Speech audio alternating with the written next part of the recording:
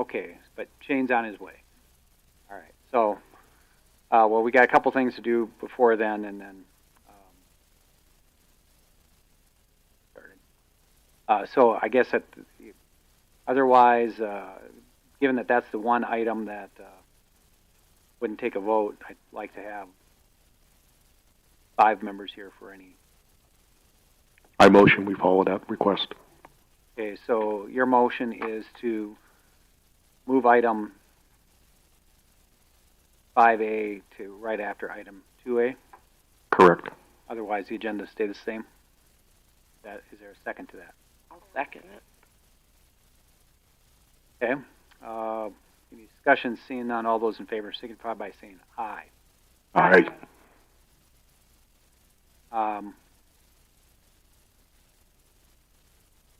Turn now to the minutes of the February 3rd, 2025 planning meeting. Up to the board to see if there are any comments on the minutes as presented.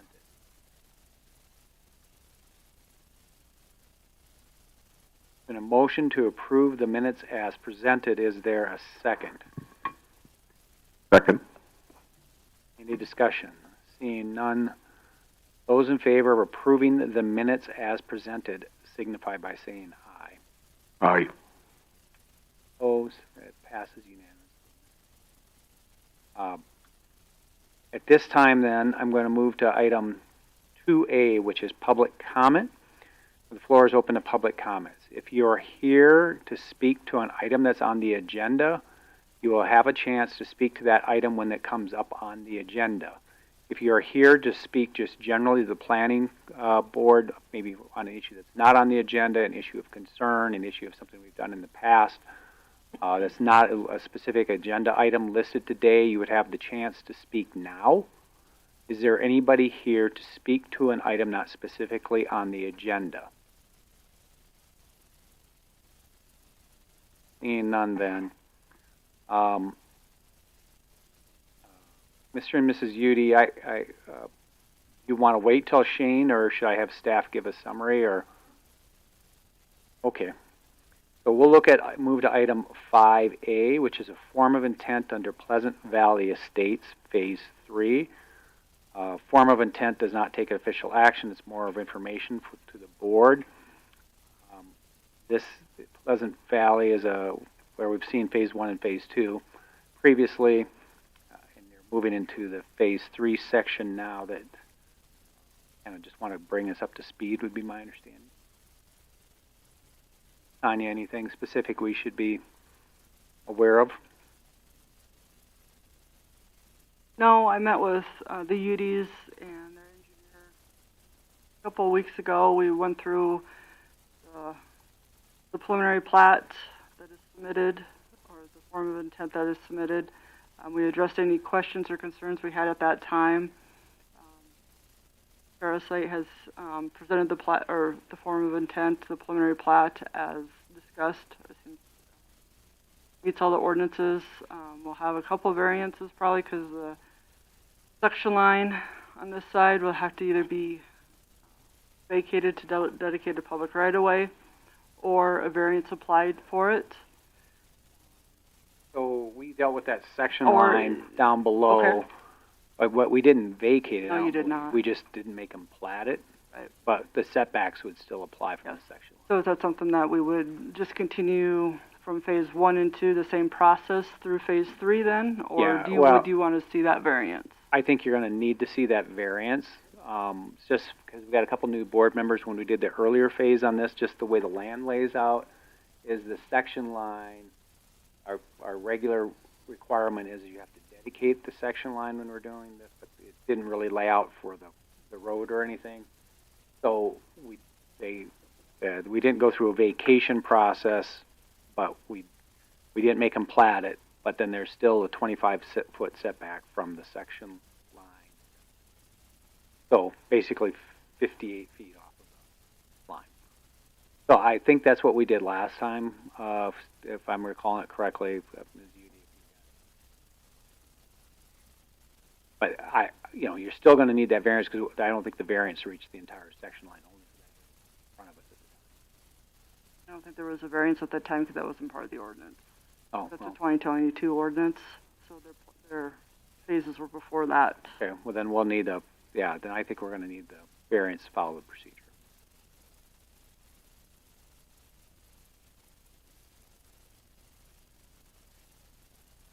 Yep, go ahead. Turn your mic on, please. There's a button there. Yep. For those of you recall that what this looked like when we were initially showing our intention for the whole thing, there were a lot more lots in Phase 3. We've scaled that back significantly due to the topography and the drainage there. So now it's going to be much fewer lots, and I think it'll work well. But it looks quite different.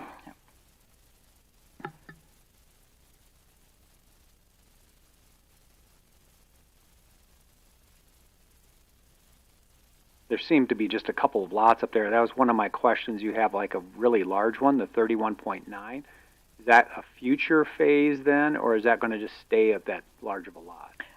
We are considering people might like to have, for example, horses on that one lot, so we might allow that in just Phase 3.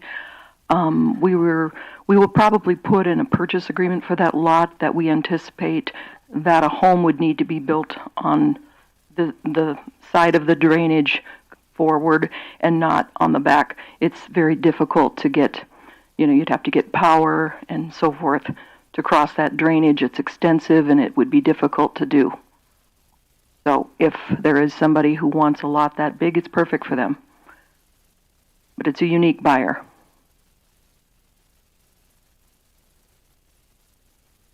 Okay, one of the other questions I had above lot 10. Yes. So does lot 10 goes all the way just into that major drainage and picks up that triangle, correct? Actually, it stops just short. Stop at that line. It stops at the line. Yep. There's some unique topography there that we're trying to work around, but All right. So just so I'm clear.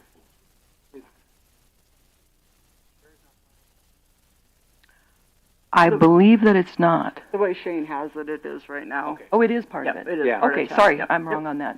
Yep. Yeah, I'm assuming those D lines are just the drainage easement Okay. area. It gets a little confusing in looking at it to figure out the lot lines are the ones that have kind of the double side hash marks, which would be Right. which I believe you guys have like a 10-foot setback for utilities or drainage along lot lines. Right.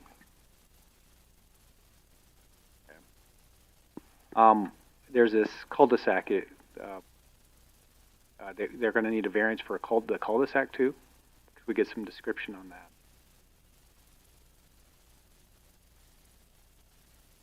My understanding, the Phase 1 and Phase 2 have smaller size cul-de-sacs, and our ordinance requires a larger one now. So there's another variance towards that. Is there an issue with the terrain won't allow a larger one?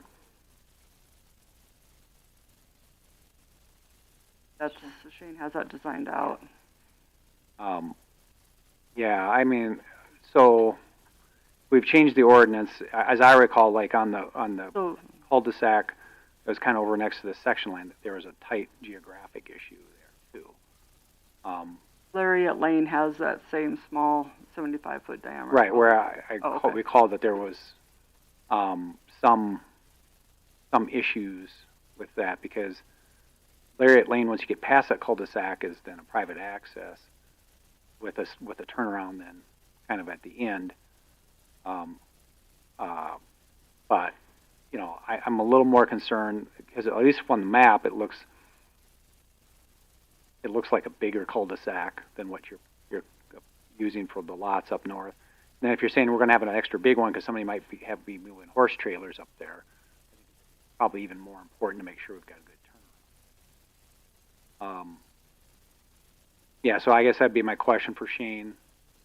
And I apologize. We didn't give you a heads up that we would move you up. We just found out this morning late that one board member wouldn't make it, so we kind of wanted to address it. But that cul-de-sac at the end there, I would want an explanation of why that has to be smaller or can't be built to our current specs.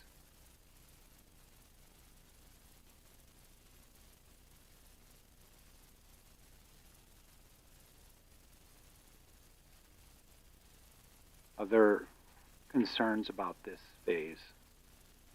The drainage has been, who did the drainage work? Drainage estimate? Matt, or Shane, sorry. Shane.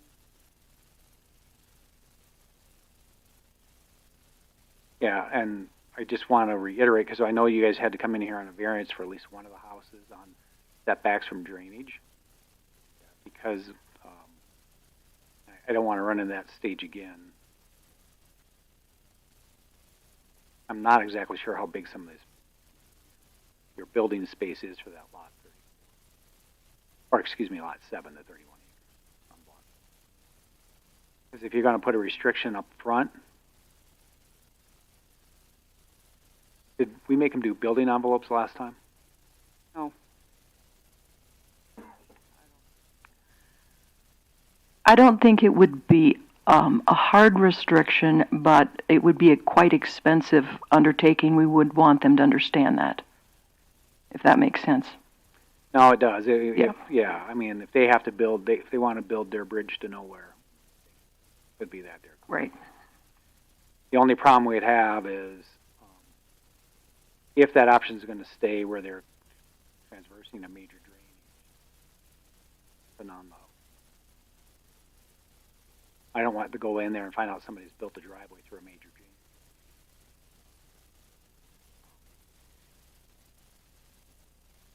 Probably.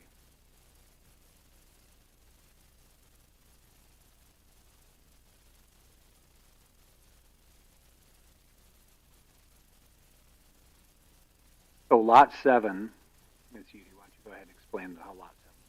I think there's some confusion because of the way the drainage appears. The drainage bifurcates lot 7. So the front side of lot 7 is accessed off the cul-de-sac. And then the rear part of it is more difficult to access. You know, if you want to really, yeah. Yep. Right. That's where what my question on where she was talking about whether if they'd put a building restriction where you had to build up front. And I'm with you. I don't have a problem with somebody if they think they want to build in the back. But my question then becomes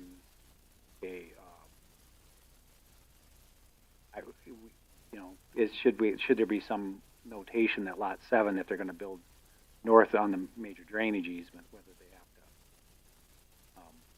have to, just note that they have to come in and get permission.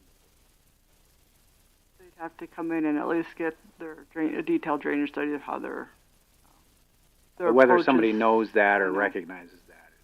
I think that one needs its own purchase agreement with extra language in it. Well, purchase agreement's not filed against the land. Well, that's true. Yeah. Could add a note to the plat that any development on the north side of the drainage during building permit side, we could take it to the parcel. For building permits, it would be tagged for the parcel. Yeah, in like the survey comments or something. Okay, so that's a possibility to see there. Other questions? And I apologize to the board because that Tanya and I just found out earlier this morning. If you have other questions or thoughts on this.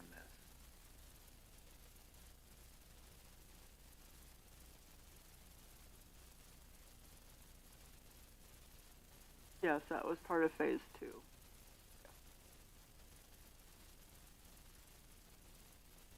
Lot 10's driveway that's hatched here, radius of Blair Ranch Loop, will require the variance which Shane is aware of because of the spacing. We don't meet county highway standards of 150 feet of approach distance. So that was brought up also. Well, and more than likely they're going to build on the backside of the drainage there too. Sorry, Shane, we started without you. We moved her up. We had a... Sorry. That's all right. Yeah. That's all right.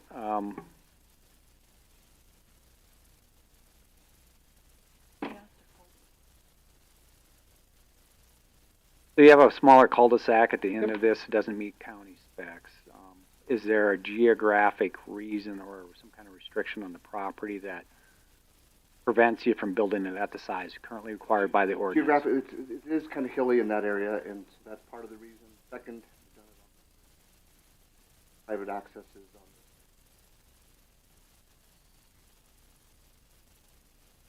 it'd be tough to fit in there, and we are pretty steep coming down there. So bigger it is, the larger area we have to. Okay, this is so this is going to be a private road then too. How is maintenance going to be handled going forward then?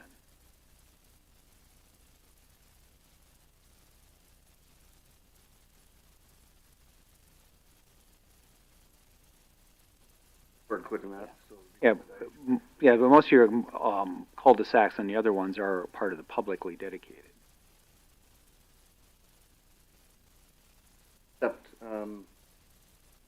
Right, on Lariat Lane, we have a cul-de-sac at the end of the public dedication, and then you also have a small turnaround, private access drive. here again, same as Lariat Lane there.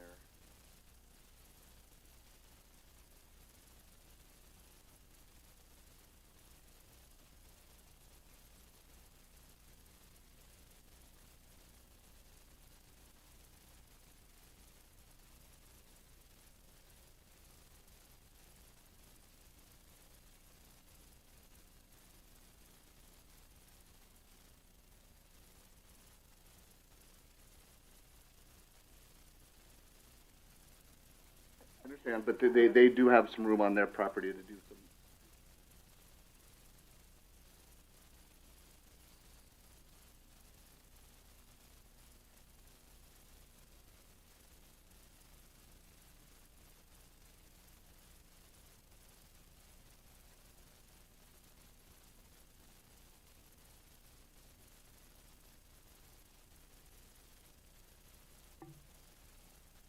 Mike's not on. Connie was talking about the loop, and that's going to need a variance. Spacing. Spacing requirement, I understand, but that's a small lot. Now you're gonna have less. I understand why it's there, but yeah, we need a variance.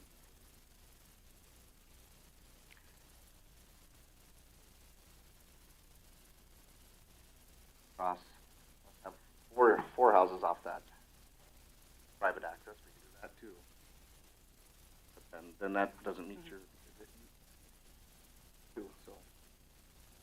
Also, if I may, in terms of the location of that, it's in terms of safety and sightline, that's the best place to put it for safety. Shane, another issue that kind of came up on this is these drainage that goes through there, because it would appear that lot 10, you're going to have to cross that drainage. And so, have you kind of run the numbers as to like what size culverts they'd have to have or anything like that? We're just we're here for form of intent. Sure. Before we start sizing everything, but yeah, we would size those properly. Yeah, the same conversation came up as to whether if you had to cross that very large drainage to get to the back of lot 31. The only thing I don't think the owner has a plan of telling them they can't do it, but that they're going to strongly recommend and say that they're going to have to work with Meade County if they choose. That's the reason we aren't doing that. Public drive and public access, there's a lot of flow that comes down that drainage. Yeah, so one of the things we talked about, again, I apologize, we jumped into this before you got here, is whether there should be some kind of restriction, like basically that you got your building envelope on the front and that's a no-build zone behind, or requires them to forces somebody so they don't just start filling in that drainage thinking they're going to build a big driveway and then come in for a building permit after the fact.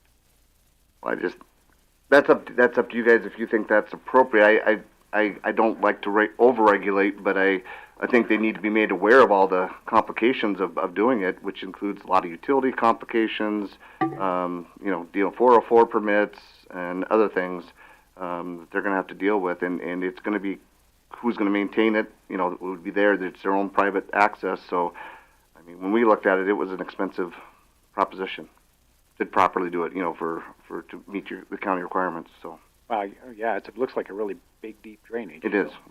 It's insignificant. Significant flows come down through. That's the reason we didn't want to take a private drive across there after we looked at it further. Right. Public access area. Yeah, and whether it's just more of a general note that prior to constructing any drainage, you have to secure a building permit. I think that would be. And just it's general for the plat, because then it could address lot Would 10 too, to a certain degree. Be fine with that. That might be something. I don't know. I mean, And I think they plan on putting something in their purchase for that, agreement that at least lets them know that there's going to be a lot of little requirements, because getting power over there is going to take a lot of cost, from that side, and water and all that's going to be their responsibility, and they're going to look at it. They need to talk to Meade County probably first. Yeah, but again, as Ms. Udy mentioned that before you got here, one of the issues I see with that is if it's just in purchase agreement, well, that's not filed, and so you're only given notice to the first buyer. Yep, good point. And we've run into some of these problems where people just start filling in drainages. Yeah, I mean, you got plenty of ordinances, people don't pay attention.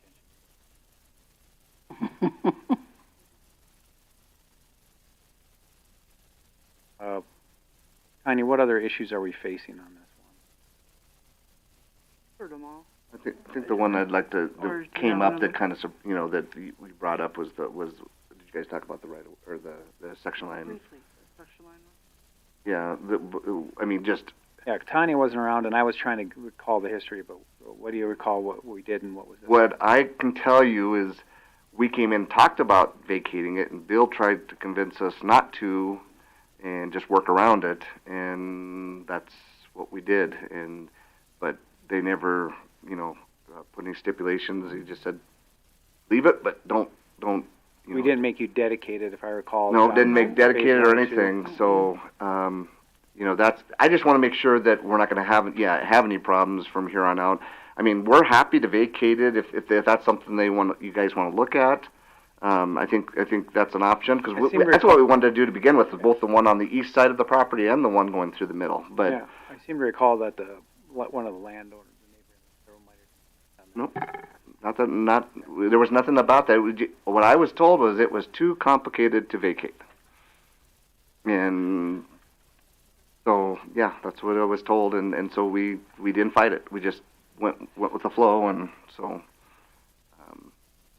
because I was a little, I'll be honest, the one especially that goes up where we got Lariat Lane going up the east side, I'm like, we're building right next to it. I mean, why can't it at least become part of it, and then make sure we attach to it, that it could be attached to it, but both those routes, topography won't work.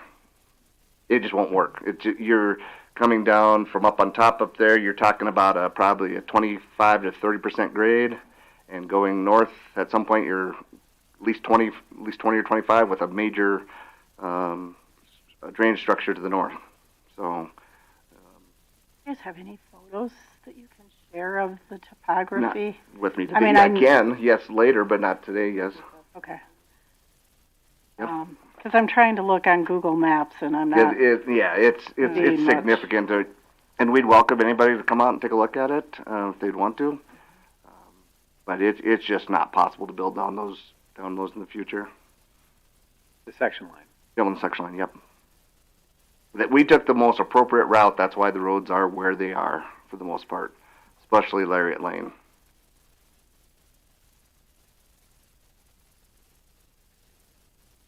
What's the status of the water? Water's all complete through phase 2. And phase 3, all we have to do is extend it out to the end of that cul-de-sac. And we do have to, and then take it over to lot 10. we're gonna have to work that out with Bearview Valley. I haven't got that lot 10 figured out, but we followed the same guidelines we did on the rest of the project for just showing preliminary there.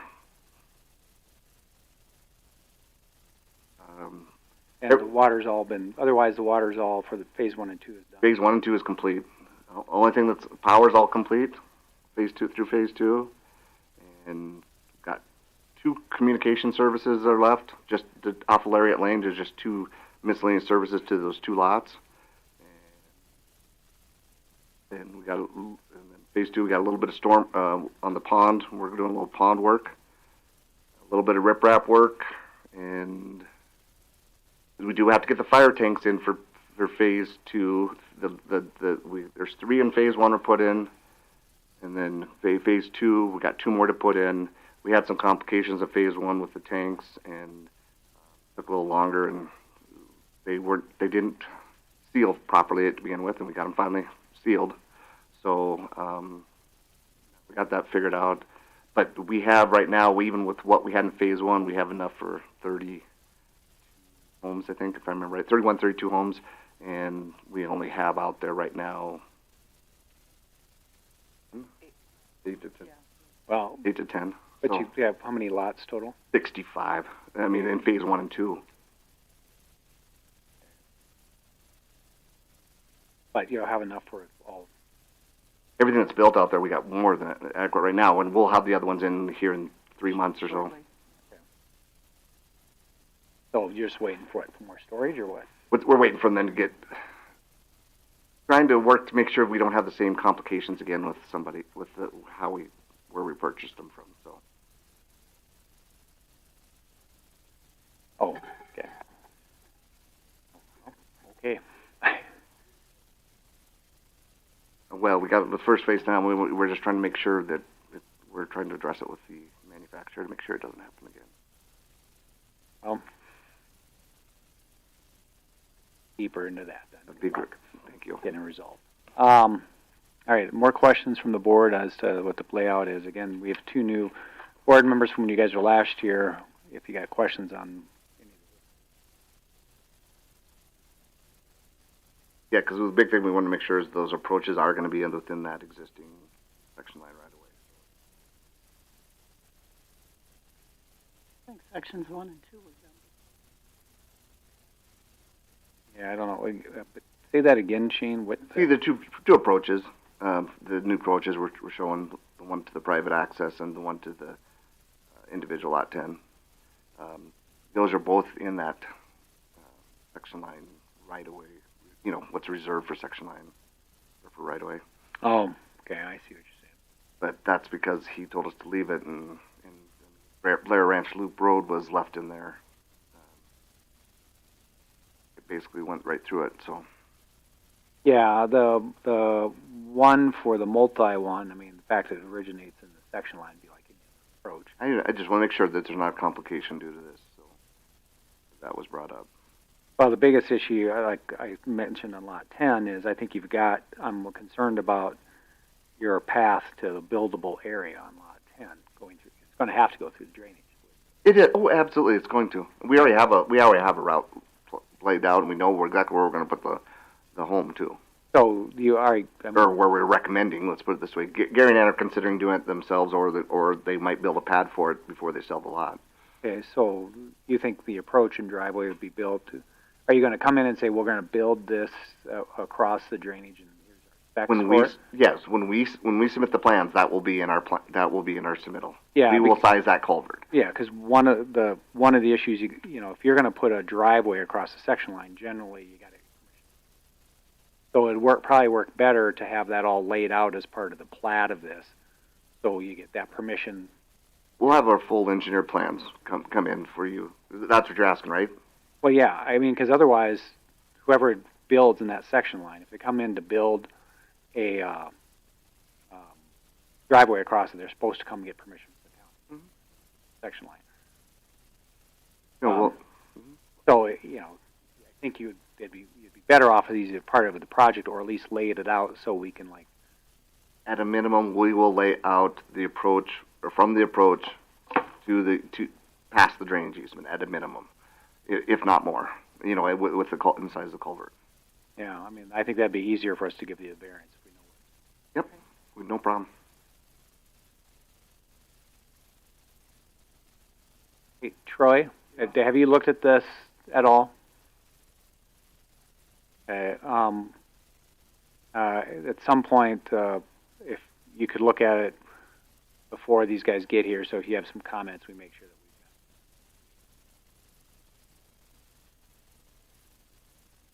we've got. Okay. Other questions, thoughts, concerns?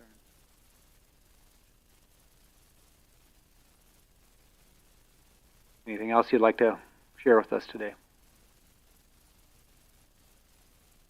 And then, sure, I got everything. I think that sounds good. I mean, that was my big concerns was just the right of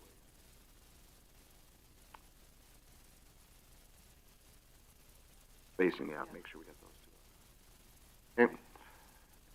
And we'll just get that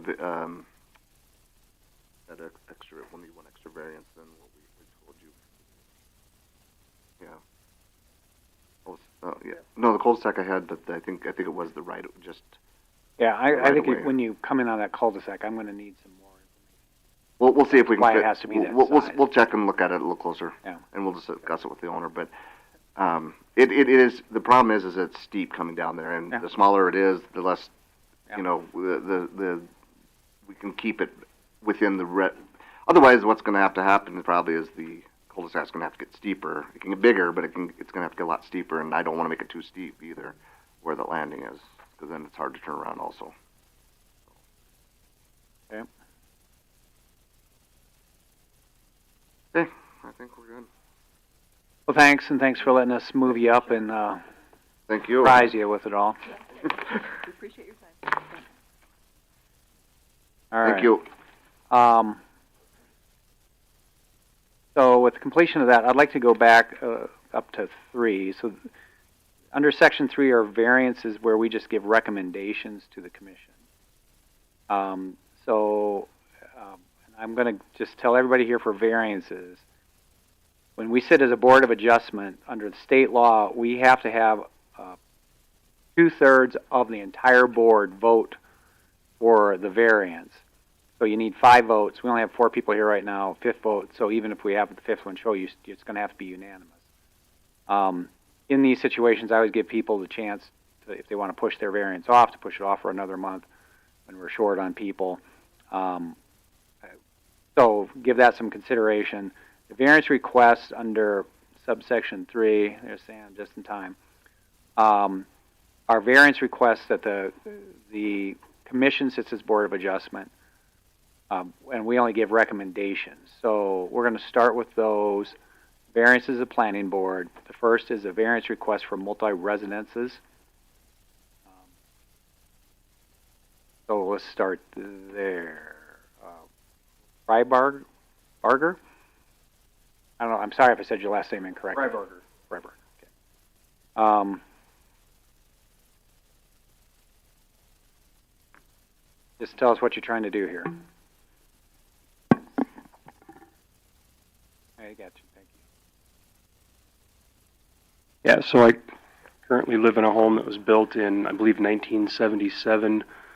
It's got a wood foundation. I've already made some pretty substantial foundation repairs to the home. It was very poorly crafted, and I hate it. And I finally came to the decision with my wife that trying to find land that we like as much as where we currently live is just extremely difficult in this market. So we came to the conclusion that it would be best to just build where we already live. However, it's not very practical for me to move my family, my animals, everything that I've got going on to a different location. I'd have to buy another home to live in for a year, and then demolish the current home and then move into the new one. So to me, it would make the most sense if I build my new home pretty close to my existing home and then move into my new home and then demolish the existing home when I'm done. Okay. Staff, you taking a look at it? Yes, we did. lot. Moving on with this one, we agree with the project. We've done these in the past to allow them to live in the existing home while they build the old. This one here, just so everyone's aware, is not a platted lot. It's an adequately described parcel. Require them to be platted, but this one we will not because of the way it's laid out up in Woodland Hills that way. The Woodland Hills Sanitary District has supplied a letter approving the roads to that and him to do this project. We did ask that only one residential dwelling be permitted on the lot, that no ADUs be permitted on the lot unless it is platted to allow that type of activity. Variance is also for it's less than 40 acres since it's adequately described. There's another variance attached to this one. There was two variances, two articles attached to this variance. We thought that the temporary certificate of occupancy would be granted for no more than 3 weeks to allow time to move in and prepare the existing home for demo. Michael has agreed to that term. No certificate of occupancy is granted until utilities are disconnected, which made sense. Since it's not a mobile home, this is a little different house on a foundation. And the variance would expire August 1st of 2026, which he thought was a reasonable time frame from his timeline he gave me. Okay, do you have an idea of what you're demolishing? I'm going to be doing most of the demolition myself, so it's going to be the cost of transportation and dumping. I'm guessing it's going to be somewhere between $30,000 and $50,000. Yeah, because this is a bit different because usually it's a mobile home they're going to move off the site.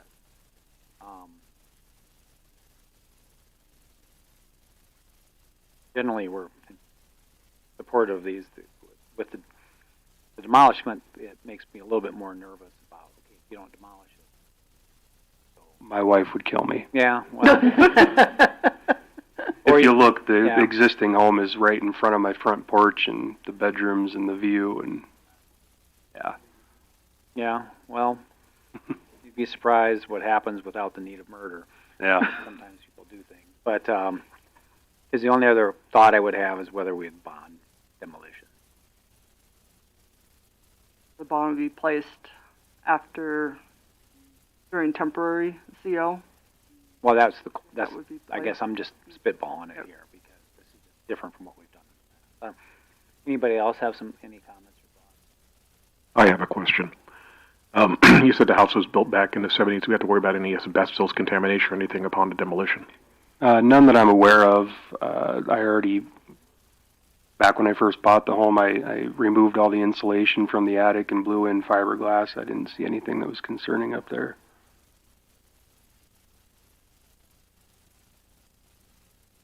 Thoughts? Like you, we've granted these, but they've been manufactured homes of some sort, so.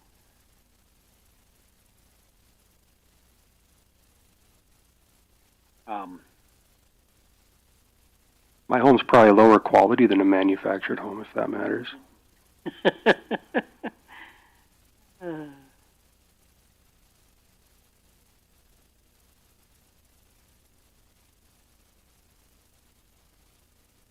I mean, do we have any recourse if he doesn't? Well, because you're talking about giving him the occupancy permit before he tears down the other one? The temporary, which we do temporaries. Not to give him the occupancy. Permanent occupancy. Which would hinder my permanent financing. Right. So I would only be able to extend a construction loan for a certain amount of time before I have to convert to permanent financing. And if I don't have a certificate of occupancy from the county, then I'm out of luck on getting permanent financing. And how long building the new one? Again, I know it's in here. I remember seeing it. Yeah, I'm hoping to break ground in May, and then I think it should take me 10 to 12 months to complete the new home. You're doing the building? I'd be generaling it, yes.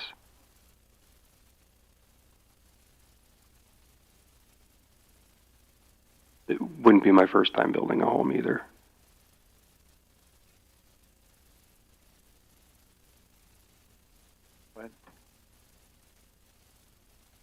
I make a motion to, what I want to do, approve it with all the restrictions that about in here, the Well, no permanent, disconnected, temporary.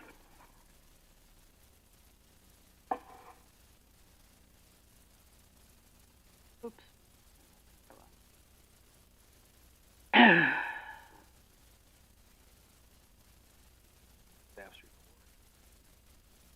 Staff recommendations, item number 3.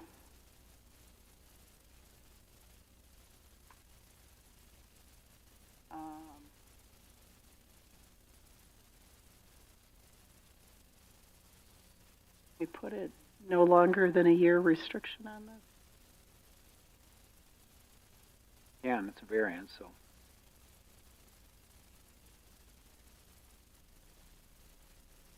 Would a year be sufficient? I've gotten it too close. I mean, I'd always err on the side of caution, given weather patterns in South Dakota.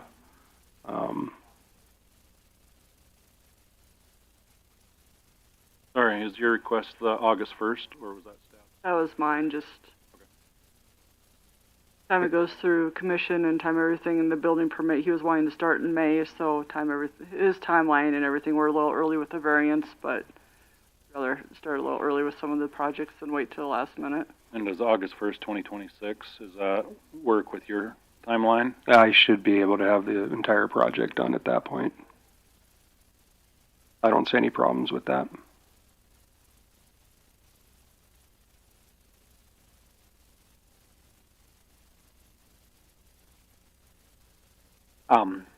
So you're on, there's a common water source up there, Yes, there is. and then, I'm assuming you're on septic's up there, Yep, private septic. and you're planning on constructing a new septic for this one? Absolutely, yes.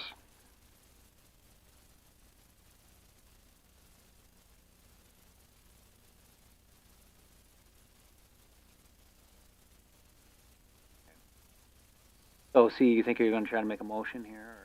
Well, I tried. I didn't Yeah, do I a know very you good tried. job of it, I I'm know. a little worried. I thought Max would be really good at crafting my words for me. Yeah, so if I understand your motion, it'd be a motion to recommend to the commission the granting with the following restrictions. That you can continue to live in the house that's there, completion of construction of the other home. That a temporary certificate of occupancy can be granted for 3 weeks. That the temporary certificate of occupancy will only be granted once the utilities are disconnected from the existing home. And we need clarification from the utilities of the disconnect of the utility. The parcel will thereafter be restricted to 1 residential units. No ADU will be constructed in the future. That he would have, the variance expires by August 1, 2026, so he has to have, essentially your house has to have the new house constructed, and the and the utilities move from the other house by then. And we should probably add a date that the demolition has to be completed by. The other thing is we haven't asked if there's anybody that wants. Okay. Is there anybody else here to speak to this as we're going through tortuously through this? Anybody else on this one? Okay. Thanks very much. Well, And I thought maybe we should. Yeah. I didn't see any letters, and I'm like, other than the sanitary district. So demolition of the house. August 1st. So you'll have the demolition done by August 1, 2026. Yes. and that the house is demoed no later than August 1. No, you read my mind. Yeah, I should be able to have the utilities disconnected and start on demolition no later than mid-May. So August doesn't seem like a stretch at all. Yeah. I mean, basically what we need to do is render the existing structure. Yeah. Is there a second to such a motion? Second on the motion. Discussion. Anybody think we're missing anything?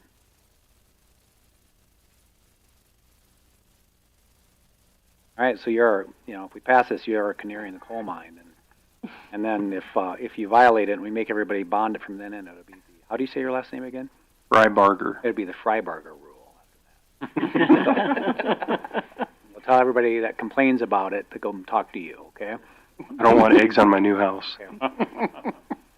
All right. Any further discussion? Seeing none, all those in favor signify by saying aye. Aye. Aye. I agree.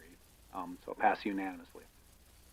Mr. Freiberger, you have to stick around because we have to do another summary under when we move into order. Okay, thank you. In case we have another question. Thank you.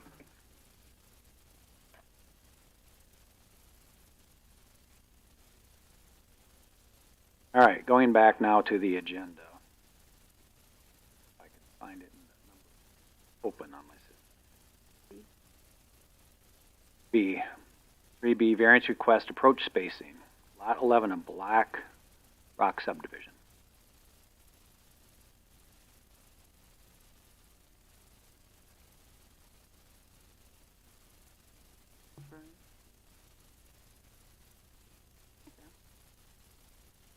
Hey, sir, why don't you state your...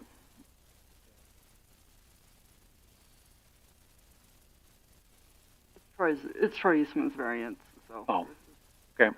One that he requested it. Okay. Okay, go ahead, sir, and state your name and what you got going on. I'm Sam Crittenden with Top on this lot. Requesting a variance for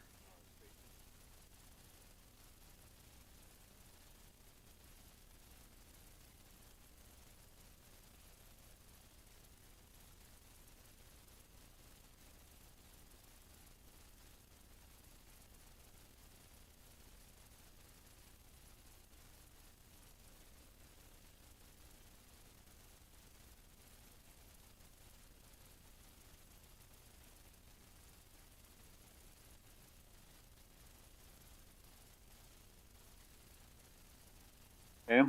Troy, do you have comments? Yeah, I guess I don't really have that big of an issue with the approaches. I mean, the line of sight is fine. The distance between, the one across the road there, obviously is gonna. I'm not sure what their plan is over there, if that's going to be used or changed at some point, but it is there. It's existing. It's on their plat that we had signed earlier, and my main concern is the ditch right away and the drainage that's coming off the site, whether it's, I haven't seen any calculations or engineered drawings for culvert sizes and drainage, and to the north of their lot is pretty much a slough wetland area that drains across underneath Norman Avenue to the east, and then they have like a retention pond on the south side of their lot that I think it's there right now, isn't it? yes. And there's also kind of a natural drainage that goes off on the south side that goes out into the neighboring lot into the center of the field that doesn't really seem to go anywhere. It just kind of stops there. So I was wondering about if we have enough drainage underneath Norman Avenue to begin with, and then what they're going to use for culverts in these approaches. But I mean, the line of sight and this and that, I mean, it's kind of on a curve, but it's still, you can see just fine. It's not really an issue there, but then just also the wear and tear on Norman Avenue having two versus one. There'll be a lot of traffic on that, too. Mm-hmm. Right, there's a lot of traffic on there, and the line of sight I don't think is an issue, but isn't that wetland in the corner? Isn't there quite a bit of wetland right there? Yep. Yes, on the north side of there. Yeah, there you So go. when you say the north side, you're saying the north side of their lot or someplace else? Their lot, yes. On the Do we have a good overview of the area? Because I know there's a That's right. huge wetland across the interstate there too. I was thinking there was wetland Is that in their lot then? No, it's on the south north side of their lot.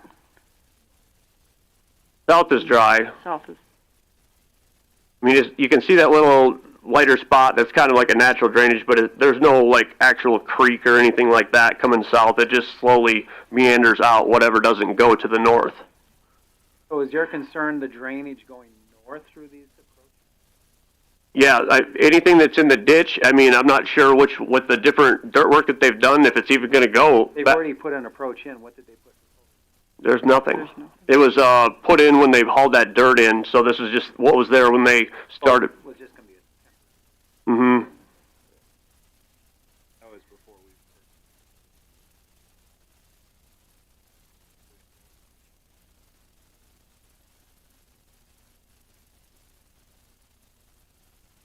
Under the south approach with the culvert.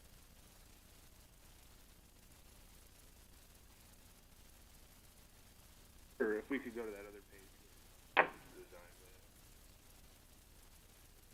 So there's that north approach. Not much of our land.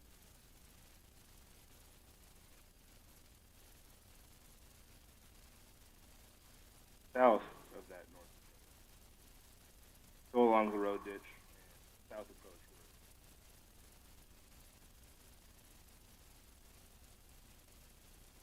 know that the water's going to flow south there? Based on what you're calling it? We've talked to the engineer, but You have an engineer on your project, and so any problem with having an engineer actually lay it out for us and give us an estimate on what the culvert size should be? Do you have that in writing? I don't remember seeing it.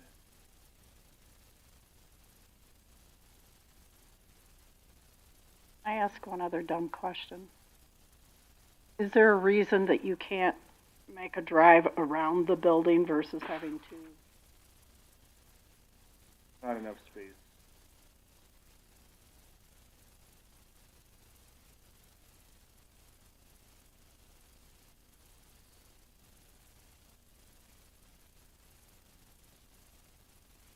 Major gas line.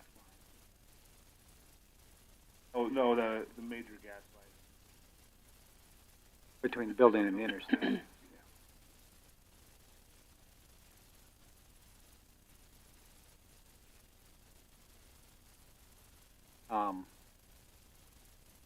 So, it's for what, did you say, 57? So, Between approaches? Oh. If you use the one on the other side of Norm Avenue, oh, yeah. so we go from, it's not just on the west side of the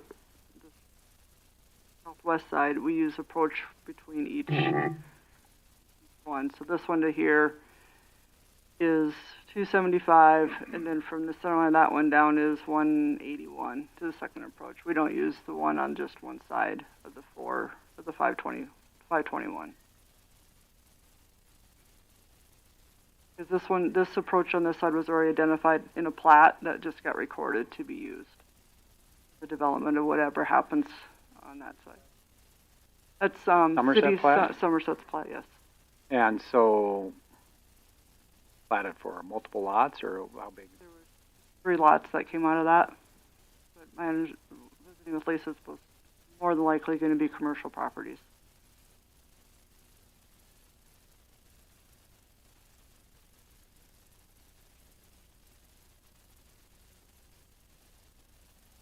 Other questions? There any, go ahead, Sam. I do have a question, Tanya and Troy, on the last, I think it's the last slide here. There's a picture of a large crack going across the service road there. Is that due to traffic, or is there a culvert or drainage under there that's causing that? Well, like the pictures show, there's quite a bit of standing water, and I don't know. This year, I've seen many cracks throughout all of our roads, that weren't there, last fall. I think this freeze-thaw cycle has been very hard on them, but I mean, once we just had this warm weather and everything melted, there's standing water everywhere because it's still frozen underneath, and where there's water standing now, it's, making the road bed soft too. So I can't say this is due to them. I mean, this is a little bit further down actually, but I mean, these are random throughout the road in different places. So, but I mean, it is a concern of mine, especially in their ditch where the overall shape of the ditch has been changed right where their building is because there's not enough room for the back slope now. It's very steep, and I mean, I don't know how they're going to get anything to grow right there with Somerset building permit or something. Yeah, they can put it right on the property line if they. I mean, that's what I understand. No setbacks. So you said there was water standing. That picture that shows the water standing, where's that at? That was just to the north is where the big body of water is, and then across the road as well. But so that's not on their lot. That's closer to the. Just north of them. I mean, you can see their building in the background there. Can I ask, what is the building use? Are you building stuff in the building, or is that just a shop? So there's no building, it's just trucks in and out, morning and night? What kind of equipment?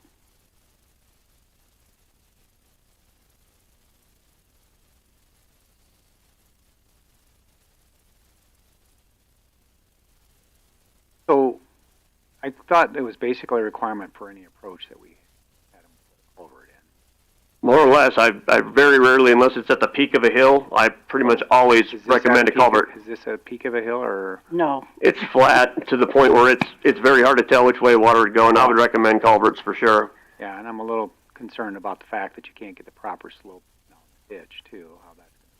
Mm-hmm.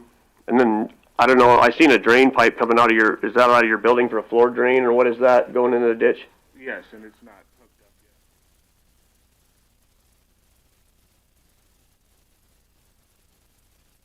yet. To address, I assume you're talking about that picture right there.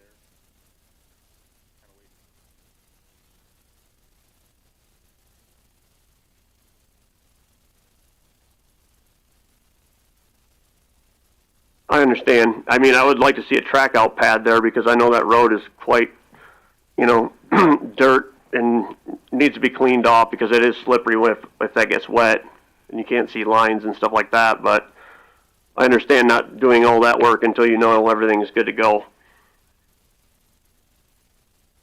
But yeah, just that ditch right in front of the building there, I mean, the back slope is extremely steep, and I mean, I'm sure they can shape it better than what it is, but it's going to be real close to the building in order to even come close to what our county spec is. Go back to that. You're going to be discharging water that's just washing trucks off or something, or what? Yeah, we don't have a wash bay or anything, but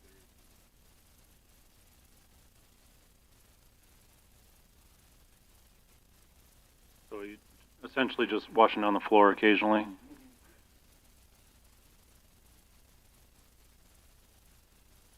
Do you have anything that requires if you're discharging into a ditch for us or not? I thought I'd have to go to a septic just like everything else.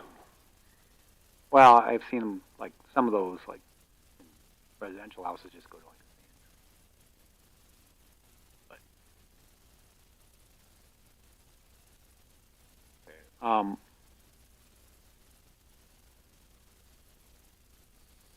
Okay. Additional questions?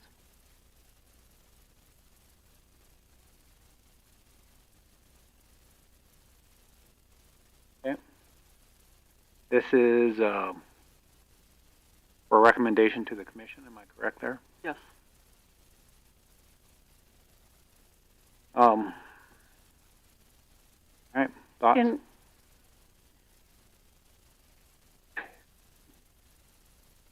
This is one of those that. Did you ask already? I did. Oh, I can ask again. Does anybody else want to come speak to this variance?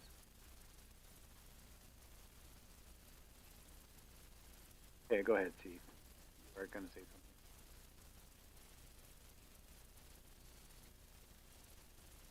I guess I'm listening to Troy, and the fact that we've got a lot of other issues, but I don't know, can we address those issues when all we're asked for is the variance? Well, no, I mean, you can, it's a variance, it's a recommendation to the commission, so you can, you can ask them questions, address them, or you could make a motion to the commission, say deemed denied unless he provides X, Y, and Z, or, recommend denial for the following reasons, and if the commission wants to address those reasons, they can do something like that. I would like to see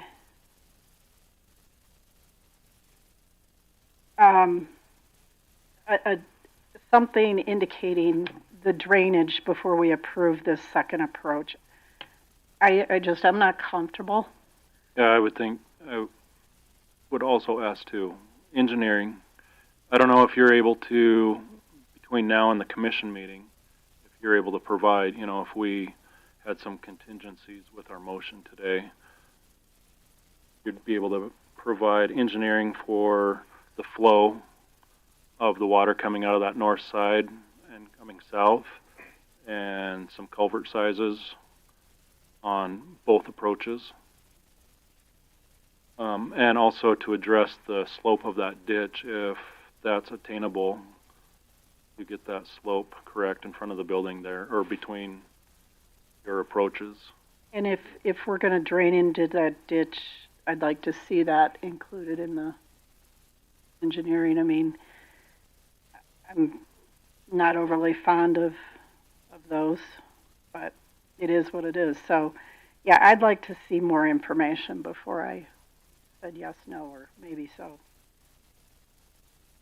I'm not comfortable. So if you think that's something you can provide by the next meeting, I would make a recommendation.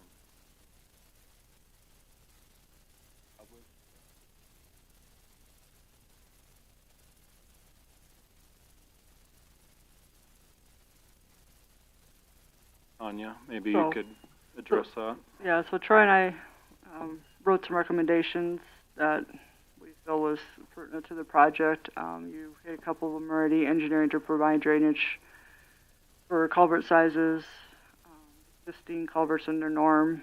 There's water that goes south. Culverts will have to be able to address that underneath the existing culvert. For his new culverts, track out pads need to be in place because all the red dirt's being tracked onto the Norman Avenue. Clean up the... Why would the highway department clean up their tracked out? They would. The highway department can invoice the property owner for the expense. Troy's calling that one. Verification of the right-of-way property line dirt work that's been done already within the right-of-way. So the stuff we have initially when the plat came through was before the 10-foot additional right-of-way was dedicated to public. So I don't have a current as-built of what's out there. Troy and I have talked about maybe a current as-built would be useful to know what is required. So there was an additional dedication as part of the plat with Somerset? Yes. So it's an arterial road, so we require 120-foot wide right-of-ways. Clean up for the site of the garbage. There's garbage in the fence lines blowing off.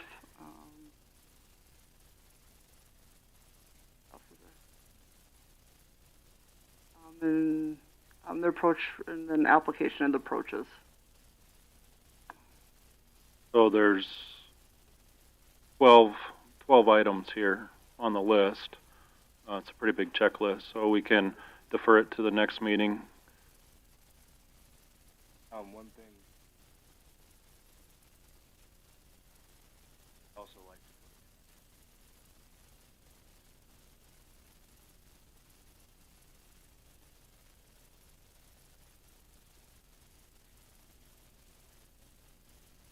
Or you're going to have to put a culvert in the north approach. I thought we'd agreed both the amount of changes in that ditch right there, it's hard to say where the water's going to go or not go now. Sure, and yeah, that ditch was not. Working on it. It was from.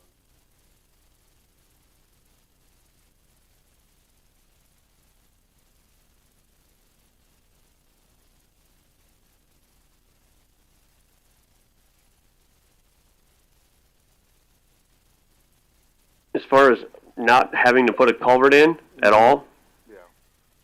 I don't know. I mean, I can't really say that either until the engineer has, like, you know, I need to see it's so flat there that it's hard to say which way it's going to go. And what if that, you know, the slough overflowed or filled up, because there's a lot collecting into that where it might back up to your approach and then need to go south as well versus all underneath the road. Or are we responsible for? The ditch is supposed to provide flow down the ditch for drainage. And what he's saying is if the slough needs to go north or go south there, the slough might have to go south. Sure. And you're responsible not to block drainage. Yeah, so in the event of a overflow or flooding or whatever. That's our whole purpose, is planning.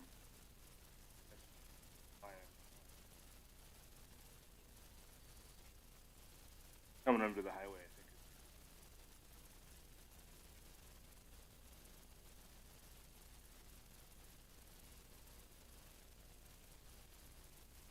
Correct, and I think that, you know, for us, we just want to see that information from engineering so we have a better grasp of what we're voting on.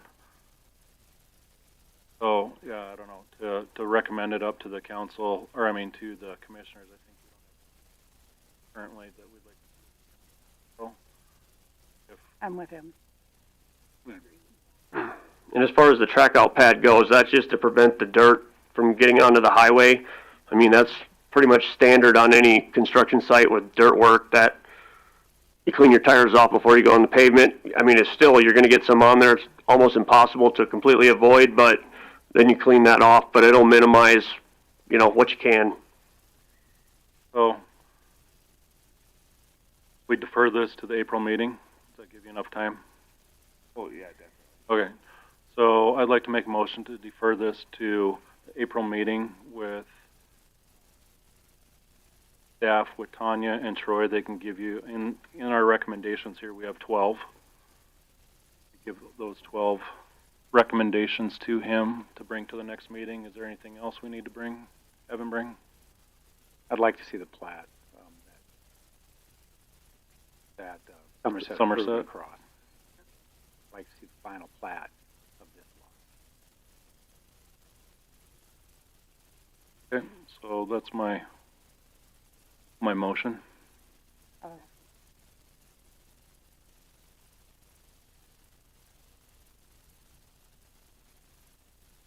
Okay, then motion and seconded. Discussions on the motion. All those in favor of the motion signify by aye. Aye. Aye. Vote against the motion. Declare the motion passed. All right, let's go to the next issue. Looks like 3C, variance request existing water system. This, I wasn't a vote on.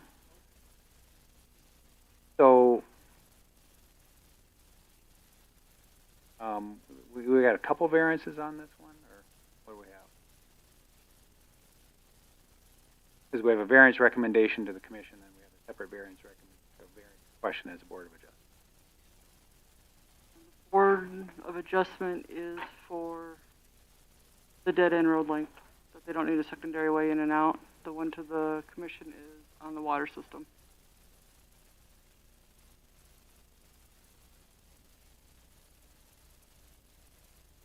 So but isn't 4E also on their system too? Oh, that other one's Moonlight Meadows, dead end, so it's dead end or 4E, okay.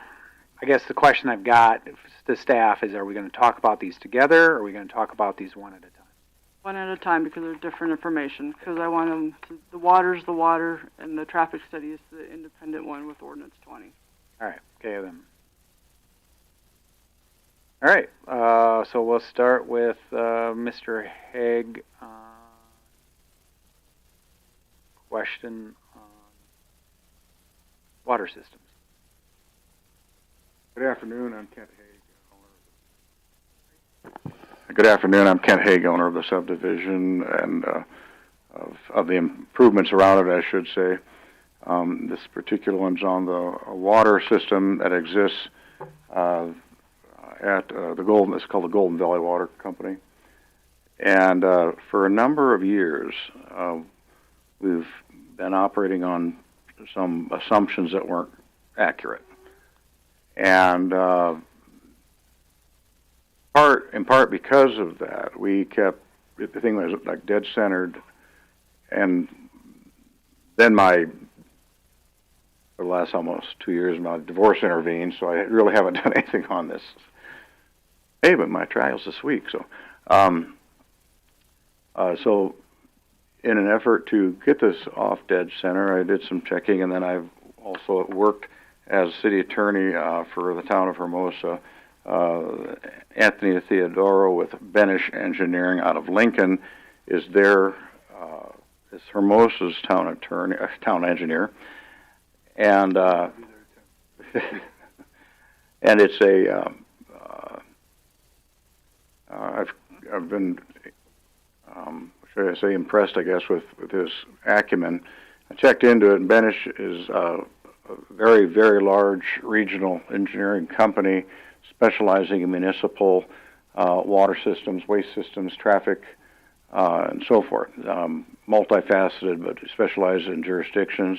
They represent counties and cities in several states. And Anthony, I'm sure, can embellish a little bit more on that. But without further ado here, I'd like to have Anthony explain to you why we think it's subject for a variance at this time. Yeah, thanks, Kent. Okay, so thanks, Kent. So the first topic is this discussion about the water system. So when Kent asked me to look at it, the first thing I wanted to do is go back to the water rights permit and then kind of walk through the water system to see what infrastructure is in place and what can it possibly do. When we write a water rights permit for a well, a new well, or a modification to an existing well, it's still a permit application. We will have a project design description, and in that it says the things that this is when it's brand new, the things that that well will be servicing, and is it a residential development, has got commercial in it, and then we calculate basically back to the water that we need in CFS or gallons per minute, and then we will figure out a pumping rate so that we give the pump time to rest. In this case, it's an existing system, and that's kind of the crux of the issue surrounding, I guess, the variance request, because in the county's ordinances there are guidelines for new systems, and those guidelines relate to they're limited to a certain size system when it's first born and it's first being built out, up to in the ordinance it says up to 15 connections or less. Actually, in discussions with the state, the county's ordinance should be revised to 10 connections or less, because it's also equal to 25 people. So 25 people, 2.5 people per house, that would be 10 connections or less. That's new systems. So this is an existing system. It's a well that's been in place for many years. The state has been doing inspections, routine inspections. They're called sanitary reports. The last one was done in June of 2022. Just to give you an idea of the way the system is built, because every system is different. There's a source well. It's a well into the Iñacara aquifer, which is higher than the Madison, but still 1,200 feet down, so it's a pretty deep well. It's a municipal well. The permit is for .267 CFS, which is 120 gallons per minute. That's basically the amount of water they expect it to be pumped with a pumping rate of 1.5, so it gives time for the well to rest. So I know this is a lot of calculations in my design supplement, maybe more for the state as an audience, but to give you that idea, we can look at the 80 GPM that's left over after you let the pump rest, and then we can determine how many, ultimately how many dwelling units if it's always residential, right, based on the population served. So with that being said, and using the census data, it's 192 dwelling units at 2.44 people per dwelling unit. And obviously, if it was something like in this case, if they're all single-family homes, there's a couple that are townhouses, I think, that will be having connections, each one being treated like a single-family home. That would count as a dwelling unit. So if it's a townhouse and there's two of them, then each one would be a dwelling unit. They'd take up one of those connections. So that's basically the idea behind the amount of homes that could be served by the source well. Secondarily, how the well feeds the community, and this relates more to like fire protection, fire flow, etc., is that it pumps into 3 underground storage tanks. They're each 25,000 gallons. So the total is 75,000 gallons, which is underground, so it needs to be pumped out from there and boosted to the system to give pressure continuously.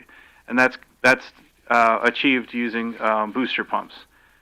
So in my page 2 of my supplement, I talk about the booster pumps and that they each are 150 GPMs. They've been there for at least, the state saw them in 2022 during their inspection. So they provide together 300 gallons per minute. We met with the fire chief for North Haines Voluntary Fire Department, and their requirement is 250 gallons per minute for minimum water supply. They require in this rural setting and the spacing of the houses as they are 1,000 gallons per minute, 250 gallons per minute for the initial fire suppression, and then they bring in tender trucks and whatnot, and they can also access our water supply, but they bring water and they complete that 1,000 GPMs for 1 hour, which puts out the fire. All the hydrants are able to provide the 40 psi normal pressure, 20 psi residual pressure. There's a pressure transducer that runs the booster pumps, so the property is pretty flat, but it has a gradual slope to it. There's a high and a low end of the property. And the high end, the booster station's like almost in the middle, wouldn't you say, Ken? Kind of in the middle of the property. So you'll have a low end where when you put the setting at a certain, right now it's at 75 GPMs, I believe, they'll be higher than that at the low end. And at the high end, the setting is allowing the system to maintain that minimum PSI. And so that's the basis of the water system's operation. When it comes to working with the state to expand the system, the proposed plat to the north takes it to the northern part of the property. So the state reviews those water extension plans, which are associated with the system's water number, and then they provide a letter of approval. So that's kind of how it's stipulated in your Ordinance 33. So the Ordinance 33 says systems over 15 connections and or serve 25 individuals must be in compliance with SCDNR drinking water regulations and get a certificate of approval from DNR. It should say a letter of approval, but that's fine. There's small difference in language there. Creek Meadows is well over 25 individuals being served, and that's why we're working with our representative at DNR to get that necessary letter of approval. We'll copy of that to you for your records. The other ordinance that that's referenced in this variance request is 7. Now, all that's left here is the 7 point, what is it, Tanya? 0.5?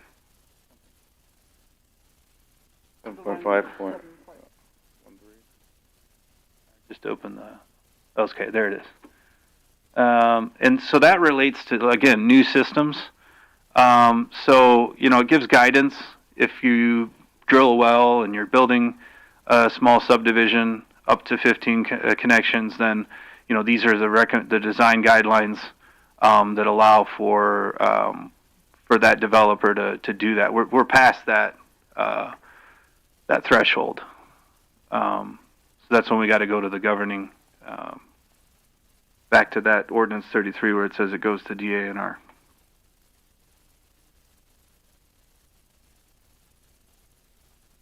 Yeah, we can show pictures. I sent some pictures to Tanya if you want to show you some of the pictures of the infrastructure in place already.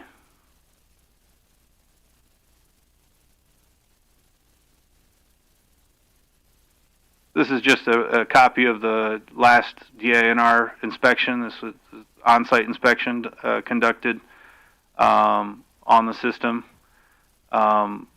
This is our well pump. That's the pump curve. You zoom in to the turquoise at the bottom there. Basically, we line that up between how much head and how much how deep the pump is in the well, and how much it can produce. And right now we have it set at a lower setting, and so it only pumps about 90 GPMs, but it's really deep. It's at just under 800 feet down. But we can raise it up to the 500 mark and be getting the 120. It's just we keep it at the lowest setting to preserve the pump. That's the minimum required to keep it cool, so 90. This is the boosters. So they're in great shape. They're run by a SCADA system, a control system in that panel to the left. Each of those pumps produces 150 GPMs, so together they can run and produce the 300 GPMs, which is over the 250 that the fire department requires. Now, this booster station will be, Mr. Haig's proposing to add a backup generator, which he's purchasing, so that way the power will not go out. In the event of a power outage, we won't lose the booster pumps, and we can maintain the system's pressures. That was also a recommendation of the state, that be a priority.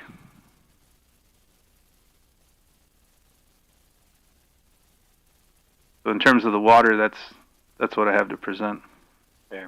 So, just so I can understand it before I turn it to staff. It's my understanding your position now, Mr. Haig, is different from what Mr. Toohey's previous reports recommended to comply with our ordinances. You're now saying our ordinance storage does not apply to your system. That was discovered by. That's contended by him. Yes, yeah, and also based on Mr. Theodoro's calculations, it appears that the capacity is quite a bit higher from 144 that we've always lived and died by that number for the past 4 years. Should actually be 192. So your engineers have been telling us for well over a year the number's 142. I'm sorry. Your previous engineer told us 142 was the maximum. I believe the number was 144, but that was for last probably about 144. I think you're correct. He got 126 currently platted at 144 households is his report from August of 23. Mr. Toohey. Correct, but the study that came up with the 144 was probably done in 2020, 2021. Well, but now you're contending, as I understand it, you get to the 190 whatever by saying that certain parts of our ordinance don't apply to your water system. That wouldn't be my position or Mr. Haig's position. That's the state's position. Well, I don't see a letter from the state telling us that our ordinance isn't valid. No, it's not that your ordinance isn't valid. It's for new systems, and it's design guidance. So you're saying this is not a new system, so our ordinances don't apply? They would not. No, it says your ordinance also say that No, saying? my ordinance does not say that. Our ordinance has different sections that talk about, that section that talks about the system and just defines what a public system is under state law, as established under state law, as defined under state law, that you have to comply with state law. But it doesn't say, oh, now that you also have to comply with state law, you no longer have to apply with our ordinances. I see that nowhere in our ordinance. So, I guess. So let me ask it this way. Do you disagree with Mr. Tui's 144 number if our ordinance applies? So I don't, if I go back to how I calculate, I don't get to 144. But I can't. That's how you calculate by disregarding certain sections of our ordinance. No, it's not about disregarding your ordinances. It's that when we design something, there's two parts to this. Well, I understand. You have engineering design, but you also have, is it your position, sir, that an ordinance can't require additional storage capacity even when you as an engineer think it's unnecessary? Additional storage capacity never hurts, right? It's always a good thing. But minimum required storage capacity is a different thing altogether. And the reason for storage capacity from an engineer's standpoint that's not the question I asked. If our ordinance requires a certain set of storage capacity, that's what you have to meet. Would you agree with that? No, I would not, because I'm sorry that you do ordinances, but you also have variances to ordinances, right? Okay. So your variance that you're seeking today is a variance on storage capacity? No. So all we're saying is that the system is sufficient and meets the minimum requirements for up to 192 dwelling units. Then why do you need but you're saying you need a variance to go to 192. So exactly what you're about to say is that why would you need a variance? And I absolutely agree with that sentiment, but this has already been put applied for. So in discussions with Tanya, the thought was, well, we will continue this because what we're saying is that we're deferring to the state's review of the water system instead of following the design guidance in your ordinance for new systems. That's all we're saying. We're not trying to change anything. We're just saying this is the governing documents, and we're respecting those documents. But at the same time, there is a process that's spelled out. So are they seeking a variance also for backup power generation then too, or is power generation is there going to be That's going to happen. I've got that actually in line and should be installed within the next 60 days. But the storage will not be installed. Additional storage? That's your contention is you don't need to. You're asking not to install the additional storage. Yes, that's correct. That is exactly correct. But we acknowledge in order to exceed what the stated maximum units is, yes, we still intend to build the Madison well. And we intend that to start on that before we ever hit the 192. This is just his findings, and so it's the combined plat that we have now would be well under that number. That we are anticipating submitting in the near future would be well under that number. What's the status of the townhouse lot? Well, there's one of the principals of Silence LLC that has submitted a request for the townhome lots back in November. I think the same time we were here, and we both withdrew our request till we were able to, determine further information. But right now, it's just a submittal that I presume will be presented at the next meeting, and which will be the same time. And I don't represent them. I'm not, but we do have a common interest in making sure there's sufficient water capacity for right. Our so plat. How many? Do you know how many lots that I add to it? I think they've submitted 16 lots. Or 12. You know,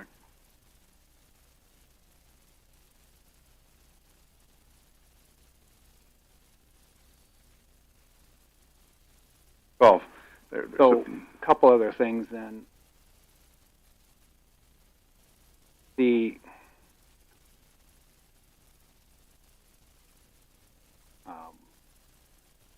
multiple times we've talked about having a master plan for all your. I don't think I've seen that. Am I incorrect? Master plan for your remaining properties as part of the project. Mike too has submitted a master plan some time ago. I don't believe we've ever gotten master plan. We might have a rough document that shows an estimate on the number of lots. Okay. Had some expire at some point. Well, it was a plat expire. A plat, yeah. Yeah.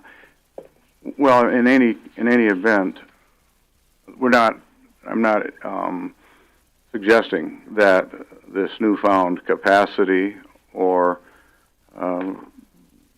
the storage or anything like that would be sufficient for all future growth, not in any shape or form, under the current well operations. Yeah, and I apologize, kid, because that's probably hard when we break these up.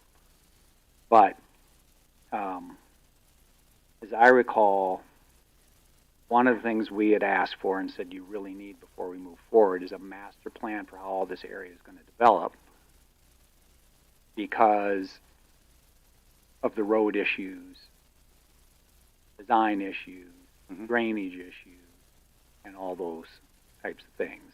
Now, I agree, Mr. Toohey kind of did a picture of here's kind of a format that we might do, but I don't think and maybe I'm wrong, I don't believe staff we've ever seen like a true master plan that would say, here's how this will be phased, or here's how this is going to work, here's how we're going to account for drainage. Because, there are several issues that on your previous, it's a difficult, as a whole, I think that development, and you've tried to do it right. But the difficulty is because of and maybe it's just because of the length it's taken to build out, is we've had drainage issues. I'm not exactly sure. We had issues with where we had some concerns where your well lot was going to be, because the drainage goes through there, it has to be so far above. And, we've had road issues throughout, got all these other issues. And my concern is, I think, if I remember looking back in the minutes, we basically said we're going to need a master plan before we start doing this. Is part of what has caused the issues is we get these kind of one-off phases, and we don't know how it fits in the whole thing. And then the next thing we know, something else is being done differently. The other concern I've got, I'm just kind of laying it all out here. Yeah, appreciate it. If I get going, I can't stop it.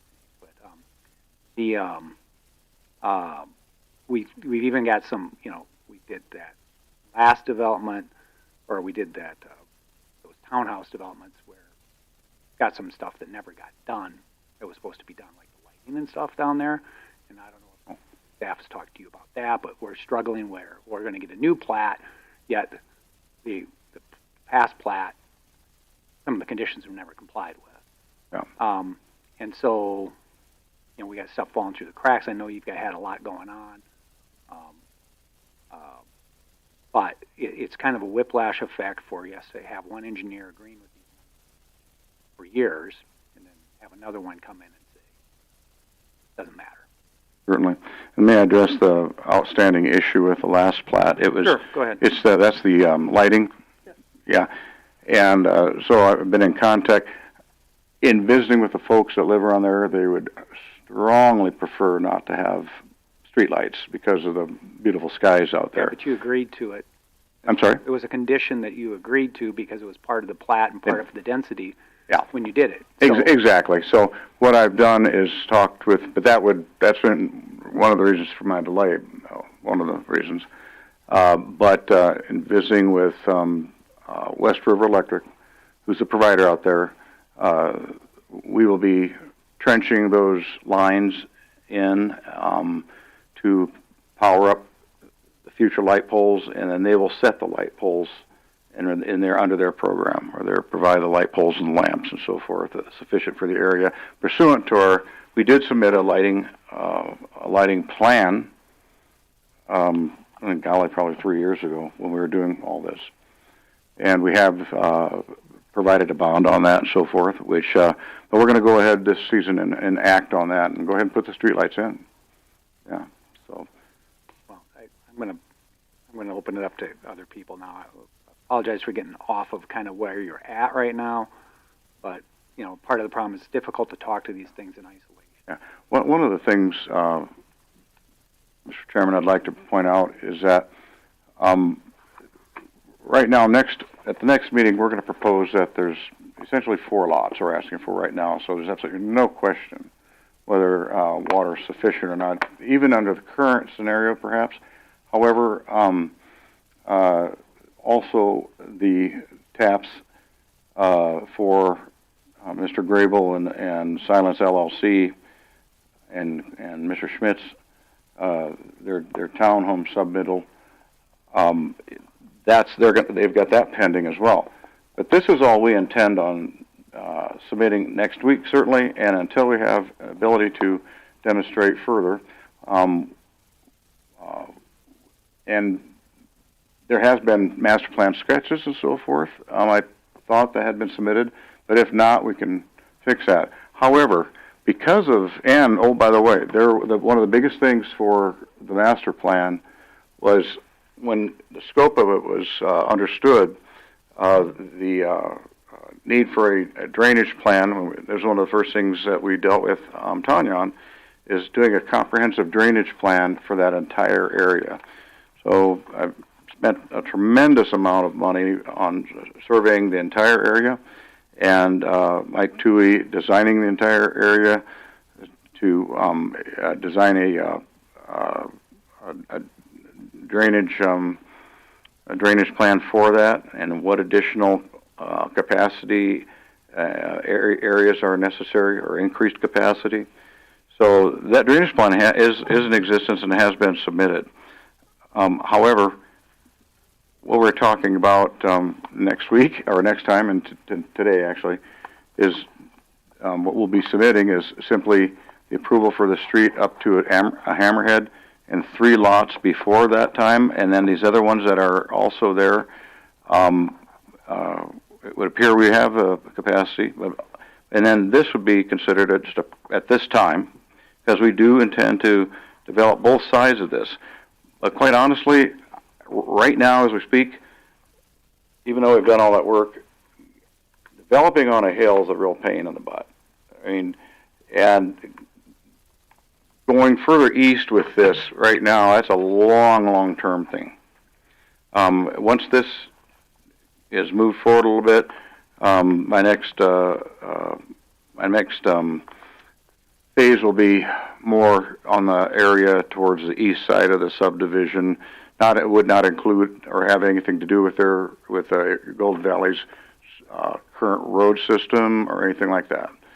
Right now, I've got all the water and taps services in for each and every lot, for 27 lots on this future proposed area, and it's been graded to rough grade, rough ditches roughed in, and so forth.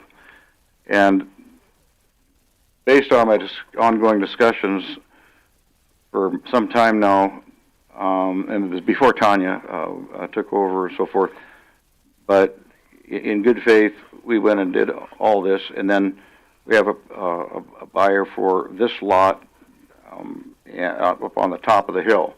So what we're saying is we want to get that lot platted, and we will refrain from any further lots. They're all the premium lots, so we're going to refrain from that until the rest of this gets hammered out. And everything below that meets the length of the road criteria of 1,120 feet, I believe, right? 1320. Oh, 1320, excuse me. So it'll more than meet that. And then we intend to place a hammerhead right here. I've got Mr. Vastness with Baseline working on that as we speak. that'll be our next meeting's submittal.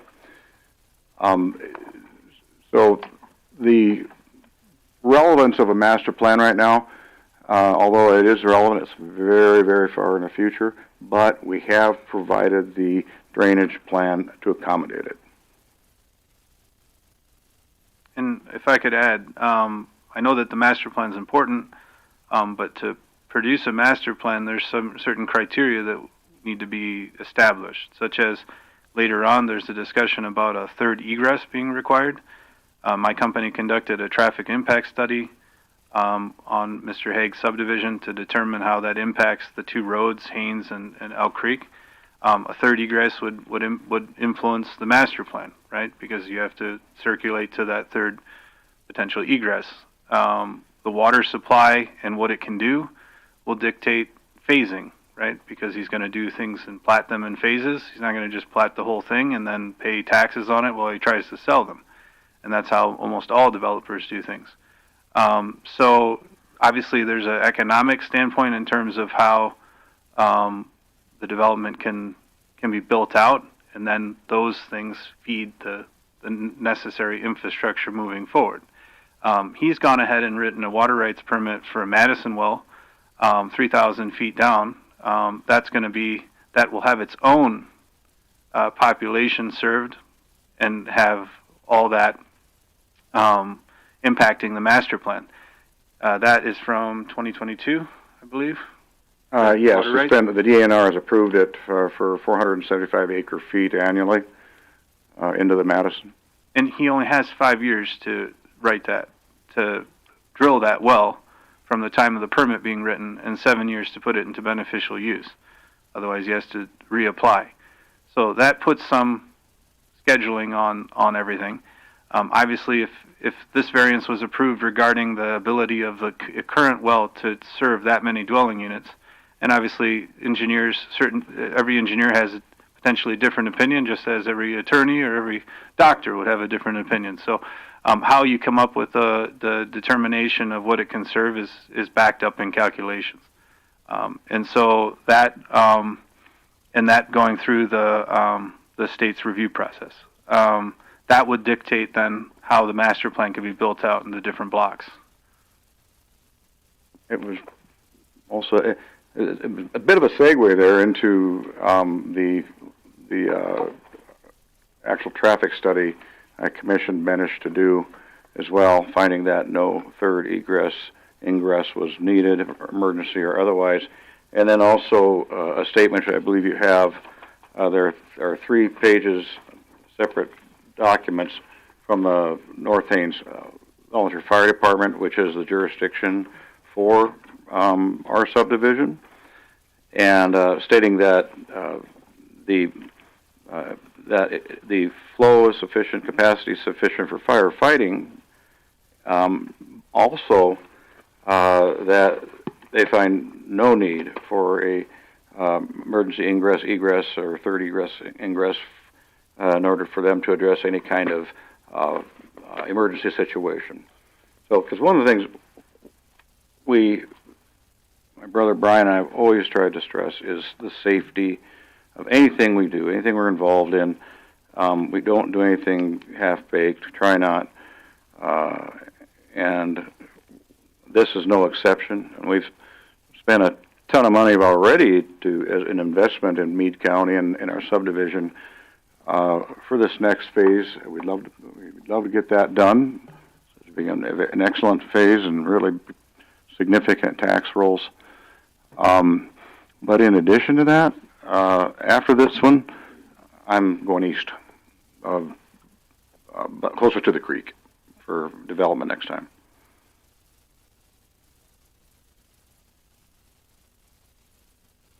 Sorry, I interrupted. I think I was just curious about the wanting 20 PSI out of your garden hose. No, residual. So during a fire, like when you do it, you're in the fire department, so you have when you do the hydrant test, you open up 2 different hydrants. You're simulating a fire. The residual pressure would be at least 20. at least. That's the fire code. The National Fire Code.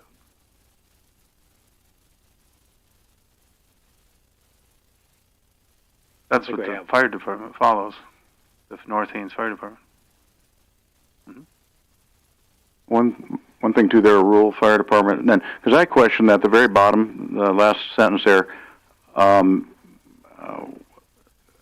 sorry, the last sentence of the second paragraph, where it talks about hydrants, a minimum distance of 1,000 feet. Well, Meade County is 400, and we always do 400 or less for spacing between hydrants. And they said this is to accommodate, because they are rural, is to accommodate many different situations. And based on, and they're very familiar with how, in fighting rural fires. And for instance, when a alarm is sounded in Piedmont or one of our Golden Valley subdivision, or most any other in the area, 5 different agencies respond: Rapid City, Ellsworth, North Haines, Piedmont, and there's another one. And that's how they've always done it, and that's how they'll continue to do it. But all of them bring a significant amount of water with them in their tender trucks and so forth. So, go ahead. Yeah, so it says it right there. It's up on the screen. So it's the first sentence. It says, and this letter is from the fire department. So it says, was developed through the use of the NFPA Standard 1142, Standard on Water Supplies for Suburban and Rural Firefighting. So that's the national fire standards, and the references are down here below. And that's where they talk about 250 gallons per minute and minimum of 20 psi at the hydrant, i.e. the residual during a fire. So that's them stating that they've adopted that. Yeah, they have. That's all I was saying.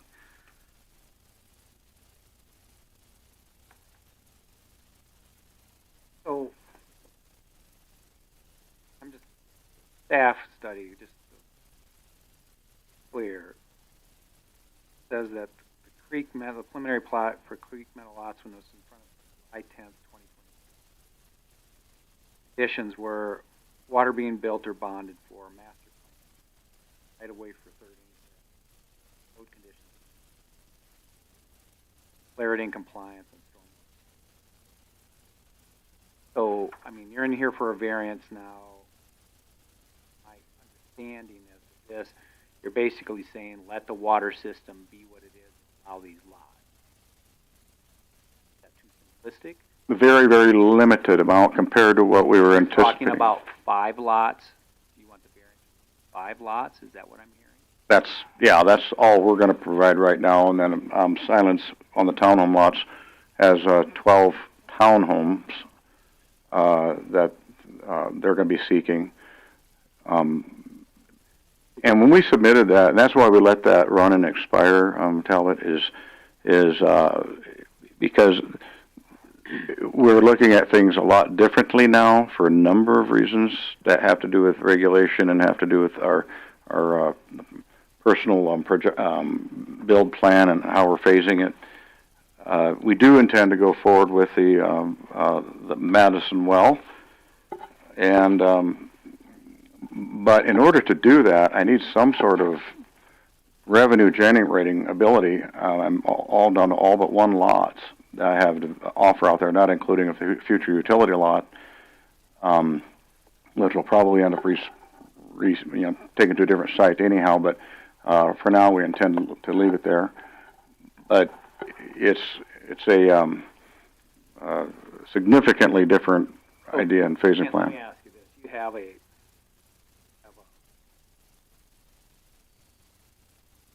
preliminary plat which isn't technically in front of us. Correct. The deadline. Yeah, you just said is 5 lots. You got 13 more. How many more on the townhouse lot? I understand it's 12. 12. Okay. It's 12 lots, but 24 individual. Oh. Okay. So you have So 12 lots. That's where times he'll 2. exceed his 144 at that point. There's a big difference if you're asking for a variance It says, let us do up to 192. Let us do. I mean, I'm just trying to figure out what you're asking. Either way, under both the requests, we would still be under the 144. Yeah, well, 126 platted lots, you're adding 24, that could be 5 more, that could be 100. Because we had to count the unbuilt lots. Right. Is it a duplex on each lot, or because each At least town according to requires the previous documentation. each town requires? Steve, did you have something? You've got that look on your face like you want to ask. There's only 24 submitted. Or There's 12 lots Yeah, submitted. I can say words, but my face says it all. Lot line goes to the common wall. I know you Yep, so it indicated that becomes lot A the and lot B. state inspected the water system in 2022, I think. I didn't write down the Yes, date, but that's right. Yeah. how often does the state inspect the water system? So, permits are usually like a 4+1 year cycle. Sanitary reports, which is what was done there, I believe they're every 2 years. I know they can be within the 4-year window. So we should what get you're one now. saying is there should be another Yeah, this coming year. inspection.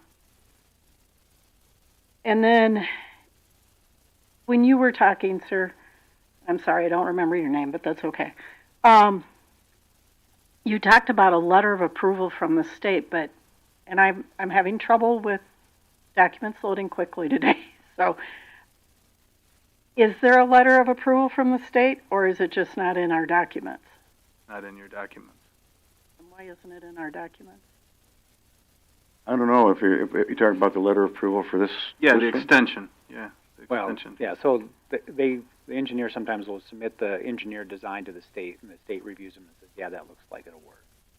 Is that what you're talking about? Yeah, they give a letter of Yeah. approval. Yeah. I mean, but Yeah. they don't have to do it. They can build it and then submit it to as soon as it becomes a public system, even if it's privately owned under state law, it becomes a public system when it's at 25 people. I think that's what they call them. You're supposed to have any extensions to that approved.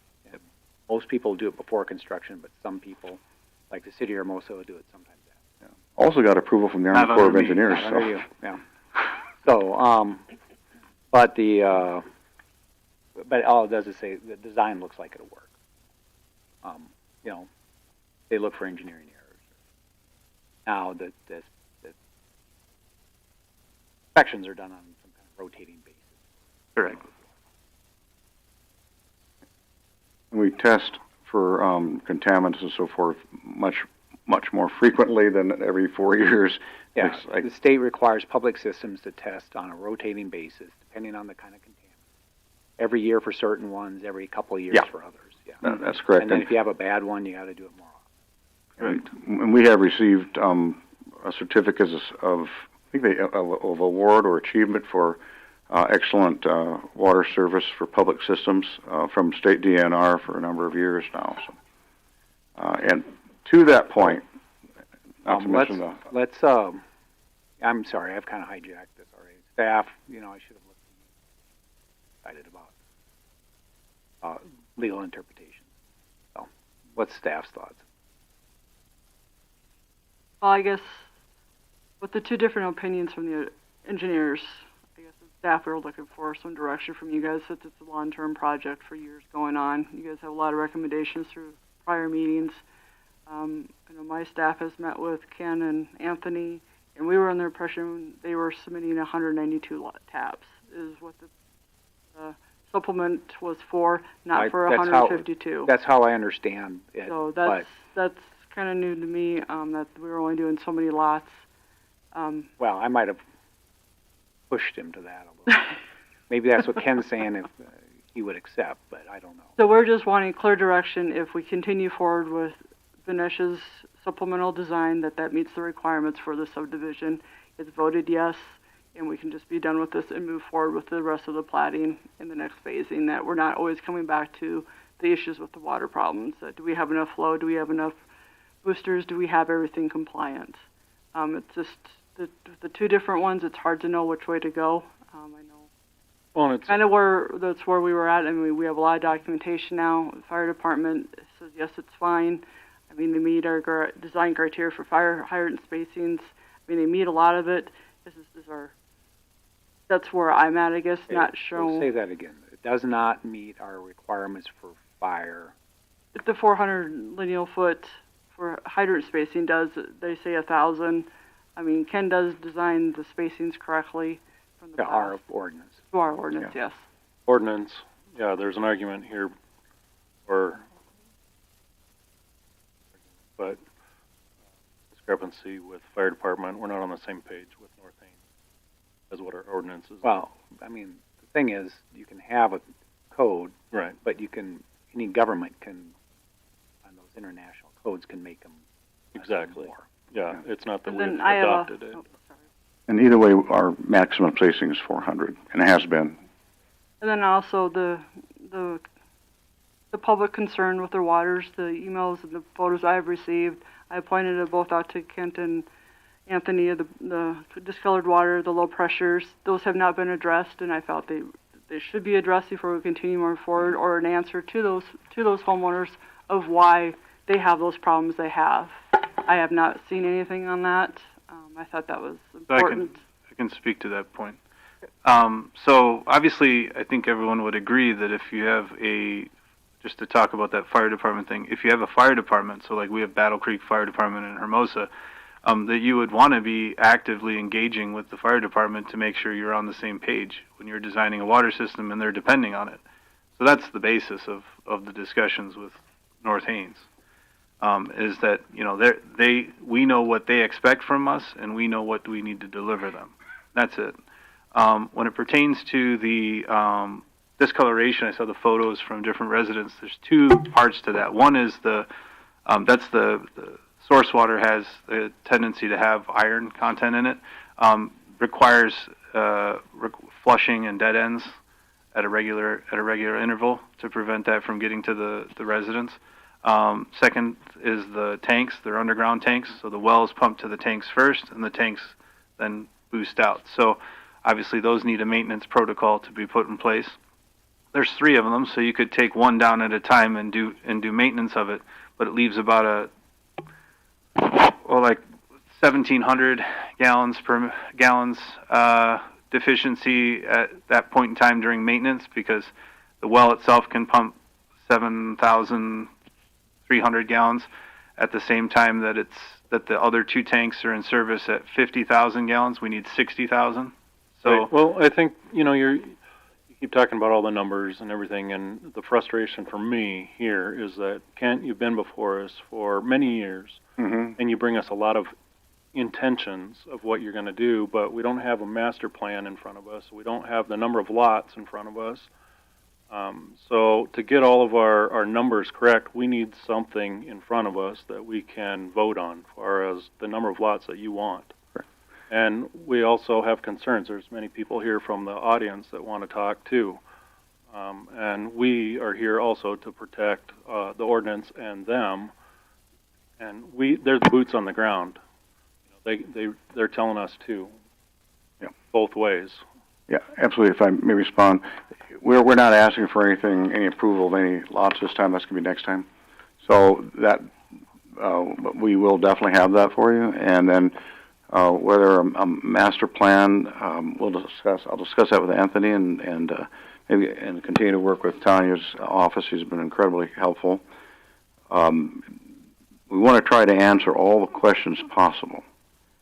And I'm sure as a board or a commission, you might think it feels like you're trying to grab smoke once in a while. We have done a tremendous amount of things to improve the area and the systems, and we're choosing to take a couple, a little bit, smaller bites, if you will, and be more pragmatic. Okay, does this work? Is that sufficient? Is that sufficient? Does that work? And move forward. Right now and next month, we'll be asking for, additional lots based on what we're presenting here today. But one of the things we want to make sure that we have accomplished is addressed the concerns that were the source of these variance requirements, or the variance requirements. So we just are trying to be as informational as we possibly can and get it moving forward.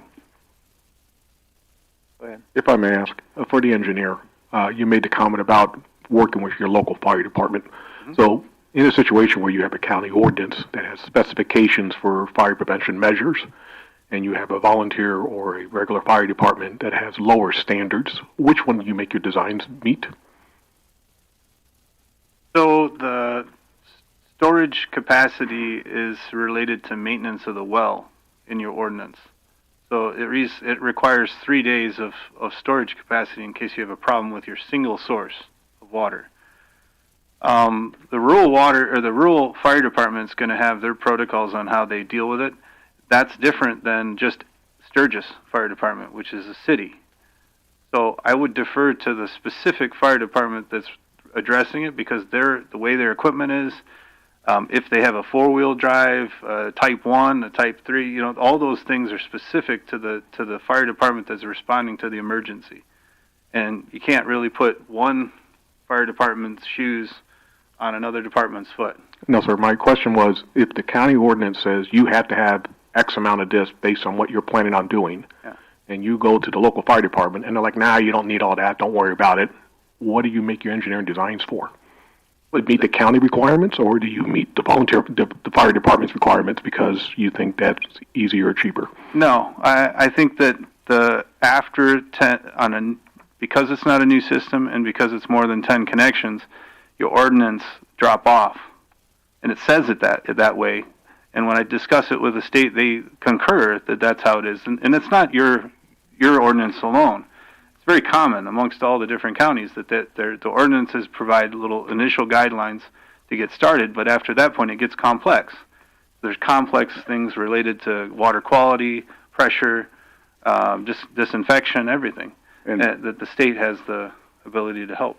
If I may, Mr. Pauling, to your point, is that, to your question, we have designed and will continue to design to county standards and requirements.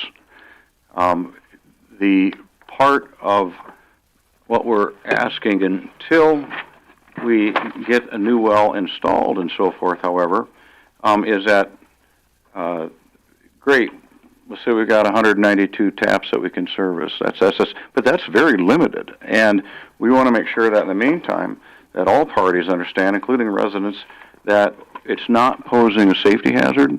And in fact, we exceed what the fire department wants. We do our best to comply with the county requirements, and like I say, things like fire hydrant spacing and things that matter like that, totally county compliance. Alex, can I ask some questions? Sure, and I'm not sure Tanya was done, but okay, go ahead. So he has to have a unanimous vote for this variance request, correct? Well, this is a recommendation to the commission, so But he wouldn't need it for this one. For the next one, he needs it because we're acting as Board of Adjustment. But what you're stating is that, and I know I've seen you hold up 4 or 5 times now a plat with yellow highlights on it that is not in front of us. Right. But it's going to be in front of us next month. Right, we're not asking for that, right. So my commentary is I am not comfortable in recommending this until we see what you've got next month. That's my commentary. I don't know how you guys feel, but that's mine. Did you say you're done, you think, or does staff have anything else? Well, it's not just for 5 lots. I understand it. Yeah. The 192 homes. Right. The variance the variance actually being requested is to state that they don't have to do any improvements to the system until they have over 190, what is it? 192 connections and or lots dedicated to it. That is the actual, and I probably got that off because I was trying to figure out whether, where they were on their kind of current count. Because I'm a little concerned right now because if everybody's always been that's going to be 144 and we're going to get a plat next time for 24 townhomes, we already have 126 lots. There's not sufficient water under what we've traditionally said you have to make to allow that plat to go forward. So, because that puts them over the top. So, yeah, it's, you know, these are difficult. You know, and so I think I might have got you off on that. Is the actual variance, and Tanya was right to bring me back to it, is a request for the 192. That's the request. Okay, I understand what you're saying. I'm with Fan in that we keep getting piecemeal. Well, I mean, it is kind of goes back to my master plan, which we talked about. We did talk about getting a master plan for your remaining property, so we kind of could see where everything was and whether some of this, you know, when is a trigger point. I mean, I understand, and I don't understand. You know, I'm not an engineer. Can't say I'm know a lot about road studies, but the one thing I think about the road studies is looking at the county roads. But one of the big issues there is whether the internal roads will deal with it, and it doesn't appear to deal with internal roads. For it when I was looking at it, it's whether what the traffic of dropping a mile on the internal roads will do, let alone for that flow. I mean, that's really the HOA issue on some of that.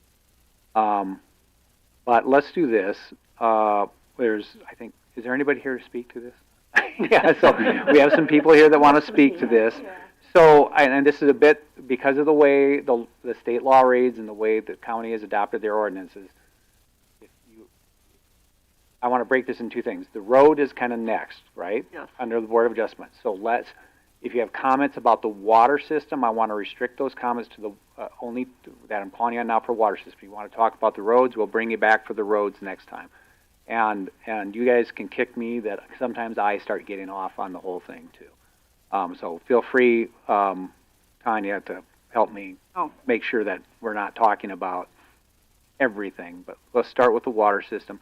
You gentlemen could sit back one so we could give the mics to people who want to come up. And yeah, you don't have to, if you want to sit in the first row, because we'll probably have you come back up to address certain things. Of the people who wish to speak on the water system request, I'd ask that you identify yourself and what's your interest in that. If you live in the development, you don't have to give your address or anything if you live in the development or you're someplace around.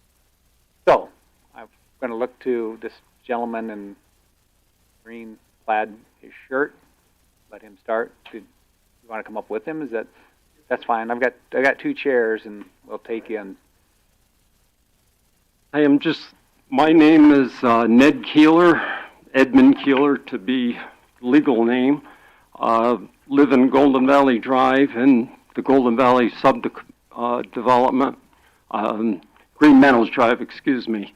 First time talking in front of a group like this, so I apologize, but a lot of talk about the fire suppression, and I just would like the planning board to just consider if there's a way to reinforce the generator, the backup generator system. I believe Mr. Haig said he was going to do that within 60 days or something, but all this talk about the fire suppression means nothing if we have a long power outage because the tanks are empty, the booster pumps don't work.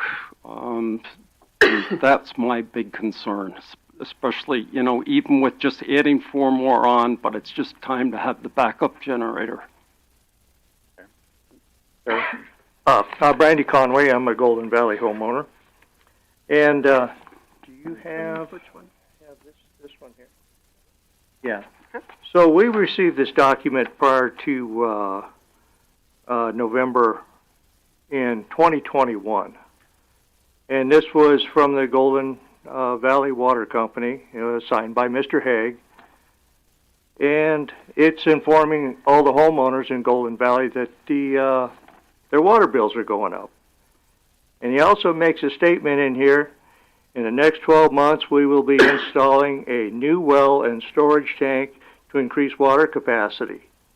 He goes on and on about that. He also makes a statement in here that he has this drinking water certificate of achievement from South Dakota Department of Agriculture. Shortly after that, and I apologize I don't have a date, but the public notice was with that as well. And it states that the well's in violation. It doesn't meet water standards. This is a state notice? Yeah. Yeah, it says this public notice. I don't. These documents came in right before the meeting, so don't. That is the second page. So as a homeowner, I have low water pressure, in my opinion, at my house. You know, whatever Mr. Haig does with these developments doesn't bother me one bit, as long as it doesn't affect me. What this does, it does affect me because I have low water pressure at my house. Summer months, when it gets hot, it gets worse. I go out there with the garden hose and it doesn't put out much water. And now he wants to add more houses onto this. So that is my concern. It's good to hear that Mr. Haig is going to put in a backup system, because I don't know about the hydrants, but I hear all this talk about fire systems, all of this stuff. All I can tell everyone is when the power goes out, I have no water coming out of the taps at my house. And I'm assuming, which I probably shouldn't do, that's probably the same with the fire hydrants as well, which is a huge safety issue for fire, any immediate medical issues that would require water, anything like that. And we've been made a lot of promises. Promises are pretty cheap to make, and I haven't really seen any results. So that's my concern over the water. Okay, so a couple things. I just make the comment that the state will do notices if you fail a test that's required by public water system. A lot of water systems will have a bad test. That's your radionuclide one, I think, just the ones up, because they did get a test where they were out of line on one, but you're in compliance on that now. Yeah. So, yeah. I mean, those public notices go. Do you know have you tried to officially measure your pressure with like plumbers have like a pressure gauge? No, sir, I have not done that.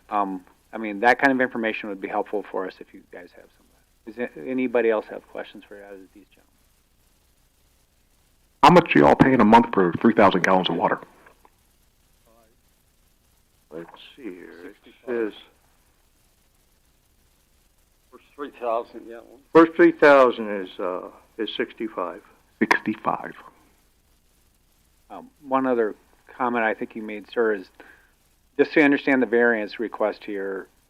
As I understand it, he's getting a backup generator, and must have one on order or something. Or okay. You have a backup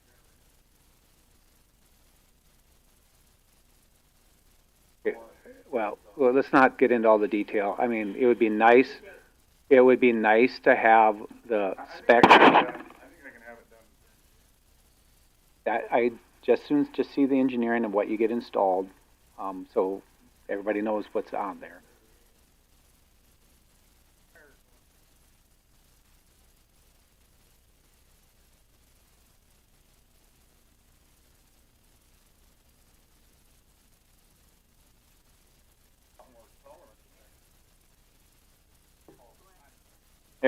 Cam, why don't you just come stand there? You can touch that mic if you want. Why don't you flip him that mic? Just,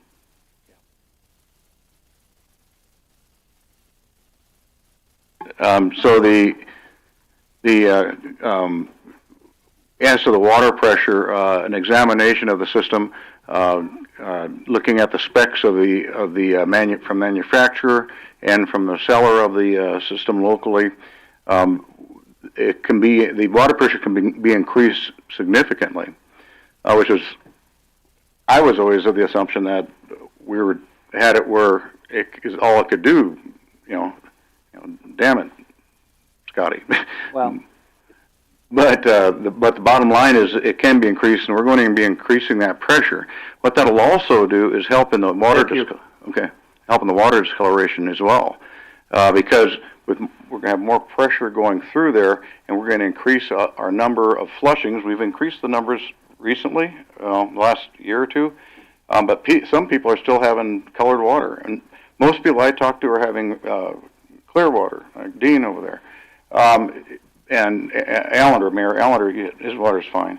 But it's not acceptable for anybody to have colored water, period.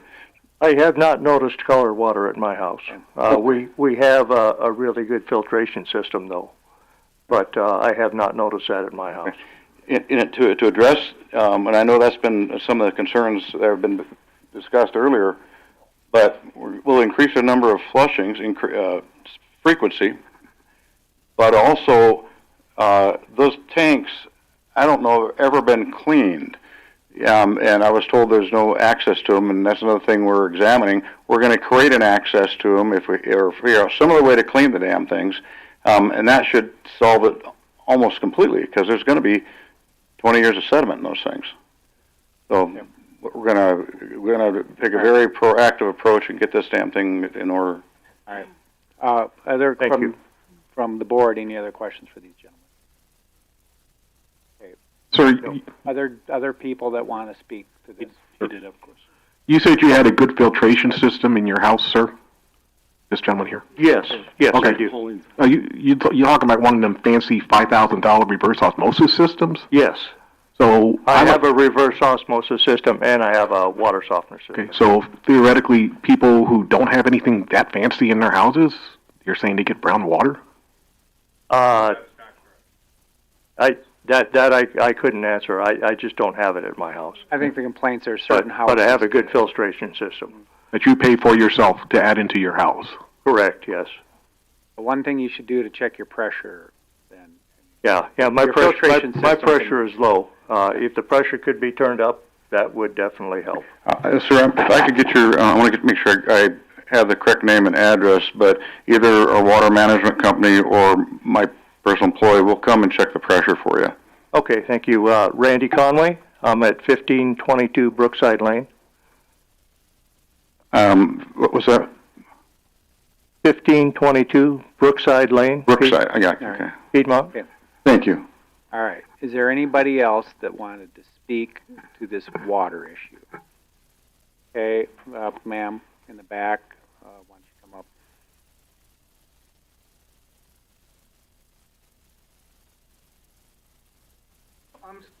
A hearing aid.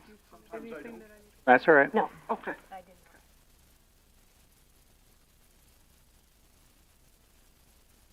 I live, Janet Schenzel.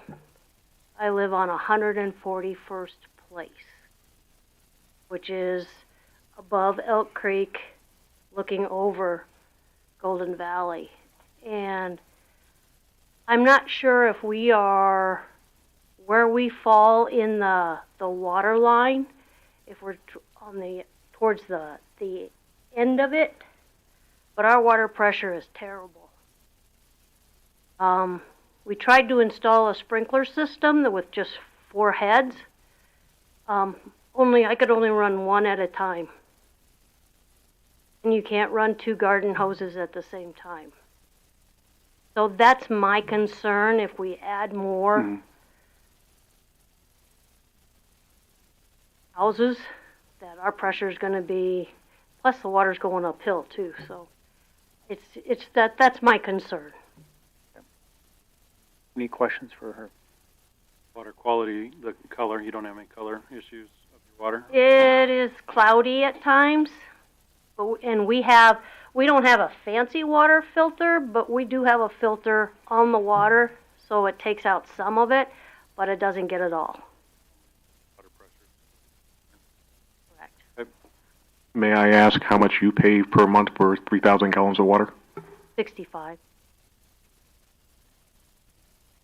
Any other questions for her? Thank you, ma'am.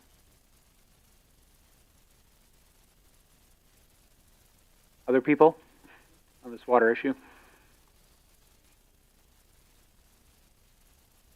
Hello. Well, what I've got is, I do have in my, because I've combined the letter together, but in that presentation there, I do have some photos of the water. Yes, in this one here. So if we just snap down there to the very bottom, we can go down. Okay, there we go. This is Connie Shipley. She's on the south. She's on almost the lowest point in the subdivision. Oh, my name is Bob Zamora. I'm the president of the Golden Valley Homeowners Association. And this is... I'm Dallas McWilliams. I'm on the board of directors for the HOA as an at-large member. And what's that? And so this one here, and I can just read that. We don't even need to, because it's in double sections.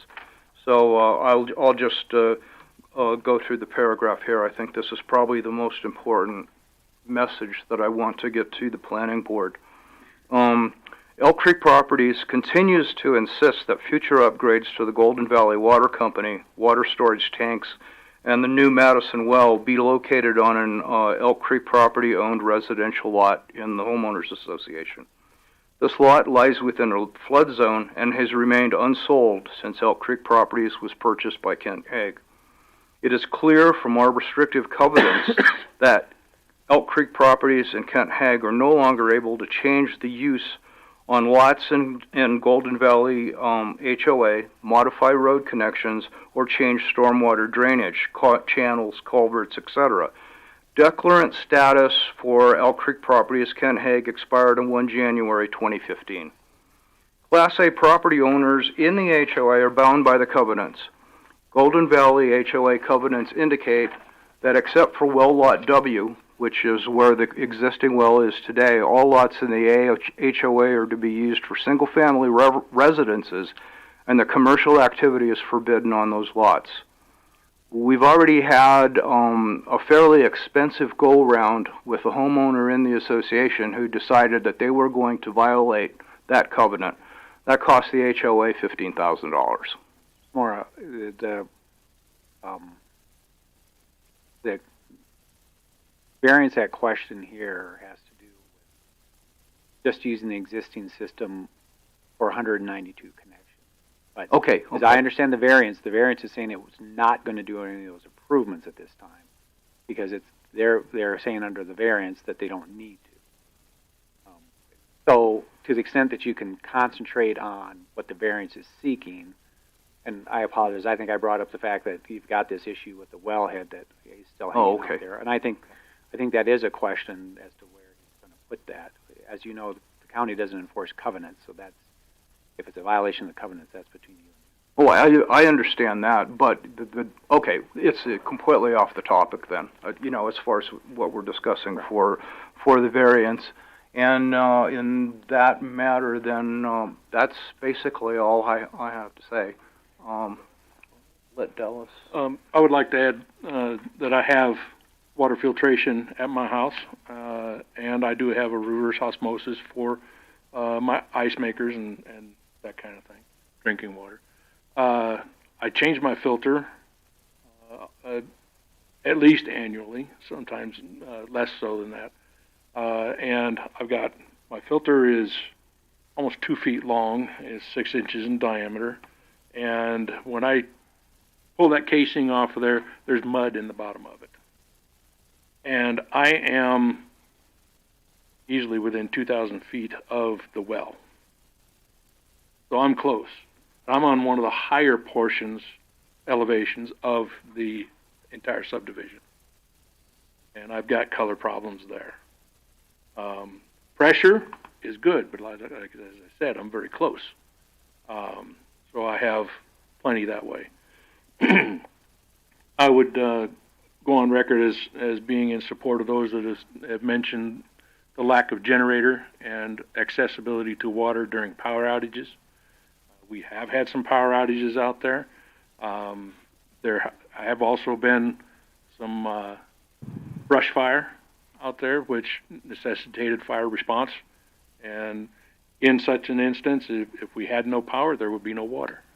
I understand they do bring some water with them, but they do rely on the water source that's there as well. So the generator is extremely desirable. Yep. ASAP, I believe you said, is right. Right.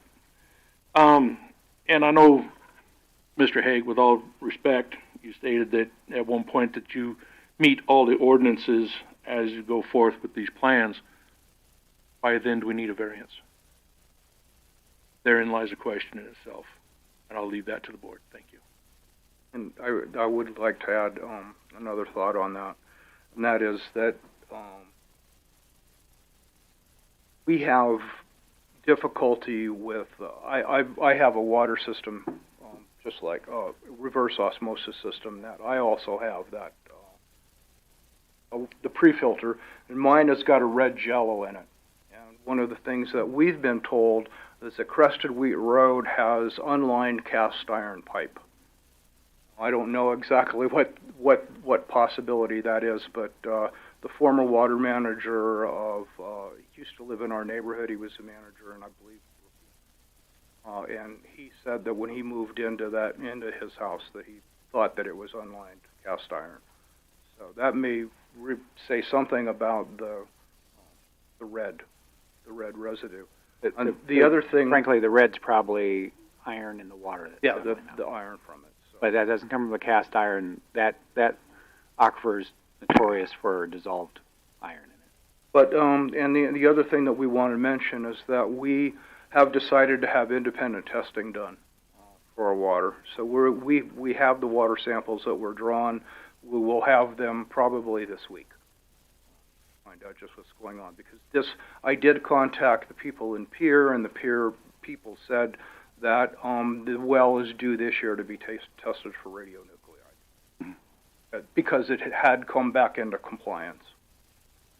That's where we're at on that. Any questions for these two gentlemen? Thank you. Anybody else on the variance and the water issue, sir? If you want to come up.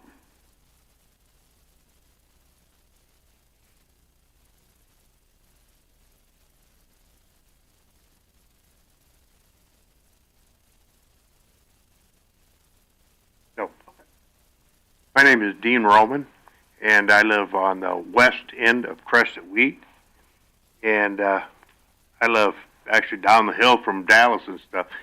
And all I have in my house is 2 filters, which are combined in a system. I think I paid $250, hooked my plumbing on it, and I run that through my house, and it uses, my refrigerator has a filter in it. But I use my water daily for making drinks with Crystal Light. I drink it and everything, and I've never had any color problems or anything where I'm at.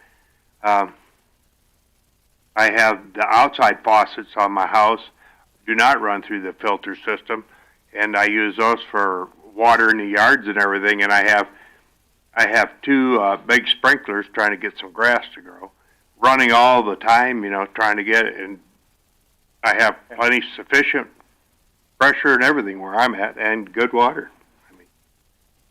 Okay. Any questions for? Thanks for your comment, sir.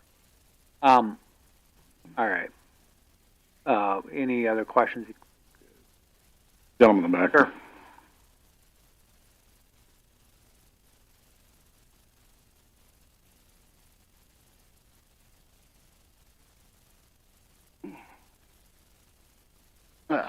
Hello, my name is Corey Griebel. I am co-owner of Silence Holdings that purchased, well, if you brought a map up, I could show you where it's at, but it's not horribly rough. It's to the east of this location that we're talking about. Yes. Area 2, that green, there's 10.9 acres in there, and right across the street, we have 4 units, 2 townhomes. 1 is sold, the other 3 are not yet, but irrelevant. The owners moved in on that first unit. About the 3rd day, they said, hey, we got a little bit of coloration in the water. And I said, well, they just flushed that system. I watched them flush the system across the street. And I said, it's probably circulating. Call me back in a day or 2. They called me back, said it cleared right up. In that same building, we used water all summer when we were painting and drywall, what have you, and in clean buckets. I'd never seen any issues with that area, so it was always clear. other than that one time when they just moved in and they turned the water system on. I'm not sure how the water lines run, but we may be at the end of a dead end. I don't know that for sure, but I know they're getting flushed because I've watched them do it. I work right across the street. I have for a year and a half now. So. Okay. Okay. Any questions? Okay. All right. I think that's it. Anyone? It's quick, Kent.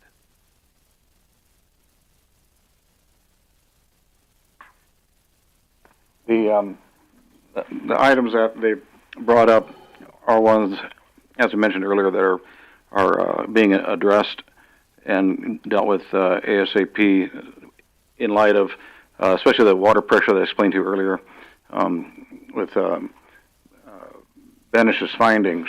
Apparently, there's a lot of pressure there to be cranked up still, and that's and we anticipate doing. That's also going to increase the efficiency of cleaning and flushing, because there'll be more volume passing through it. But we are going to clean those tanks too, so that should completely eradicate any issue. I don't know how it still happens with the amount of flushing we do now, but it has to be somewhere at the source there. As to radionuclides, I think it's been over 2 years now that we tested positive, and what we did is tested for every quarter, and it was just a half the curie or whatever it's called over the EPA guideline. It wasn't tremendous. In the state's notices that are provided when there's something that's out of spec from EPA standards or DNIR standards, in those notices, based on, and this is on the state's wording, is that go ahead and continue to use your water. It's not harmful to use the water, but this is our reporting standards. I know that I think Anthony can verify. The town of Hermosa and the town of Box Elder are far higher than I am, but we haven't had a problem now for over 2 years, and it's been well within specs. But even when it was out of specs, it was the only thing that was out of spec, and it was very, very tiny bit, and did not have pose a health risk. Comply with state standards now. Your testing's been fine. Yeah, and one of the most important things you could do, and also the state is and that's what they're recommending, is as a strategy for this, is the Indian Kara is susceptible to radium, and to go get a Madison well, right? So Mr. Haig went and applied for. Yeah, I understand, but the Madison well is not built, and you're not going to build it as part of this variance request or at this time. That's correct, but it is still part of our plan. You've got it permitted. Yeah. It's part of your master plan that we don't have. Right. Well, it's a capital improvement that would be. It's projected. It's a part of his. Yeah, you can CIP. say it all you want, but it's got to get built, and I know it's going to get built. But I mean, it's not really pertinent to the request today. But we've been talking about a Madison well for a long time, and but you know, I don't want to get filibustered anymore. I'd kind of like just to get to the point on this one. So,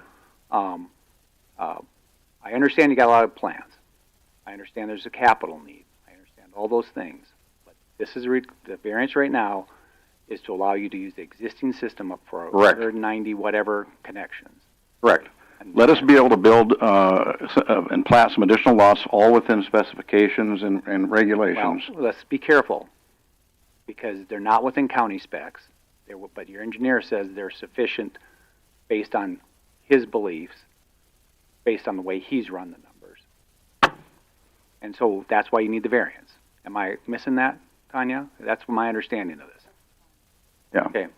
So my clarification on it is as we are able to build some more lots to sell, we'll be able to have capital and do some greater investment. But unless we know that we can at least get a few of these going, Kent, though, you've been saying for a long time that you're going to do all this to get these lots done. I mean, you have this is a change in your plans, and the change of what you said you're going to do just 5 months ago.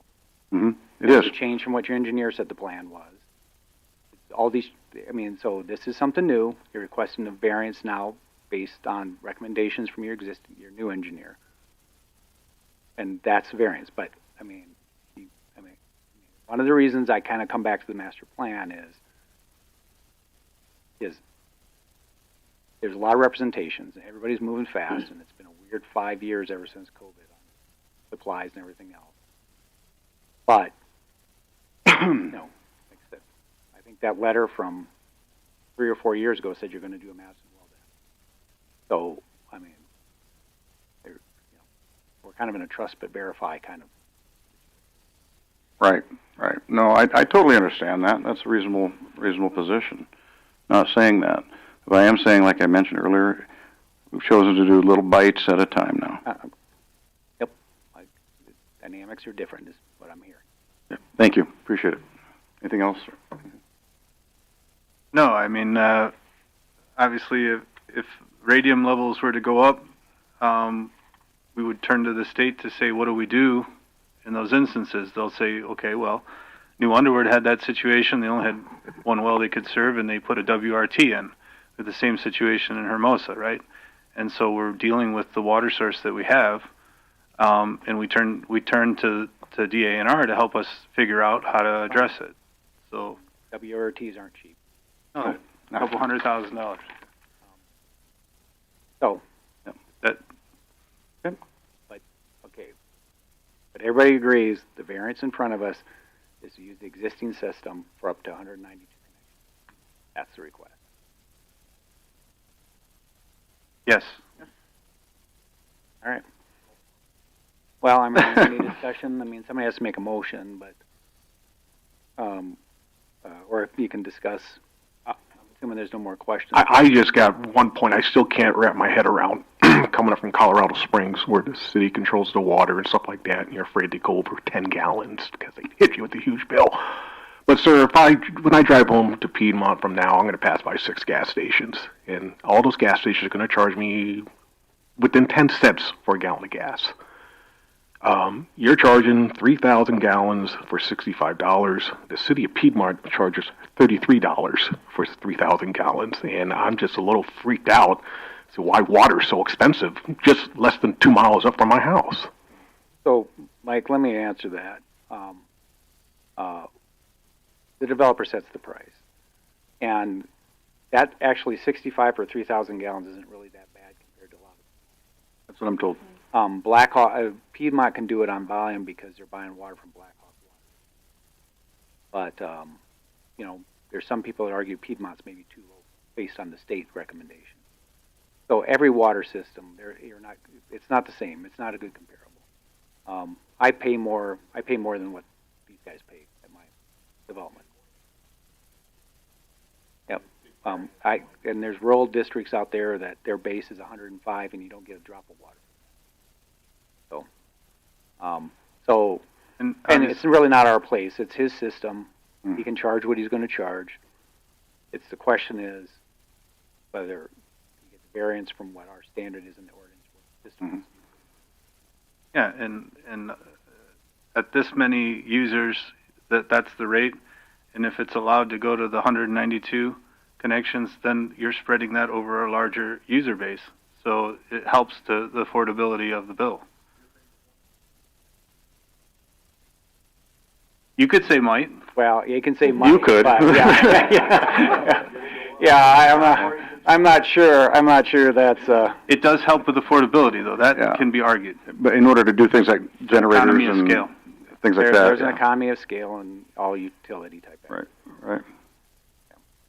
But I mean, not to cut you short, I understand, but it's just not. It's our ordinance doesn't require any certain set rates. It's not ours to dictate. And 65 is not out of sight in this area. Right. Well, there is no question right now. I'm a chair, so I don't get to make the motion. So. Don't look at me. Well, I'm not looking at anybody. I'm So, let's close the testimony. We can have discussion as a board right now. So any thoughts board members have they want to share with the other members?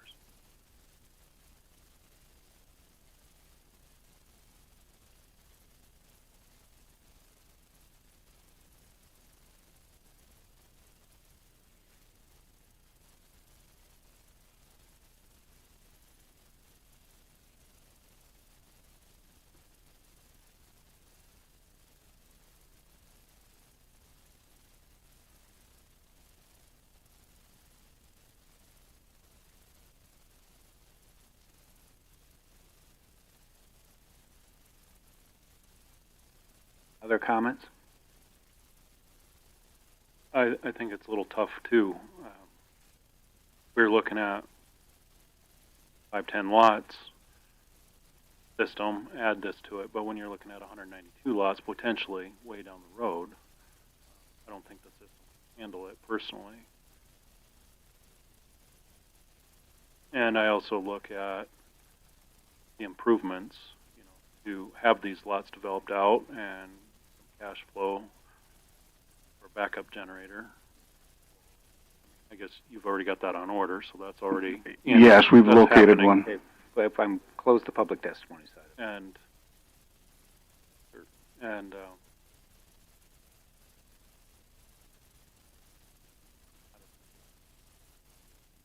takes a lot of capital.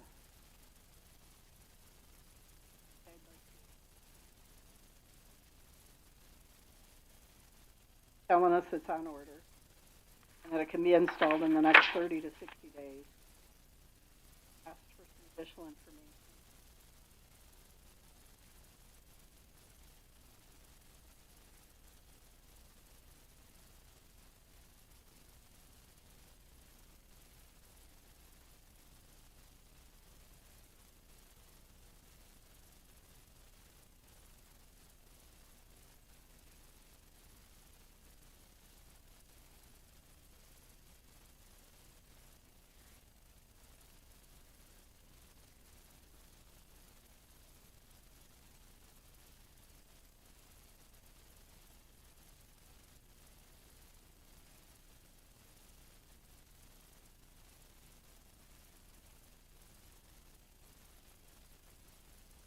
Everybody else is on it. So it would be nice to have the generator in place. No, it's not just a representation. Yeah. As opposed to there have been things that said weren't going to get done. It does concern me when you're telling me that you might not have access to your tank. That is a concern because, frankly, if those tanks have not been cleaned, you probably have a capacity detriment. You get a lot of iron sand settlement in those tanks. I mean, I'm on a well on the same aquifer, and I have to clean my tank in my house every couple of years. So I can't imagine how bad yours would be. But I don't, frankly, I just don't see that I'm ever going to go to the 190. If there's a bit of a hedge in there, a bit of a slip, a couple lots maybe on the edge. But frankly, the only way that we really need kind of a master layout. And if somebody's going to come in and say, so we can stop doing this, to say, here's the trigger point by when we'll have the Madison, and then here's the trigger point by when we'll build out Rickard Road, because here's the trigger point by what the drainage is going to require. We have seen issues where there's drainage, but now the drainage isn't proper because there's not questions on the drainage. I think so. Those are out there. So I guess I look to the board then.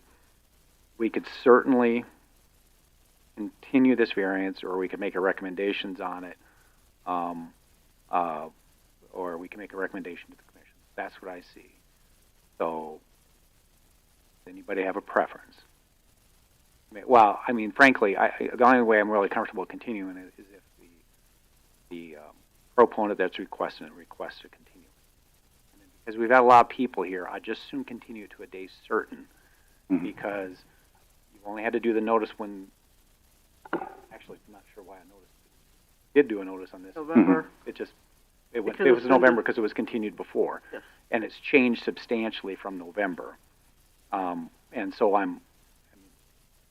the November variance asked for 192? That was with Mike too, he's 140. Then I'm not sure that, then probably should have been a separate variance, frankly. But we're this deep into it. So, I'm going to look at you, Ken. The only thing I want, whether you want us to make a recommendation to the commission, or whether you want us to continue it. You know, I'm most comfortable listening to all your concerns and knowing what I can accomplish, even in 30 days, where there's a good faith demonstration that I'm doing what I'm doing what I said and saying I can do. That we continue it to the next meeting. I'm going to make this statement. I'm only speaking for myself. If we continue to the next meeting, you don't have it accomplished, I'm going to recommend that we vote to reject. That you do reject it?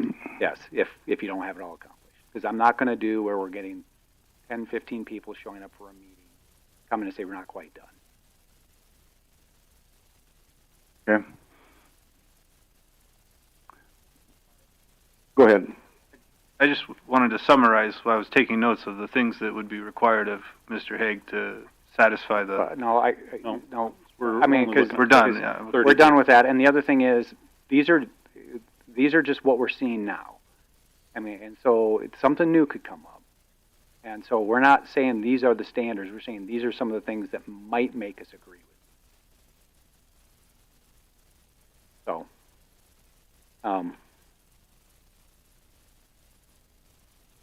my application next time will be only for a very limited number of lots. Number one. Number two, we're asking for a private drive. Well, let's. You know. You want this continued? Or do you want us to vote on going and taking it? Continued. April or May? April. If it doesn't look like we're going to be able to hit it, I'll pull it. Because I don't want to waste your time or mine. Believe me. The difficulty is we're going to have to send a lot of people here. So, and I don't know when you'd pull it. So the information would have to be submitted to my office on March 17th of anything that needs to be on the April agenda. That's my deadline. March. What is it for May? That's for the April meeting. April would be what, the 14th, Matt? 14th is the submittal deadline for the May 5th meeting.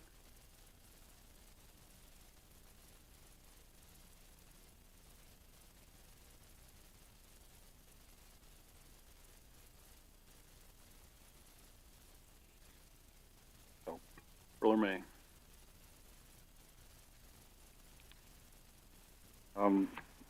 Right now, because I have one person really wanting to pull a permit at that top of that hill, so and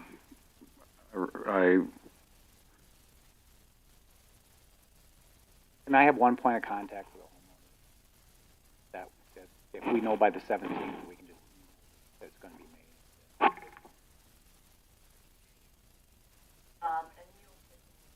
All right, let's do that. Let us know March 17th, and then Bob, you need to email Tanya and Ken if you have it on the 17th, a confirmation whether it's going to be April. Okay, so then a motion to continue it to April unless requested to move it to May by then. Thank you. Okay. I will make that motion. Okay. Discussion, seeing none, all those in favor signify by saying aye. Aye. Passes unanimously. All right, so we're back to our regular agenda. Thank you. Let's keep moving here. Will you use the restroom, please? Oh, all right. We'll take a 10-minute break, I guess, at this point. Raise your hand. Yeah. All right. We'll take a quick break. I apologize to everybody. It's going a little longer, and we're gonna keep it on. This is the penalty.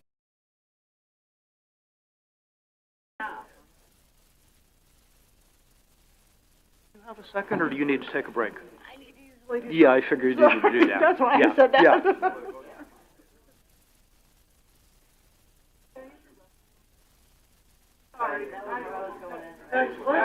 When it comes up again.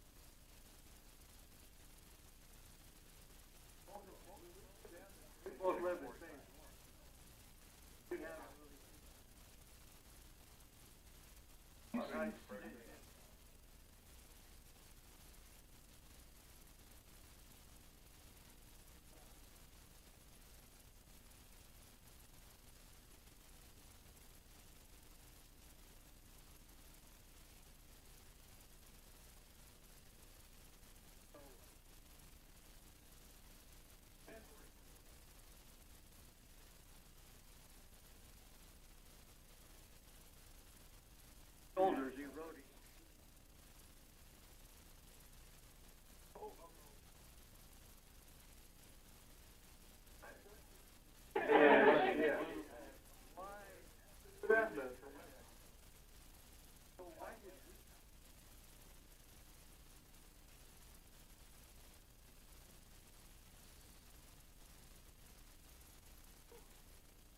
Did my loop to get my blood flow going. Oh, I hear you. But you're having fun, right? Yeah.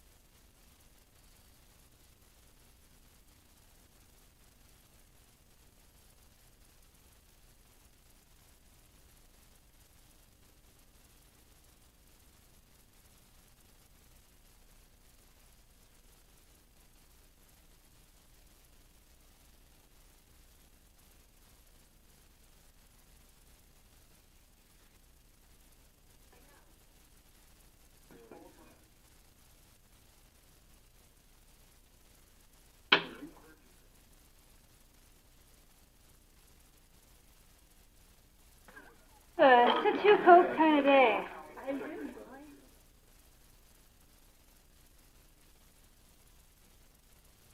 Cool. Not the cheese. Oh. Guess I could have ran out to my truck, but I didn't.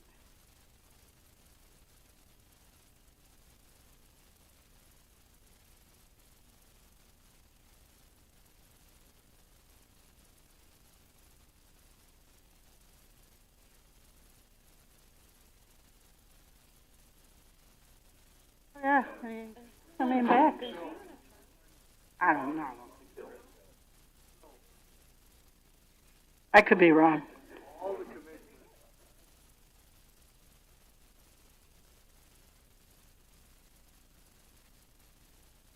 Oh. We warned you. We warned you. I think that came out of the first meeting, didn't it? Last time, when it was so short, we warned you. We warned you. Like, Oh my. I kept looking at San like, San, you've got way more tenure than I do. Say something. Oh.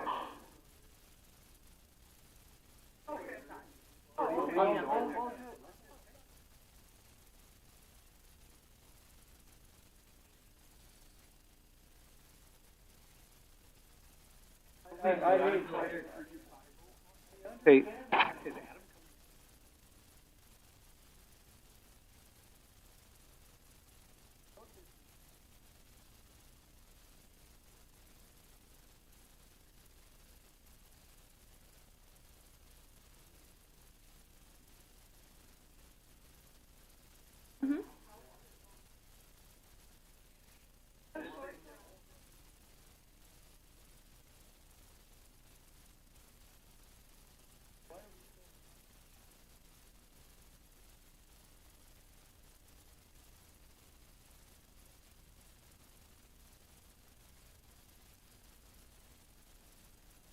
But to drop $100,000.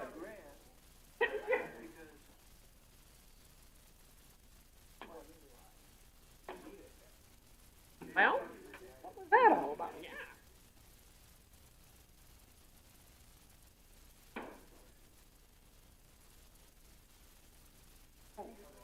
Oh. And Sam.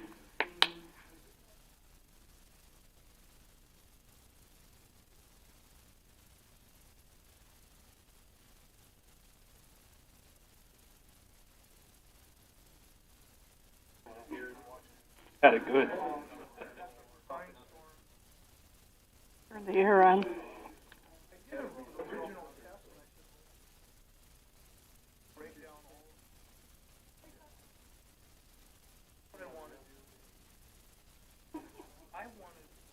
Road from me. Mm-hmm.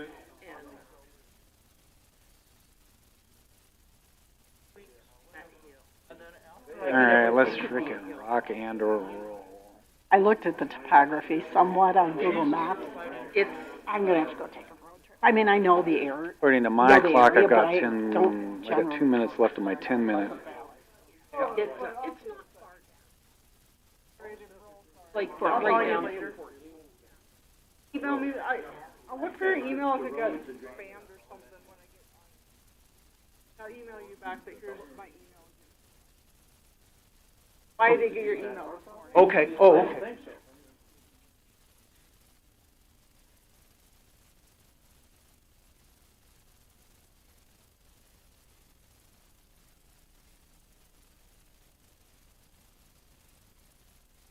All right, let's, I want to call this meeting back to order. I'd like a motion to enter the Board of Adjustments. Okay, all those in favor signify by saying aye. Aye. By opposed, seeing none, we'll go to item 4B, the multiple residence variance. Where this was a variance we heard earlier on Freibarger, which I think I'm saying it incorrectly yet again, but where we, on the second dwelling, he's now also seeking a variance to pull a building permit without platting. Is that what is essentially what we're doing? Tanya. Right. And he needs a building permit because he's going to build a new house, but there's already a house there. He's going to tear it. Questions? Isn't this one just similar to the other one, other than it's a different ordinance? Yes, it's a platting ordinance. So can we go really fast? Yes. Is anybody here to speak to this? I don't know if we can, but we can try. Yeah. Is there a motion? I'll make a motion to. Okay. I'll second. Okay. He beat you. He was quick. Yeah, he was fast. Was there any staff recommended conditions? Just what they were on the previous motion. Copy and paste those from. Okay.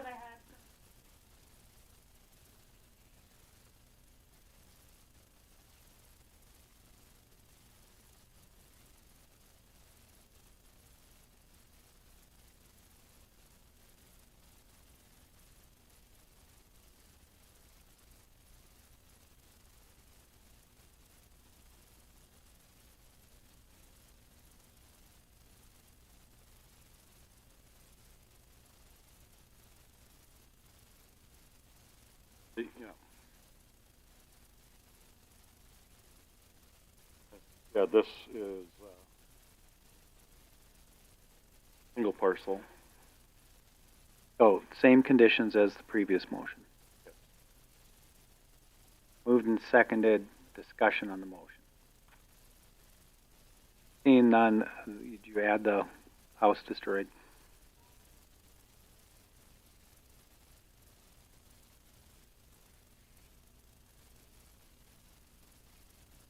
Argument on the motion.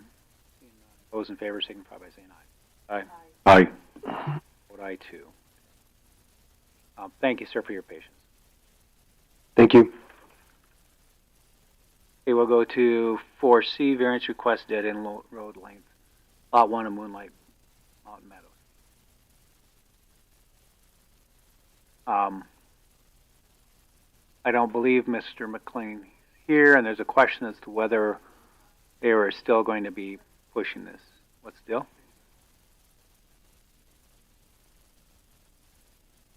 Is he for Mr. McLean?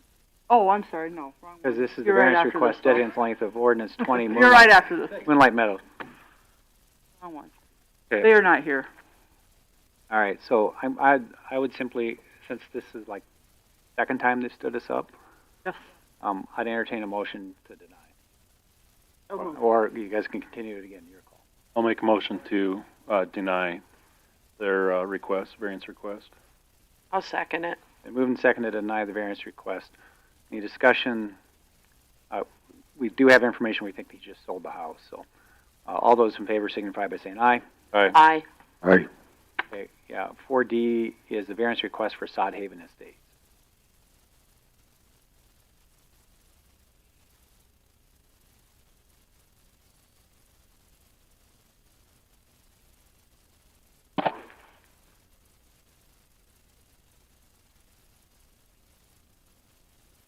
Yeah, we do the variance first.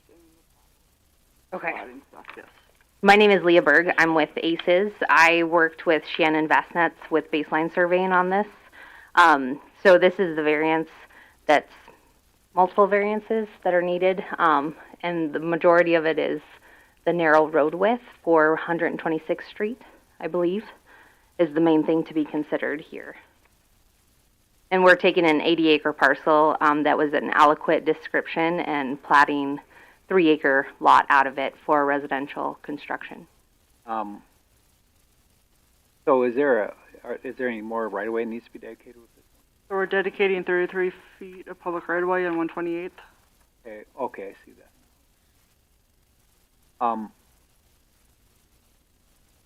I do have a question, just to settle my mind here. Is this the one near Pumpkin Creek location?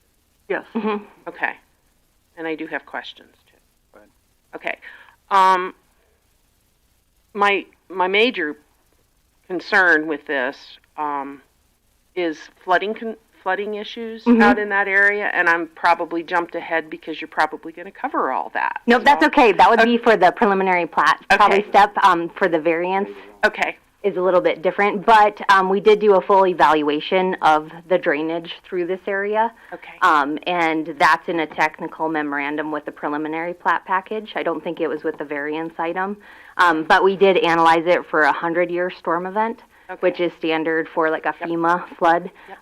So where they want to build, that's why we designated, as you can see on lot 1 there, there's a build zone, and there's actually those base flood elevations that we calculated for a 100-year event. So in case they move the house in there, they know what their finished floor needs to be. Thank you. Mm-hmm. Additional questions? So the remaining 80, what's that used for? So, I'm the owner, Rock Vestian. This is a 4-generation farm. Currently, it's been used as a sod farm for the last 28 years. We are in the process, my wife and I, of selling some of the property to our other kids have. We still own the 80 acres. This particular plot is used, it will be for one of our sons that works on this property. 3 of our adult sons run this business, and we have retired. So he's like every other young man. Currently, he lives on a trailer house on the place, which will be removed, an old trailer house. And this, like every young man and his fiance, they were looking for a place to put a house and live, their life. But they are living and working on that farm right now. So we're not asking for anything more, except for the county's going to get a ton more taxes when it's done. So, and I'll address the road a little bit. The road is currently an excellent road. We run our equipment up and down it all the time. It is good enough that the county uses this road, comes to our place, fills their water trucks full to do all the, the road control and stuff on this place. They've been doing that for the last 10 years. So the road is, we do all the maintenance. We provide, usually our budget is around $3,000 a year for gravel from Eden Road to this location. We do all the snow removal, not only for us, but the 4 neighbors beyond. So this isn't anything new that we're adding. So I guess I can end with that.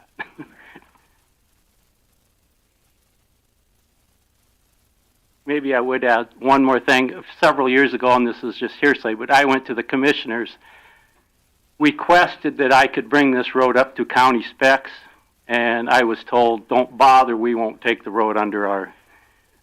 Anyway, so that's just as a side note. Is there anybody else here today to speak to this plat? Or, excuse me, variance. Okay, discussion amongst the board. The one is, let me just ask you this, sir. I mean, you don't have plan to continue to chop up this land, do you? No, these are, like I said, this particular son works on the place. The other son owns the property across already.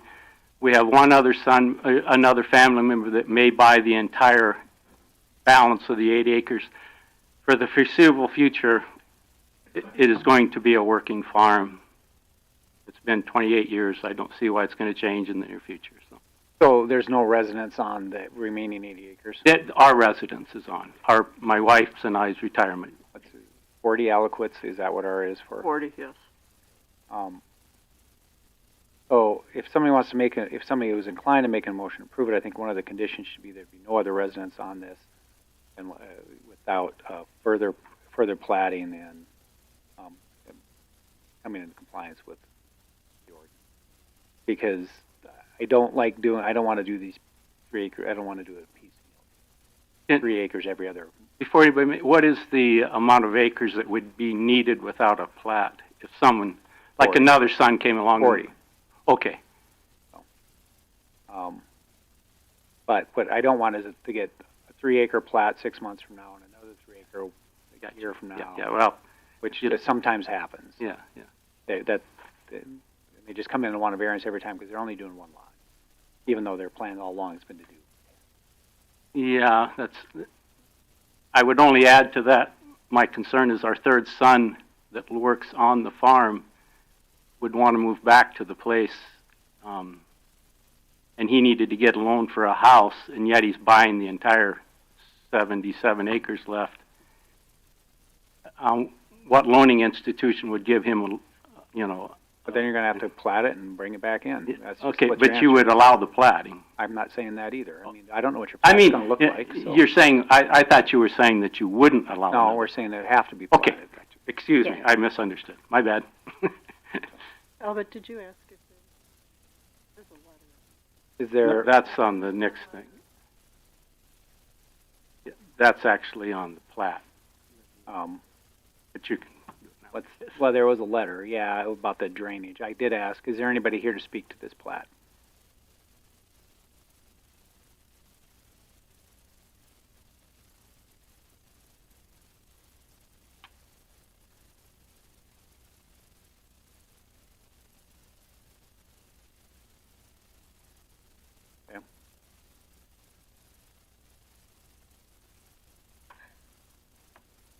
Okay. And motions, discussions? I mean, the variance.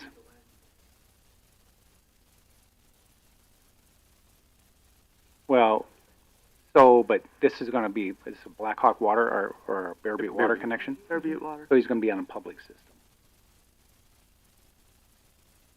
And this is only for the road variance. Yes. Right.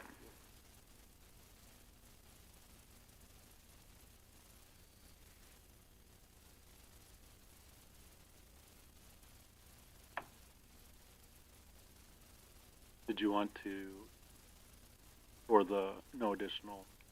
Oh, yes, definitely no additional. No additional residents on the remaining acreage without Yes. going for a plat. Thank you. Yep, I'll second that. Okay, discussion on the motion. Seeing none, all those in favor signify by saying aye. Aye. Aye. Anybody opposed? Aye also. A variance request, third egress requirement.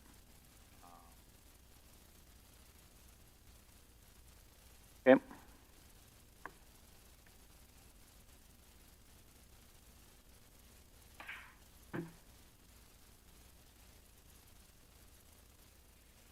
Good afternoon again. I'm yield the floor and the mic right now to my engineer on this matter as well. So, our office conducted a traffic impact study on Mr. Haig's property.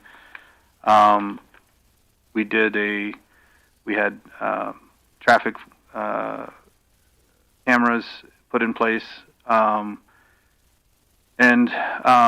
it's per your County Ordinance 20, Regulations for Subdivisions of Land Development Improvement, Section 7.4.2.4.1. We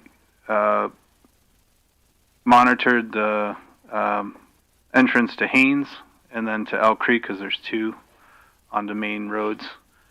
And then based on that study, and there's a very detailed explanation throughout the report. I don't know if you read it. But the existing Creek Meadows development area has two ingress-egress points spaced approximately 1.5 miles apart. It's 5.3 I'm reading. Follow along. Okay, yeah, second paragraph. The existing Creek Meadows development area has two ingress-egress points spaced approximately 1.5 miles apart that permit smooth operation of traffic at level of service A to and from the development in the existing interim build and full build conditions. Therefore, additional ingress-egress points are not justified due to projected increases in traffic volumes and have impacted intersections. Tanya brought to my attention that in the past there's been discussions about internal flows, and so I asked our traffic engineer to give his comments on that. So comments related to bridges, crossings of the Elk Creek are not addressed in a traffic impact study. That is less of a function of traffic flow and more related to the site development. I don't know what transpired in June of 2023, but that was one of your notes, and maybe that was just a comment that was from that related to bridge crossings and internal flows. But I guess there's a difference between the internal flows and then the global, how that volume of traffic enters into the intersections of county roads or state roads. So what a third egress would be asking for is another exit of the whole entire subdivision, right? And the ordinance that we referenced states that to determine if a third egress is required, a traffic impact study would need to be made. So that's why we conducted one.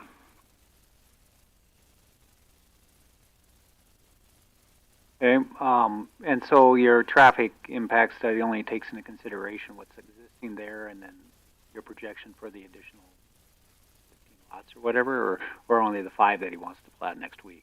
No, we took into consideration the existing, the interim build, which would be what you described, which is this thing coming up forward, and then the full build conditions. What did you assume were the full build conditions? So we had a plan. It was in the previous packet here. So that's that map.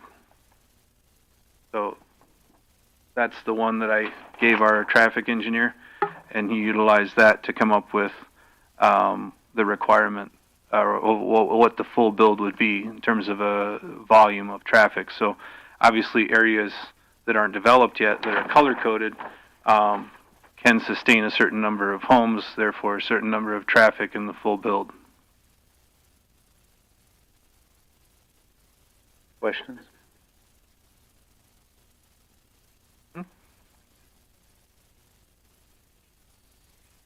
What, this? Yeah.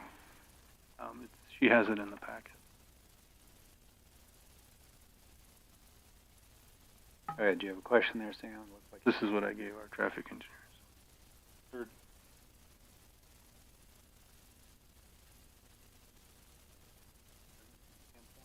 well, route or we're just traffic volume?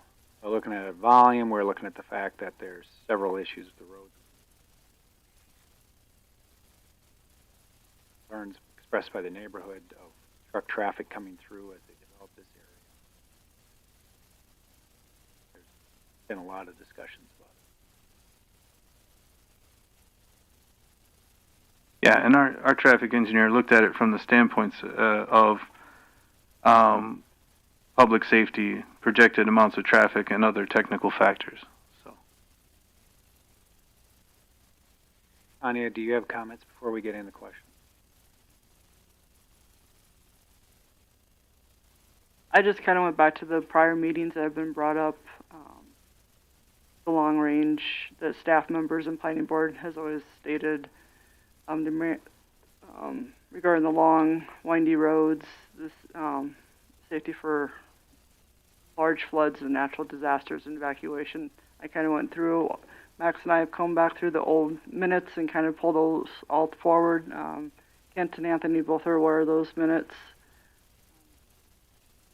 That's why Anthony reached back out to his traffic engineer regarding the internal design of those to see if it was required or not.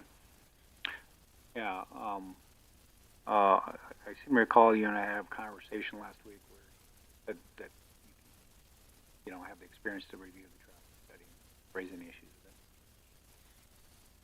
with it. Did we as a board or staff?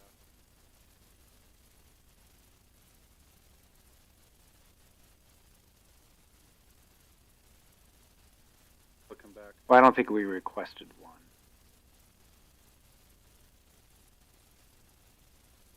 The May 29th, 2024, there was mentioned recommendation of a certified traffic engineer.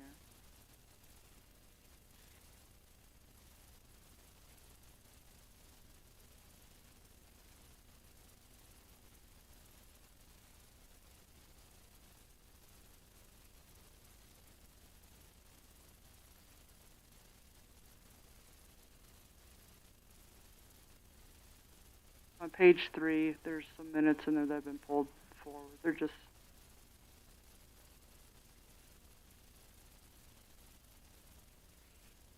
So Daniel Carpenter is my colleague who's our certified traffic engineer, and his recommendations are in section 6. Says no additional improvements are required for an acceptable level of service for traffic operations, as the existing roadway geometry and intersectional control are sufficient for the proposed development. No additional ingress-egress point is required for acceptable traffic operations as a result of an increase in traffic of the development and projected traffic volumes. So he looked at that from that perspective, and like I said, he looked at it from internal flows, and that's more of a subdivision design issue. The internal roads are more of a subdivision design issue, so he looks at it off the major roads. So if there were issues with the internal roads, that's not something he looked at. No. Only the ability of that build out to feed traffic to those two intersections, the one on Elk Creek and Haynes. Yeah, fair enough. I'm just That's what I understood you saying earlier, but I just want to make sure I understood it. Okay. Questions? Is there anybody here to speak to this? Back. Would you guys give us the mics quick?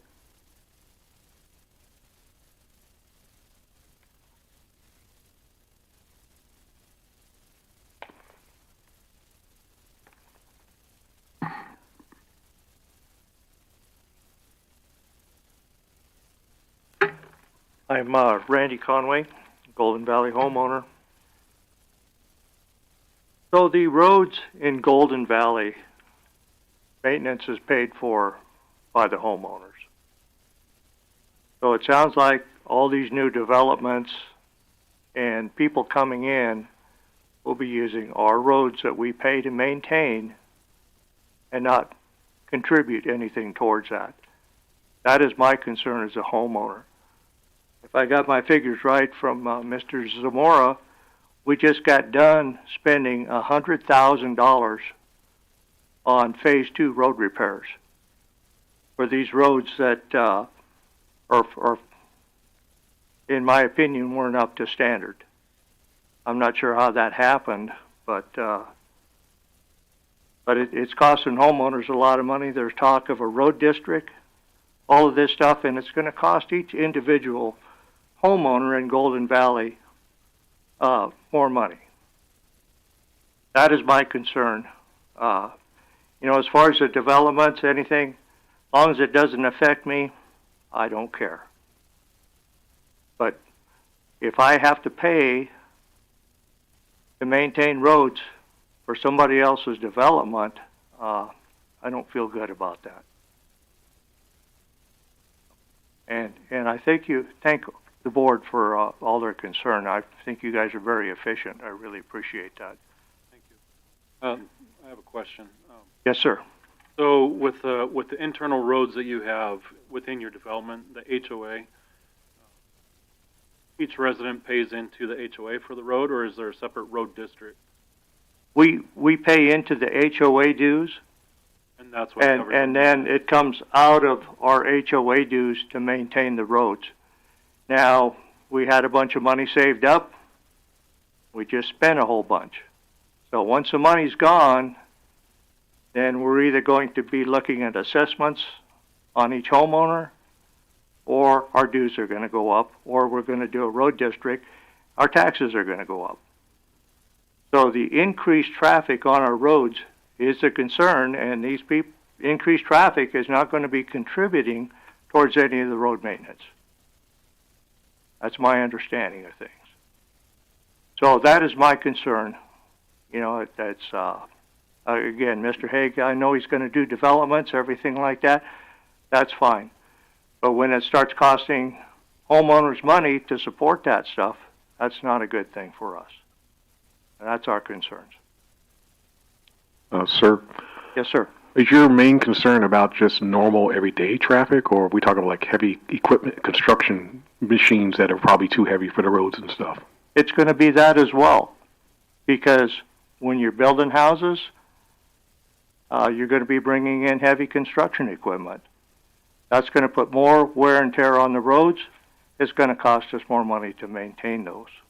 So would it be safe to say that if we wind the clock back to Phase 1 being done, and then they started working on Phase 2, and they had to use the roads to get through Phase 1 to get to Phase 2, that this argument could have happened 10 years ago also? Because there's no Phase 3, in my opinion. These new developments are not going to be part of our HOA. So these are separate from Phase 1 and Phase 2. Really nothing to do with them, other than using our roads. Developer maintained the roads up to a certain period of time. Yeah. Do the HOA within this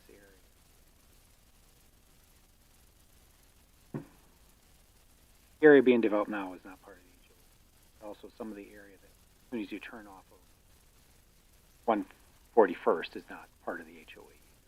Those roads don't impact the HOA. Do any of your roads have tonnage requirements or signs up that have a limited tonnage? I know some developments you go through and Yes, it'll say we do. maximum of. We do have those. I don't recall what the exact tonnage is, but when you turn in off of Elk Creek Road onto Golden Valley, there are signs up for that limiting. Are the okay. Mm-hmm. Okay.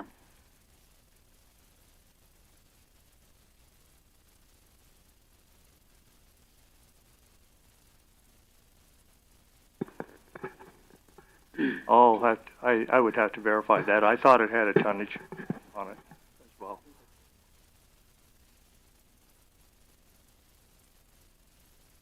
Is that it, sir? That's all. Thank you very much. Okay, is there anybody else from this that wishes to speak to this?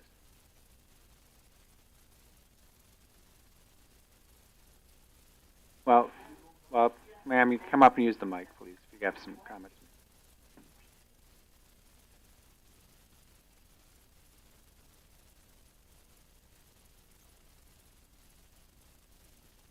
I'm Barb Cedar, and this might not be an appropriate use of your time, and you are doing fabulous, but the full build that was used for the road estimation, was that how many cars? So when they come back up, would you ask them how many houses, how many lots, how many, what the full build looks like? Because I think you're asking for the master plan, and it would be nice to know what the road usage would be off of the master plan, because if the plan is moving to put emphasis to the east, that might change the requirements for egress and entrance. And then in one of the various plats that we had, layouts, it said that, I live on Crested Wheat, okay? And it said that Crested Wheat to the west, in one of these notes it says easterly, but from Crested Wheat to Rickard is to us west, okay? It says let's make an egress road there, fine. But what it said in the past was that this is an emergency exit way. And I'm not familiar enough with section line right-of-ways and stuff, but does that mean that I can, right now today, without anything, can I take my car and there's a fire below me and I have to get out of the neighborhood? Can I go down the road, open that fence, go through, close the fence, go to the other side, open the fence, go through, close the fence, and cross through that cattle field? And so I don't know if you're the right people to even ask that question of, but that's my question. I believe that's a section line point, so if there's a trail there, you're entitled. A two-track? Yeah, you're entitled to drive it. Thank you. As long as there's clear vehicle traffic established. Okay. In the section line. Right. From where we're at, if Elk Creek blows out, then that would only be our way out, would be through that little way. So, or a very long walk.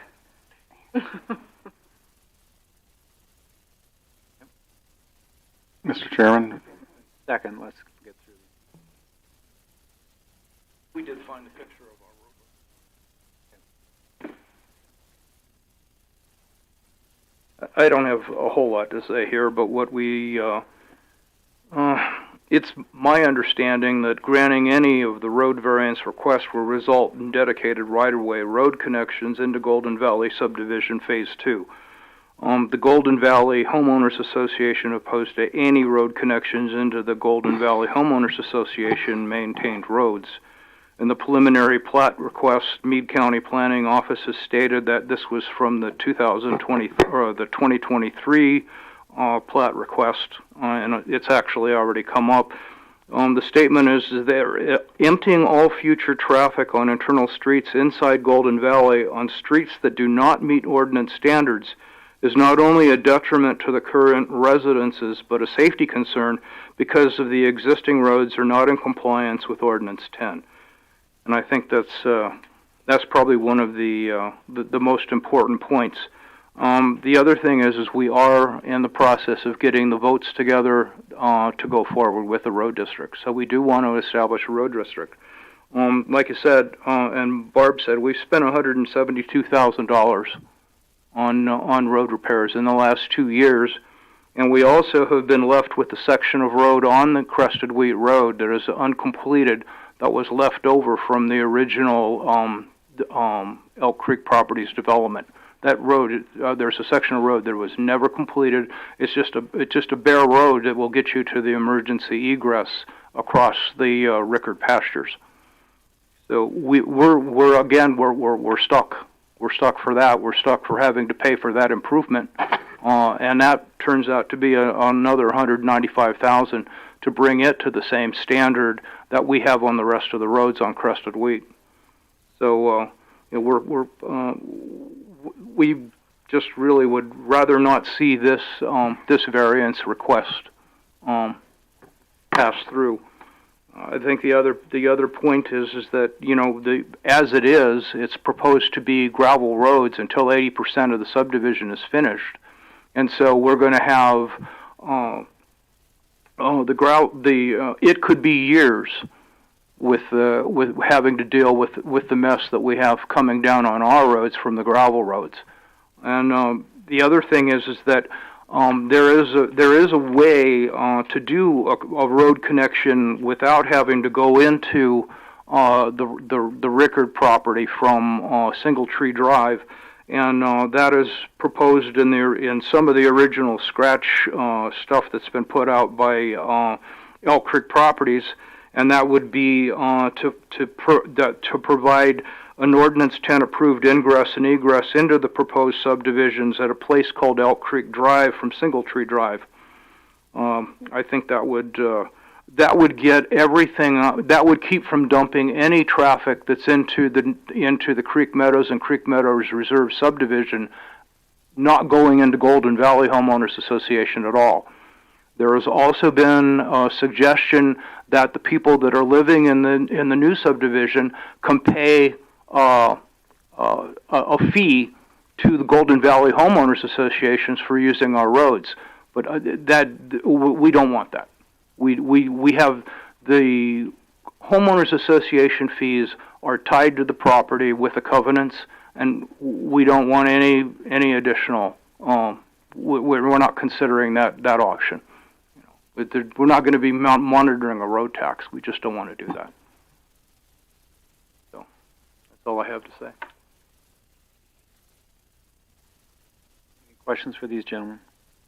I have one quick statement just for clarification of the weight issue on our roads. It is seen on Google Earth.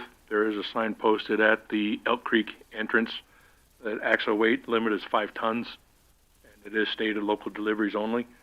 The other entrance into Golden Valley from the east off of 141st and through land not owned or operated by us has no signage that I know of. The Google Earth is not updated to show the current roads.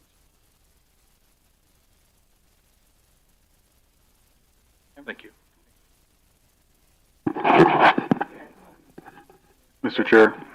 I want down in front, Ken. If you go down there. Oh, okay. My preference. A couple comments on the comments they made. Very briefly.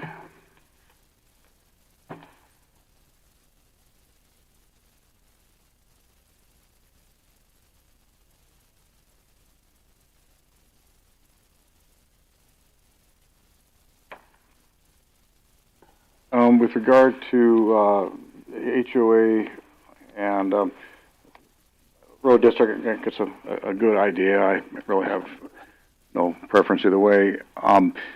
The covenants have called for, or do call for, after 1 year after the developer builds the roads, responsibility is taken over by the HOA, and essentially 100%. I mean, there's some legal fees and so forth that. The fees are still $45 a month per homeowner in the HOA, and the vast majority of that goes to road repair. When I was on the executive committee, we devised many different ways, including money markets and things like that, to make sure that that nest egg grew. And they do have, there's a good chunk of change there. That's just one point. The other thing is that those are dedicated public right-of-ways. And just because a few of them would prefer not to have other folks traverse it is not a defensible reason. It's a public right-of-way. I mean, that's the way I dedicated it that way in the first place. And they're built to handle it. They'll show you some pictures of edges cracking off and so forth, which is not atypical for an asphalt road, but they'll also show you pictures of the banks of the ditch all eroded. Again, that's an HOA matter to keep those maintained, because one of the ones that they show you that shows the most great damage is actually an access, is actually a driveway, not the road itself, just a point. But it is their responsibility to maintain those. If they don't, you're going to get cracking off the sides. The other aspect is they were built heavier than engineered specifications call for, with the amount of subgrade and compaction and so forth. We had those done under the eye of an engineer the entire time, and compaction studies completed each and every time. You don't see any, dips and waves and stuff like I've seen many, many times in Rapid City of developers that didn't give a crap or didn't compact properly. So I would invite every one of you to take a minute and, maybe half an hour depending where you live, but to go out and drive those and see that they're a very, very good road system. As to any future growth up there, the master design that has been indicated in the past shows that as it grows east, there are other roads that connect back down into Wildwood, and also connect down to Singletree, which is the way to go out on 141st. Now that is outside of the jurisdiction, or should I say the responsibility of the HOA. I'm telling you, those are maybe 5 at the most optimistic, but probably most likely 10 years away, and I quite honestly fully intend not to own the place back. But and to say they're not willing to accept fees to help them with additional maintenance, I don't even know where it gets that. I'm sure the body politique out there does not feel that same way. So just saying, we do intend to contribute to those maintenance repairs to the tune of $45 a month, or as they go up per the HOA, although we will not be governed by that HOA for a number of reasons. And one of the reasons, I think, or a number of the reasons are, well, I won't go there, but unreasonable enforcement and things like that are going on. Well, first of all, Kent, there's going to be no obligation of any of these lot owners, if this development goes forward, to actually contribute that $45 a month, correct? I'm sorry? There's no obligation of any of these future lots to contribute to the HOA, because they won't be in the HOA. No, there is an HOA. However, it will be a covenantal requirement that money that they pay some other HOA. That money be into a road maintenance fund, which will be dedicated to that HOA if they want it. But in addition to that, we're going to have. I mean, so what I hear you saying is, if these other lots get done, they're going to have their own HOA to maintain their road. That's true. But that HOA won't have a requirement to pay the other HOA to maintain their road. There, in my opinion, because there is use, there needs to be something that goes to that to the Golden Valley HOA. I think that's fair. Well, okay, we haven't seen any of that. I mean, it's. But there's no development yet at all out of that, because all the development that's taking place is everything east of there, which is not inside the right. And these areas aren't inside either. Correct. The areas where they're future areas. Correct.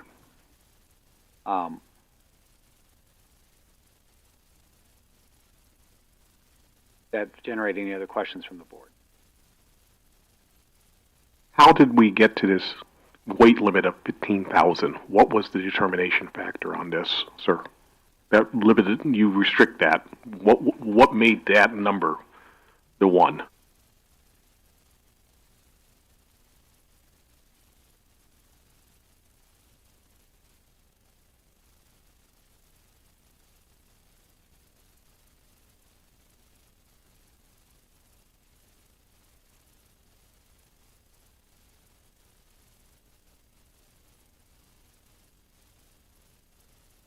So hypothetically, if Mr. Hagg wanted to bring some construction equipment through that way or heavy loaded vehicles, you're saying that if those vehicles are over 15,000 in weight, they're violating HOA rules, but is that legally enforceable? He can't give them traffic tickets or anything?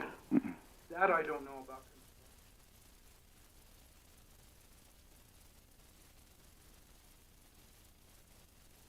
It's very likely, it said 5-ton axle weight limit is what they said. It's very likely a bridge weight limit, not the roads. But, you know, we could check into that to see where that comes from. But that's probably where it originates, your weakest point. And I don't want to see those roads crumbled up either, because they're the lifeline to any other development to the north for a while, at least. And they're, like I said, they're built very well. However, I would be willing to work with Mr. Eastman, HOA, our engineers, whomever else wants to give an opinion as what would that road sustain for proper axle weight, per axle weight, and I'm just get it set. And anybody who's constructing anywhere that has to traverse those roads would need to comply, and if they need to add another axle to comply, then that's just what they do. I'm just going to say it very quickly. In your whole explanation, you talk about future roads and everything else. We have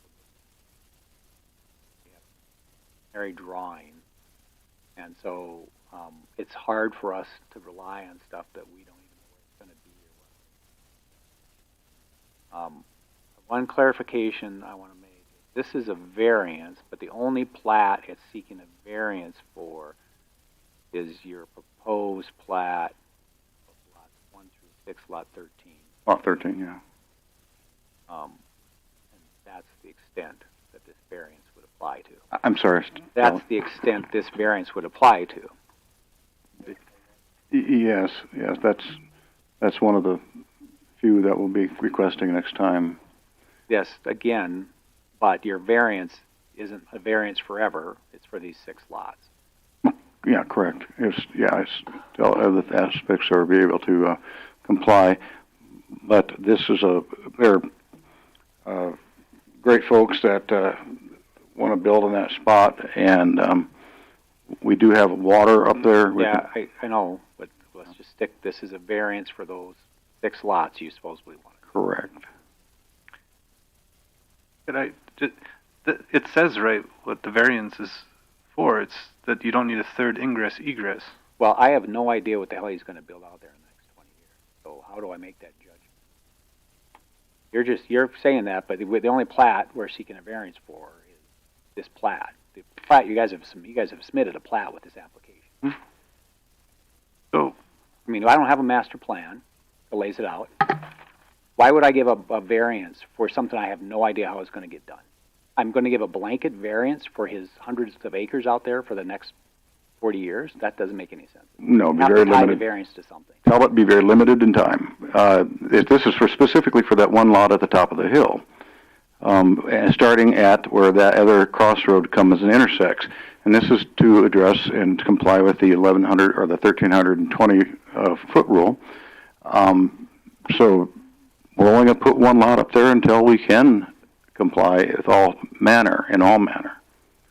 So are you only asking for lot 13? Mm-hmm. That's it? Lot 13 and then lot 1 through 6? Oh, the variance for it being a private drive, which is supported by ordinance, county ordinance. Well, actually, the way that variance is published is preliminary plat of lot 2, 13, 18, and 19. So 4 okay. lots. Mm-hmm. It'd be those. Those are the ones on the preliminary plat that you guys have submitted that actually have Yes. building envelopes. Yes, and this would satisfy the 1,320-foot requirement or maximum requirement length because it's 1,120 feet to that's crossroad, I believe. But after the requested the lots that are being requested to be platted, after that we'll put a hammerhead compliant or emergency hammerhead in at the end of that, and it's temporary.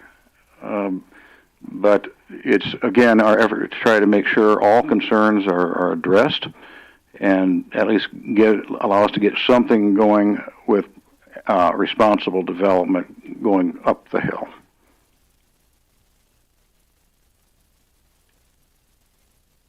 Other questions? Staff's thoughts? Fine. I also thought the variance was for Silence Holdings for their townhomes because it's also adding more traffic to Silence Holdings. Those 12 lots, you're going to see that plat next month too. These were all tied together in November's meeting. The septic, the dead ends, the traffic study. That's for both subdivisions that were coming through. Mike Toohey was working on both sides of that. Okay, but the Silence Holdings is not in the HOA area. Correct.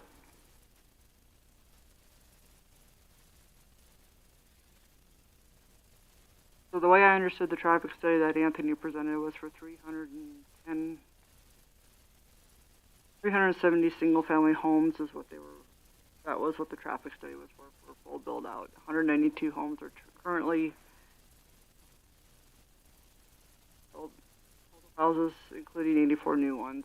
So just going off of his traffic study, that's where I understood they were going. That's why they did one. So they don't ever have to build a third egress. They don't want to build Ricker Road out. So in other words, if they met the requirement of the ordinance. Do you have to do a traffic study? And going back to the old minutes, it was suggested that a traffic study be complete. Okay. So they met that requirement. They supplied one, but I understand that they didn't. It's not based off of a new master plan of the subdivision. Well, I'm not sure. Again, I go back. Do we have a master plan for this north area? Okay. I do not. I just have. You have a drawing, a rough out drawing. So, as I see it, it's incomplete or insufficient. Kind of throw a dart at the wall and hope that it hits somewhere.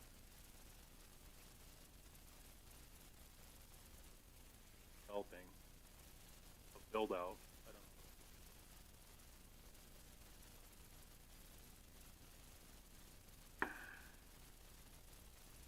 And my commentary was going to be, okay, so we're asking for this variance because we want to plat however many lots, 4 lots, whatever the number is here. And we've got lots in between 13 and 2. So what do we come back again in another month, and now you want the variance for those 10? This is just literally a stopgap, a temporary variance until we can fully comply with what it would require to do the entirety. The 27 lots. There's a total of 27 lots that have services and are surveyed out and could be platted. But I'm not going to ask this board to do that until we can demonstrate being able to comply with things like water and the egress and things like that. But I think I know that I haven't been on since the beginning of your process here, but I do believe we've said no more piecemeal. I don't know, maybe I missed something. You're right, on March 6th of 2023, that is correct. You brought a preliminary plat in, it was deferred, and the conditions were the water be built or bonded for, master planning be produced, the right-of-way for third egress be secured, the road conditions be reviewed to ensure compliance, egress routes, and clarifying compliance with stormwater drainage. Those were his requirements. The plat was withdrawn. So he comes in with another plat. That's already been stated. So ask for a variance if you don't want to develop the third egress. That was my stance on it. Going back through prior planning agendas.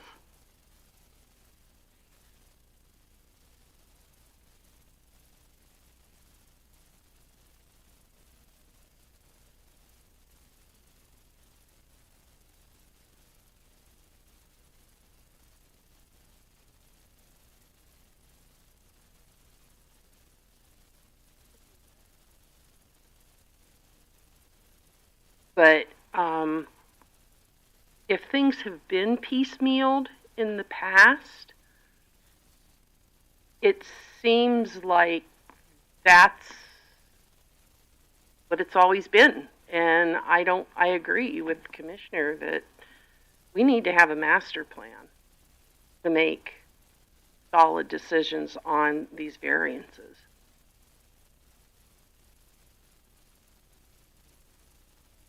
I will point out that this is the only addition to Phase 2 that has ever been requested. It's the only one that's ever been requested. So there's nothing else that goes off of where the core Golden Valley subdivision is. In all due respect, though, from what I'm hearing it today, there's been several times with the other phases that you've come back and asked for other things that weren't initially asked for. So, I mean, you can sit and say that this isn't going to happen again, but I'm not. Okay, I'm sorry. I didn't mean to interrupt. I interrupted. Excuse me. no, I just stand firm for myself as far as in order to make sound decisions on these variances. I think it behooves you as well as us as a board to have that master plan. Okay. My honest opinion is I can see both sides. I do believe in your argument, the public right away, because if I was driving around in one of the subdivisions, and my wife and I did that when we were looking for houses when we first got here, I had people come out and stop me in your neighborhoods, ask me, who are you, what are you doing here, stuff like that. And I didn't like being treated like that, but obviously they were curious. On the other hand, these people are paying in to maintain the standard of living that they want to achieve. And obviously there's a lot of friction between these two sides that I don't know if all the answers are going to come directly from this commission in regards to finding a way to reach somewhere in the middle. I hate to see such polarity here. We are going to develop, we are going to grow. Meade County is right in the middle of that, but are we growing the right way? Are we being managed in a way that we can do growth that everybody could agree to and get along with? May not all agree, but we all learn to disagree and get along with each other. So in this variance issue, my fear is that if we grant it to you, I'm afraid we gave you a cookie and you're going to ask us for a glass of milk. But if we allow it, then, you know, we are telling this homeowners association, hey, they get to dictate, you know, who can use their roads and for what reasons to a certain extent. Are they going to have a guardian angel group come down and stop people? Hey, I'm going to weigh your vehicle. Or are they going to take pictures and put it on Facebook and say, hey, you know, these guys are in violation, somebody get after them? I see this in Somerset with people letting dogs poop in other people's yards, driving me nuts. Is there another way we can look at this other than... Absolutely. And to your point, they are public right-of-ways and nobody has a right to stop anybody on them, period. The other aspect is that nothing I would like better than to sit down with executive committee and discuss and work this out, but all I get is letters from their attorney. That's been some time ago in all fairness. And hopefully Mr. Zamora and the executive board will sit down with us and work out some of these things. I'm totally about that. Also, for the record, I will say that the majority, I would offer that the majority of folks out there have no problem with this, and the majority of them have excellent water, and except that most of those folks are working folks that can't be here during the day either, though. Right? I know. Not quite, but all right. Other questions or thoughts?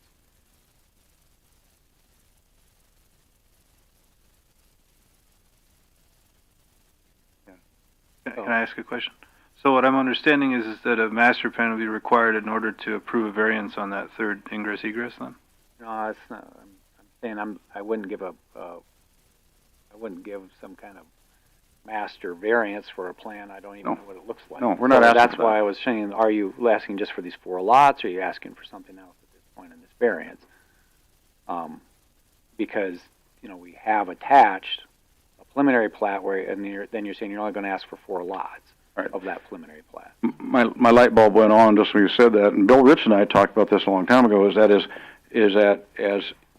as any expansion happens, those be the trigger. I think you mentioned that earlier, Mr. Chair.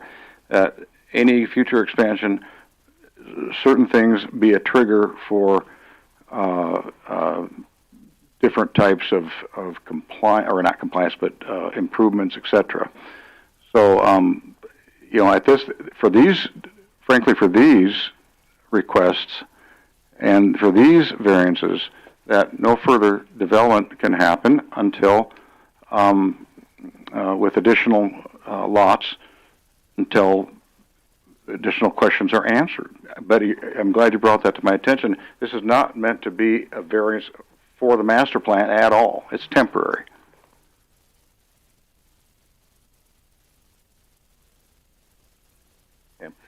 That's something else we could just say, well, grant the variance at this point for up to, pick a number, whether it's 4 or 6. I think it needs to probably include all of those lots instead of. Well, I mean, I up to that cul-de-sac.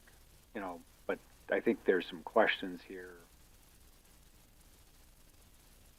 Traffic flow question. Yeah, can those intersections handle it? Sure. But it seems to be, previously you talked about doing the third way in and out up on the north end. And we looked at that, and we looked at Rickard Road. Talked about all these different things. And now you come back and say, oh, I don't ever need a third way in. So it's been... Feasibility of doing either one of those is somewhat suspect right now,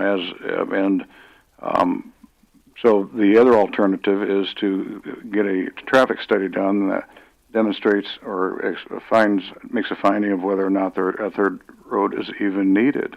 And you can look at it, and clearly that's not the case. I know a few folks in the HOA would like to see that, but in all fairness, I just really am trying hard here to make sure we do this in a responsible manner with minimal impact on the lower lots of phases 1 and 2. The units, I appreciate Mr. San Monahan's observation, but what we're going to provide next week, next meeting, are there's 1, 2, 3, 4, 5, 6, 7, 8, 9. Is that what we were thinking? And then do the hammerhead north of that. But only with regard to a private lane designation, and it's still under the 1,320 feet up to lot 13, because that one is waiting to be done, and those folks would like to proceed. And we do have everything else ready to go for them by the time they are. So. Yeah. I, again, can't make motions.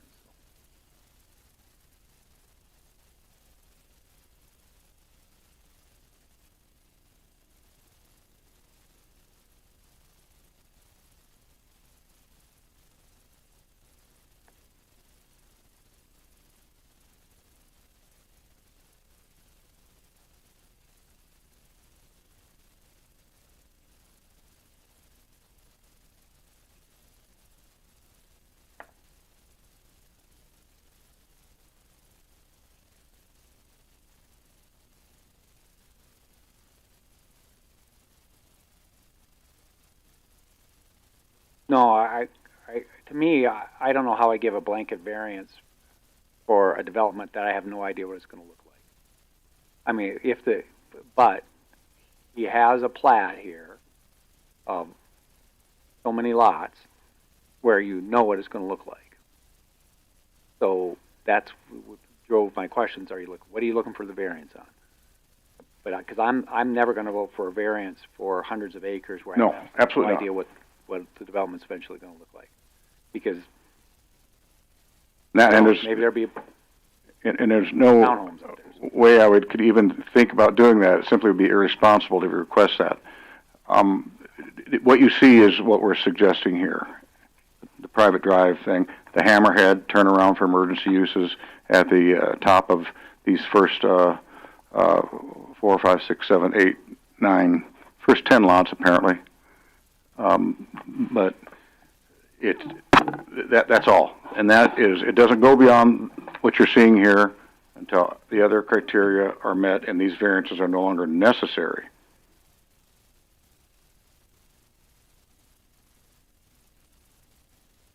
Well, we're not approving the plat. So, I mean, if anybody was being inclined to grant this, I would think the cleanest way to do it would be the motions should say up to 10 more building lots. I wouldn't even call out the specific lots because we don't have that plat in front of us. I mean, I think it would be cleaner, easier, and then he can bring forward, if you're inclined to grant it, at least from a saying, yeah, you don't need the third axis here for right now. I think that's almost an easy way. Because the difficulty you have with calling out the specific lots is I don't know if we're going to agree to plat those existing lots. Can I say something? So when please. when Max and I had a meeting with Kent and Anthony a couple weeks ago, the third egress was on not to connect Crested Wheat to Ricard Road, to build that out. That's what the traffic study was designed for. That's what I understood it for, and that's what Max understood the meeting for was also. It wasn't for these 7 new lots or 8 new lots. If that's what we're wanting, then this variance, like the one before, should be denied, or it's not a valid variance, because it was for not to have the third egress road on Ricard Road. Ever? Yes, ever. Well, that doesn't make any sense. That's what they were requesting me, and that's what the traffic study was for. Well, That's the meeting I had with them. So now it's like the whole presentation has switched to what my recommendation was, what the variance request was out of the ordinance, what I have researched is not what is being presented. So now I have a different plat that was submitted this morning that's different. We talked about that plat. They did not organize that with baseline. I cannot order work to baseline on behalf of Kent Hague. They did not meet the submittal deadlines for that. So this plat you're seeing is something they asked to be on, which I put on there as a late item. There's no comments from us. There's no research. What is presented was not to build the third road for Crested Wheat to Ricard Road, and that's not what's being presented today. If I may, respond. It certainly isn't our intent to do anything other than what we discuss, and this has not been submitted. We did inquire as to whether it'd be helpful for illustrative purposes, but that the one variance is for the third ingress egress. That question has been answered by a professional study, a traffic study that has determined that's not necessary, and also that's the opinion of the fire department jurisdiction. So, I apologize. I'm not trying to change what the presentation is, but I thought there was 2 there. Isn't there one for the third egress and then one for the hammerhead in this length here? No. So okay, just so so I'm I probably understand, premature. You think, well, as I understand the variance is over all their ground, we never have to do a third ingress. Variance was not to connect. Ever. That's why they did the traffic. With the definition of 370 homes being the full build-out. I make a motion to deny. I'll second it. Oh, I would withdraw it before, I would ask that we be able to withdraw it, because something's not hitting on all cylinders here, it feels like, and so I apologize for that, but I think we can get a lot of these questions answered and get more clarity. I don't want it to sound like a shotgun approach and then, denied, because it has tremendous ramifications. So I would withdraw it and or continue it until next time, like we did the last request. There's a motion pending. The developer has asked just to withdraw it. If the developer withdraws the variance, which would require him to have to file a new variance to move forward, is there an objection by Okay, here's my commentary. It's 5 o'clock. The majority of our 4 hours have been spent on your 2 variances. Right. I would expect that in the future, you meet Tanya's deadlines and that you have everything we need. This is ridiculous. That is certainly our intent, and Thank that you. is, I'm done. believe me. I don't want a Okay, response okay, from so you. the question is, you're willing to withdraw the motion if they just withdraw the They withdraw the motion. Fine with that? Okay, all right. So, let the record reflect that the developer withdrew the motion from the variance from consideration, and that it would be required for him to submit a new variance with a new form, if he wishes to. That doesn't mean he can't submit the exact same thing, but it's a new filing. Kent, I think you end up getting a lot of whiplash from you and a lot of filibustering. So, been a lot of change up in it. So you've gone from, I'm going to do this, and this, and now you come at us with brand new theory. So this has been longer than probably we expected, because from us who have been on the board for a while, this is very, very new for us, what you're asking for. So hopefully we can kind of refine it down. So, but we have a couple other things to do for business here. I'll go to 5, get a motion to exit the Board of Adjustment, please. So moved. Let's go to 5B, preliminary plat. Just to be clear for everybody before I go to this, his water variance is still scheduled for April on the water issue, unless you come back and tell us that you want to move it to May. That's not been withdrawn. Yep.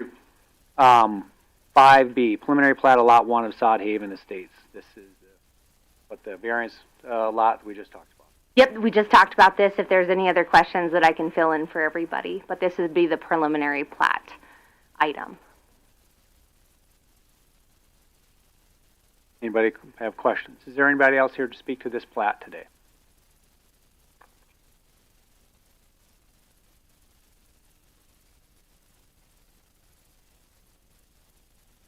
Questions? No questions, I entertain a motion. Approve as presented. Second. Any discussion? All those in favor signify by saying aye. Aye.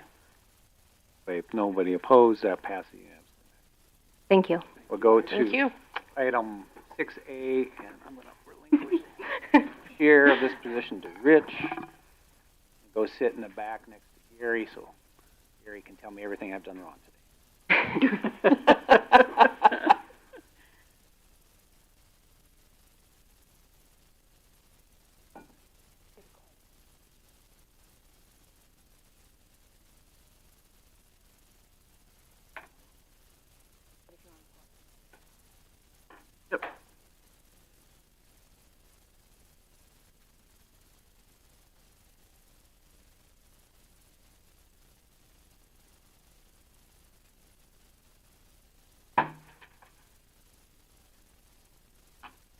I don't know if it's a good sign or bad sign if the planning director heads out on your item, but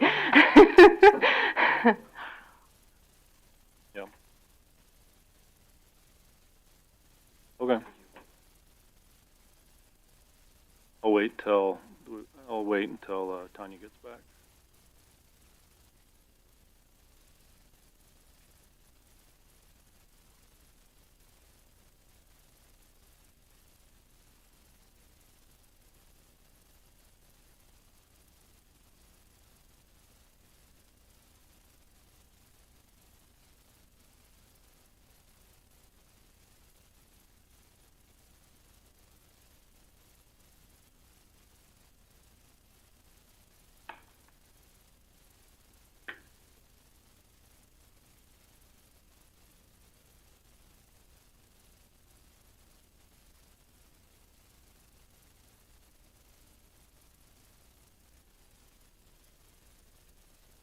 I did not.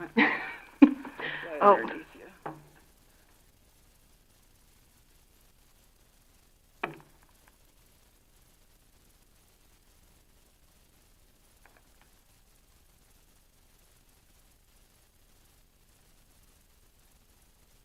fired up. It's been a while since we've had a long meeting. Last one we got spoiled on, it was like 20 minutes. 20 minutes.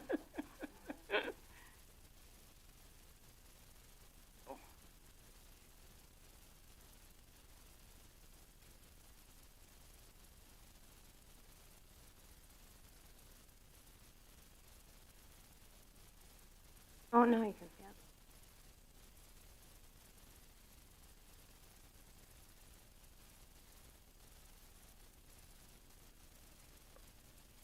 it. Okay. Okay. Yep. Go ahead. I know we've got a couple of new board members. We started this subdivision project back in 2023, is when we started coming to meetings. I don't know if you look back at the history, but this one we've really taken a lot of comments from this board and incorporated them into our designs. So hopefully, if you've been around or have looked back, you can kind of see some of those comments have been taken into account and incorporated. We're multiple revisions in. We have a full package, being submitted to Meade County. But I know that a few of the hot topic items are the drainage and then the water system. Those were always the big ones that had multiple comments. The water system has been submitted to DANR. We have a Madison well. It's 3,000 feet deep. We have 300 gallons a minute.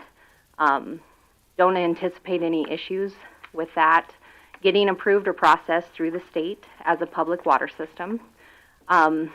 We have 51 lots proposed. This is a residential air park, which is a new concept.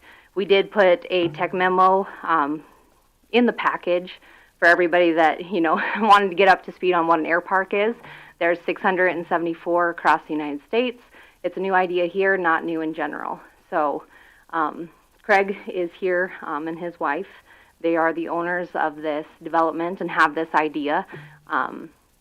They've visited the other air parks and talked to people that own those areas so that we can incorporate the safety features that go into an air park. I know that was a couple of the comments or questions on how we're going to control it, and that's why one of the concepts that we're bringing forward is a community lot 1, which is going to have our runway areas and also our internal road system. We're doing private ownership on that, or community lot 1, so that we're able to police it or control it for safety purposes. It's going to be a gated community. It's going to have controlled access. Emergency services have reviewed that controlled access with North Payne's Fire Department. They have a letter in here talking about some of those access items. We have a section line relocation as part of this project that we've shown on there. We've taken that to this planning board in November, I believe, but know that they're all tied together. So the preliminary plat and the section line relocation have to go as one unit going forward. So I don't know what else you guys want to know.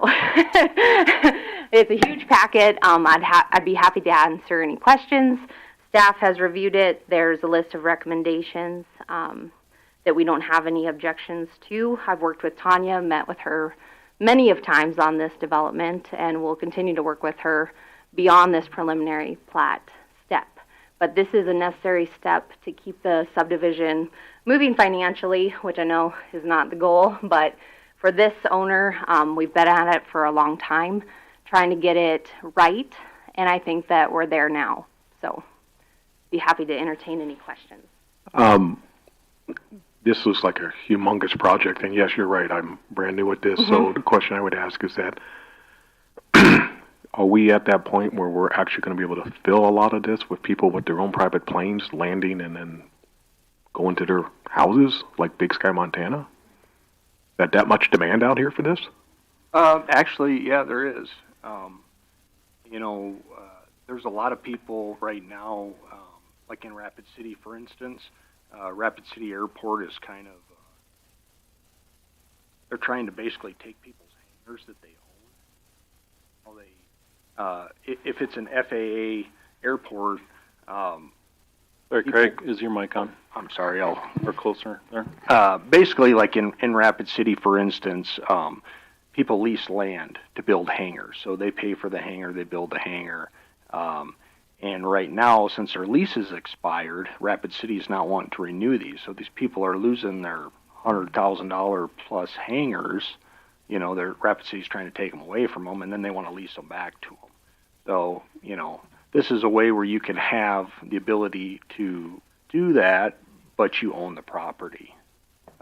Is kind of the concept of it, and it's convenience too for people that they use aviation for business or pleasure or whatever else. They can do that, just like people riding motorcycles on the streets. We That's fly in the understandable. sky. So, But gated communities, I didn't think I'd ever find one out this way. How did this concept come to fruition? the gated community, the nice part about it is, I mean, the last thing you want in like an air park or anything like that is people that don't need to be in there, because obviously you don't want cars getting in the way. You know, there's certain criteria, I guess, you'd use for, you know, obviously airplanes have the right of way. You know, you let them taxi to the runway. I mean, so you don't want people that don't need to be in there. You know, so having the gated community just gives a protection to somebody that doesn't know they're supposed to be in there. Obviously, you know, when planes are taxiing, it's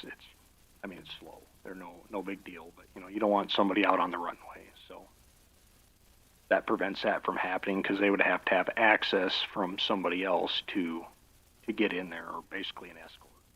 So if they weren't from there. I have two questions, just to follow up on what you're saying about the taxing and whatnot. So am I correct that anyone that would be flying in and out of this particular area would be cleared through the regional airport tower, or how is that? So how does that work? Yep. So there are certain areas that are restricted, like Rapid City Airport. They basically have a small area that, you know, up to, I think it's 5,700 feet down to the ground, they control. So if you go into their space, you have to have radio communication with the tower. Ellsworth is the same way, and I think they're at 5,800. This doesn't fall in, like, basically 90% of the country's airspace is unrestricted. Now, a lot of times you would be just going, like, you can fly right through Ellsworth, right through Rapid City. You just have to talk to them. So you request permission to go through, and it's like an everyday thing. So. Okay, thank you. And then my second question is, when I had read through the reports, I had picked up on the septic, that there was it's a licensed contractor, but not licensed in Meade County, that did the perk testing. Yeah. Is was that a concern for us as the county? I mean, apparently they're licensed in different counties in the state, but they just don't have the licensing here in Meade County. So does that impact, or would it impact? No? So they're licensed through the state. So okay. The way that would work, I mean, each one of these lots is going to have to get a perk test anyway. Okay. So this was a perk test to just show that what's out there for it. And I don't think that if they're not licensed in the county, that doesn't really affect the results, but I would suggest that they should be licensed in the county because we have that requirement. So. Okay. But each septic system would require its own permit with the county and its own perk testing as part of that. So. Thank you. So, because of the training area of Ellsworth has expanded greatly with the introduction of the B-2s coming in, and of course what just tragically happened in Washington, D.C. a couple of weeks ago, you guys aren't going to be controlled by the FAA or anything like that, correct? We have approval for the airstrip through the FAA, and that letter's in there. And we also did reach out to Ellsworth to ask if they had any concerns or issues. And they were okay with it? Yes. Okay. Yeah, and actually, because we went through the FAA process, I mean, this actually is, it's been on the sectional charts as an airport for a good year and a half, probably. So I can pull up a sectional chart, and you'll see where it is. So it's actually already all approved, and things good with the FAA. So. Let's go to staff. Some of the questions or concerns, we've addressed in the past are drainage issues. Obviously, we have a section line issue there. So if staff, I guess, just kind of give us your take on everything that's been presented currently in this preliminary plat. So the section line was presented in November. There was no decision making on that one, so I'll have to come back through again in April. Recommendation to the commissioners, so that will come back through once more. Actually, It's in the minutes. Was it in Yep. Yeah, they actually approved Did it, they? but Made they a weren't going to recommendation submit to it the commission. until it came with the plat. Yeah, so the idea is to get, once the preliminary plat is approved, then you guys can approach the commission to do the section line relocation. Because If without they were knowing, tied with that, does that mean it has to come back to the planning board? so the section line relocation goes straight to the commission. Is that correct, Tanya? Once the recommendation was made here, I thought it did. Yeah. Yes, then it goes. Once the preliminary plat's approved, so then it can go to then the section line relocation portion can go to the commission. Okay. I believe we understand that. And I did notice that you guys did lower some of your road profiles Yes. from what you originally had. Yep. I do still have a lot of concerns, and the preliminary plat, so that the way that the preliminary plat requirements are written, it doesn't require you to do inner lot grading, right? So between the roads, it doesn't require you to do those. These are small 1-2 acre lots, so getting any fill on those in those drainage areas is going to be a challenge because you can't put a septic system in a filled area. So, Right. So you got some challenges. So just going forward, I mean, that's a huge concern for me is you're building in a relatively low area. You've got a foot of topsoil and the rest is fat clay. So, so septics, I think on a wet year, you're going to have a whole lot of trouble getting on pass. This year, you can pour water on the ground, it's just going to go in. But in the spring, it's probably not going to be the case. So, the fill in between the roads, I know that some of the roads are elevated, a couple feet. Then you create that bowl situation. If you build up your house, and then you've got a low area for your septic system. So there's going to be a lot of scrutiny on that. I'm not going to lie. There's a lot of comments about that floating around. So be aware of that as you move forward. The gated community portion. Sorry, I'm off topic, but it's on there. We don't have anything in our ordinances, so we need your assistance to help us with that, to see what we need to require. We also don't know, we got a letter back from the fire department saying it's okay, you got to have a lockbox, but when the road design comes in, when your design plans shape up, what do the fences look like? What do the gates look like? What do the lock boxes look like? Who has access? What happens when utility comes in? All of those questions are out there. So we don't know those because we don't have, there's a couple, I think, gated areas maybe in Rapid that we could probably steal some information from their ordinances. And I found some online, but I can pull things from online, but you may not want those things, right? Right. they might get stricter. See the notice of intent from the South Dakota DNR, that was the wrong permit that you referenced on there, and I don't believe you have a current permit. Is that correct? That was just for the runway rough-in that Craig moved forward with Bill Rich when he did the earth disturbance permit. So we understand that we will need to pull a new notice of intent or stormwater permit for the entire build. You have on your plans relocating wetlands. Have you gone through relocating wetlands before? I have gone through that, but we actually had the wetlands delineated and submitted to the Corps, and they actually don't identify that those would be relocated or mitigated wetlands necessary because they are not continuous. They're not connected, but we are designating that on our plan so that you can see that we're not taking it away. We're just moving it, even though per the Corps of Engineers, we don't have to at this point. But the state may require something different, though. May require Even though the more. Corps doesn't. it's just not it's not like you just pick them up and move them. Right. Yep. You have to mitigate them. There's it's multiple it's a steps that are process. involved. Right. It's a multi-year process. So, what else is on your?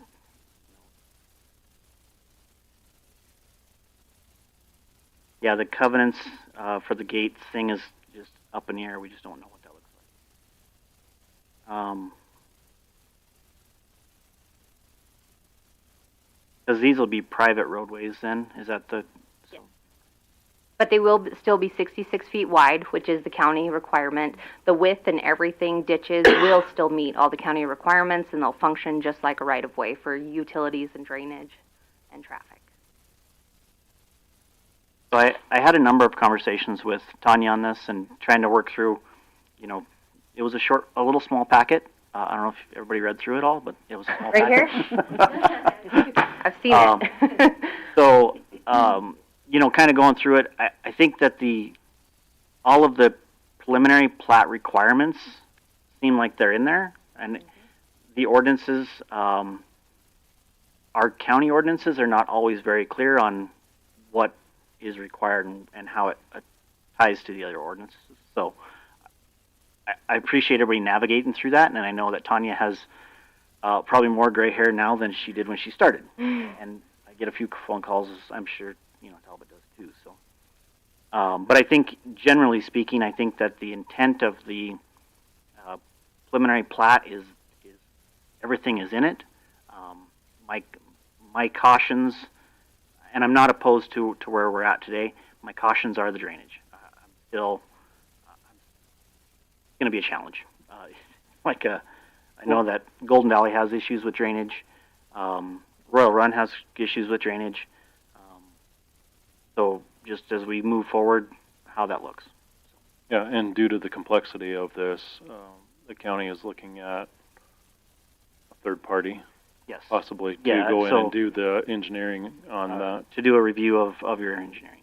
Yep, and that's fine. If the county would like to do that, I just like meeting with the planning director. I will sit down with an engineer and go through those comments and address them. But we do have a full drainage report that's sealed by an engineer. So. And I think we've discussed this in the past. I just don't remember, but when you took into account all of the engineering of the flow and the water, drainage, the amount of standing water. We're adding a lot of hard surfaces here with all the roads we're adding, and all these are hangars, large steel roof. Does that account, all those studies that you've done, does that account for that? Yep, so for in our development area or where we're going to have our hangar lots, we are evaluating it pre-construction how it is today. Post-construction would be 50% impervious. So if you think half of the lot on a 1 acre lot, 2 acre lot, some of them are more, we're assuming 50%, knowing that we'll never get there. Most residential lots are 35% cover for most municipal requirements for zoning. So that's typically what a lot covers, is about a third of it, or not, but a half would be a stretch. So I believe we've taken that conservative look, and we've actually assumed that the other areas would become more impervious, even though we know they're not going to. But knowing that, you know, their drainage is always a concern, I never want to undershoot it. I want to create a safe, you know, development moving forward. I mean, my name is all over it, so if there's a problem, I'm going to be in the paper. But so we've really taken that into account. We've evaluated the regional drainage coming there and what falls on this property. So we've done multiple revisions. We have the calculations to back it up. I know those don't always pan out, but I think that with all the revisions and comments that we've taken into account, I think that we really have the drainage going to be the best it's going to be out here. It's still flat land. I mean, it's going to move slow. Right now, it's just open, flat, just spread out. It's still going to be flat to move through here. It's just going to be in a controlled environment now. And for Rich and Tanya both, the proposed change of section line.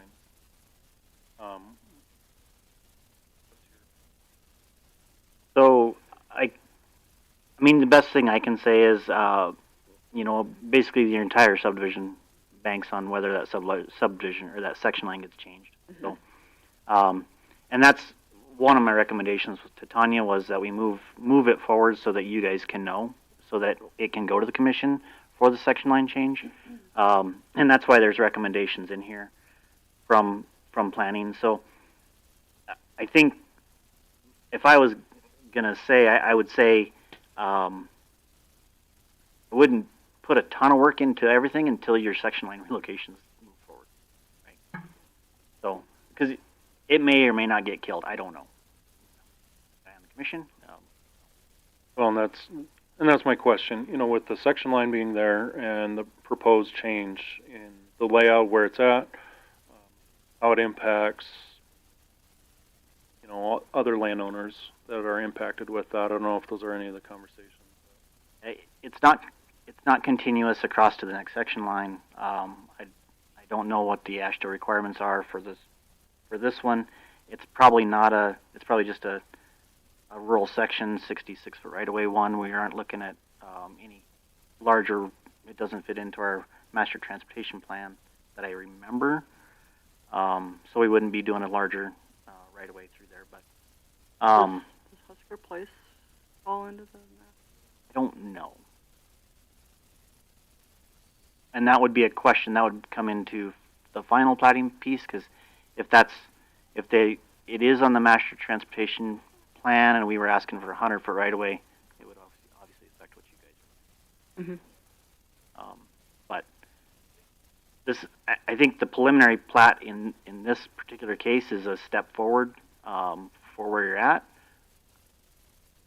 I will be honest and say I've seen preliminary plats go all the way to the end, and then the previous commission before I was on has killed the plat. So it is out there, right? I'm not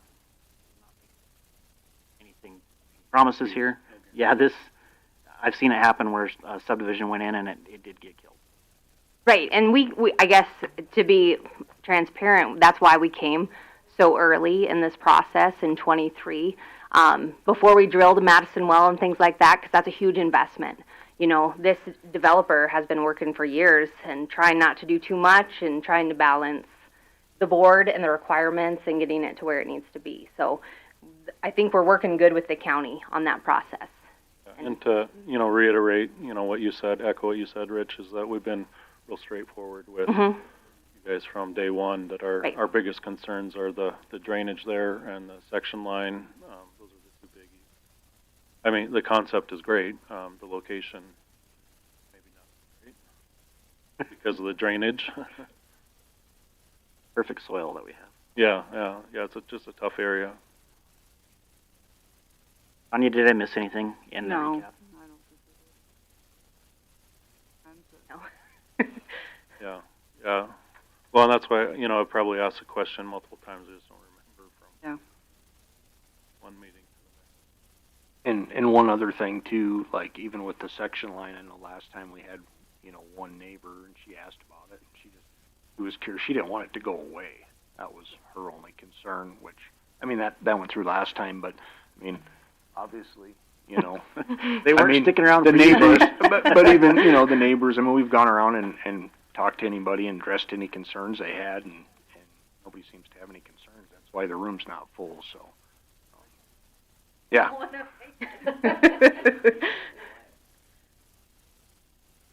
And thank you for staying late, too. I was a little worried you guys were like, that's 5 o'clock, we're out of here. But I appreciate it. So, any further discussion or any additional questions from the board? And this is a preliminary. My computer went to sleep. Plat request for lots 1 through 51, community lots 1, well lots 1 of Infinity Landing subdivision, public right-of-way.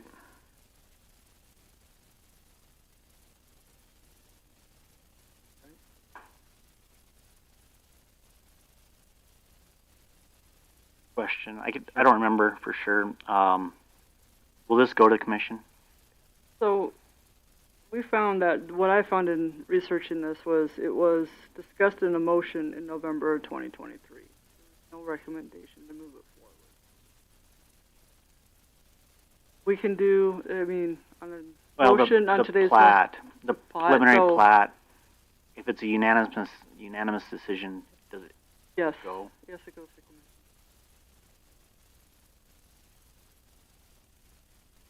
Slide very often. Okay. Yes, it goes to I'm one seat over. Got me messed up. Yeah, feeling really awkward here. I am. Yes, we would need a motion to either pass or fail. I motion that we send it up to the county commission with endorsement And of staff has a the lot of recommendations. recommendations by the staff for approval. I'll second. Okay, we have a motion to,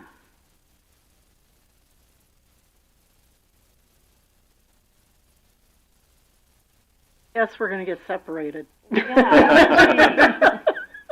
so we have a motion to accept, the preliminary plat as presented with the, staff recommendations.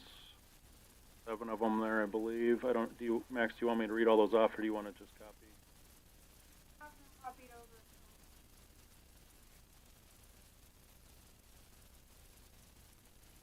Okay. Good. I'm good. There was a lot there. If you're good, I'm good. Good. Okay, all those in favor? Aye. Aye. Those opposed? I'll be opposed. My concern is the drainage still. Is that enough votes then? Yes, should be. Rich doesn't vote? Oh, he does vote? Okay. I didn't know if you voted when you were sitting there. Yes, Rich I'm voted. just sitting in on the board today. Just voted yes for this, though. I did. Okay. Okay, the motion passes. Thank you, guys. Don't worry, we're not going to dissolve off the face of the earth, so you'll still talk about this again. There's a lot there. Okay, Yep, do we have a good night. have a motion? Let's see, we're done, aren't we? We have I will motion to adjourn. updates from staff? Okay, so do we have a motion to adjourn? C? Mike? Unless you're buying pizza. Second. Second. All right, all in favor, yes. Aye. I would assume there's no nays. Good night. I've been here all day. Good job, ladies. Oh, Yeah, you did. Kinda. We all did.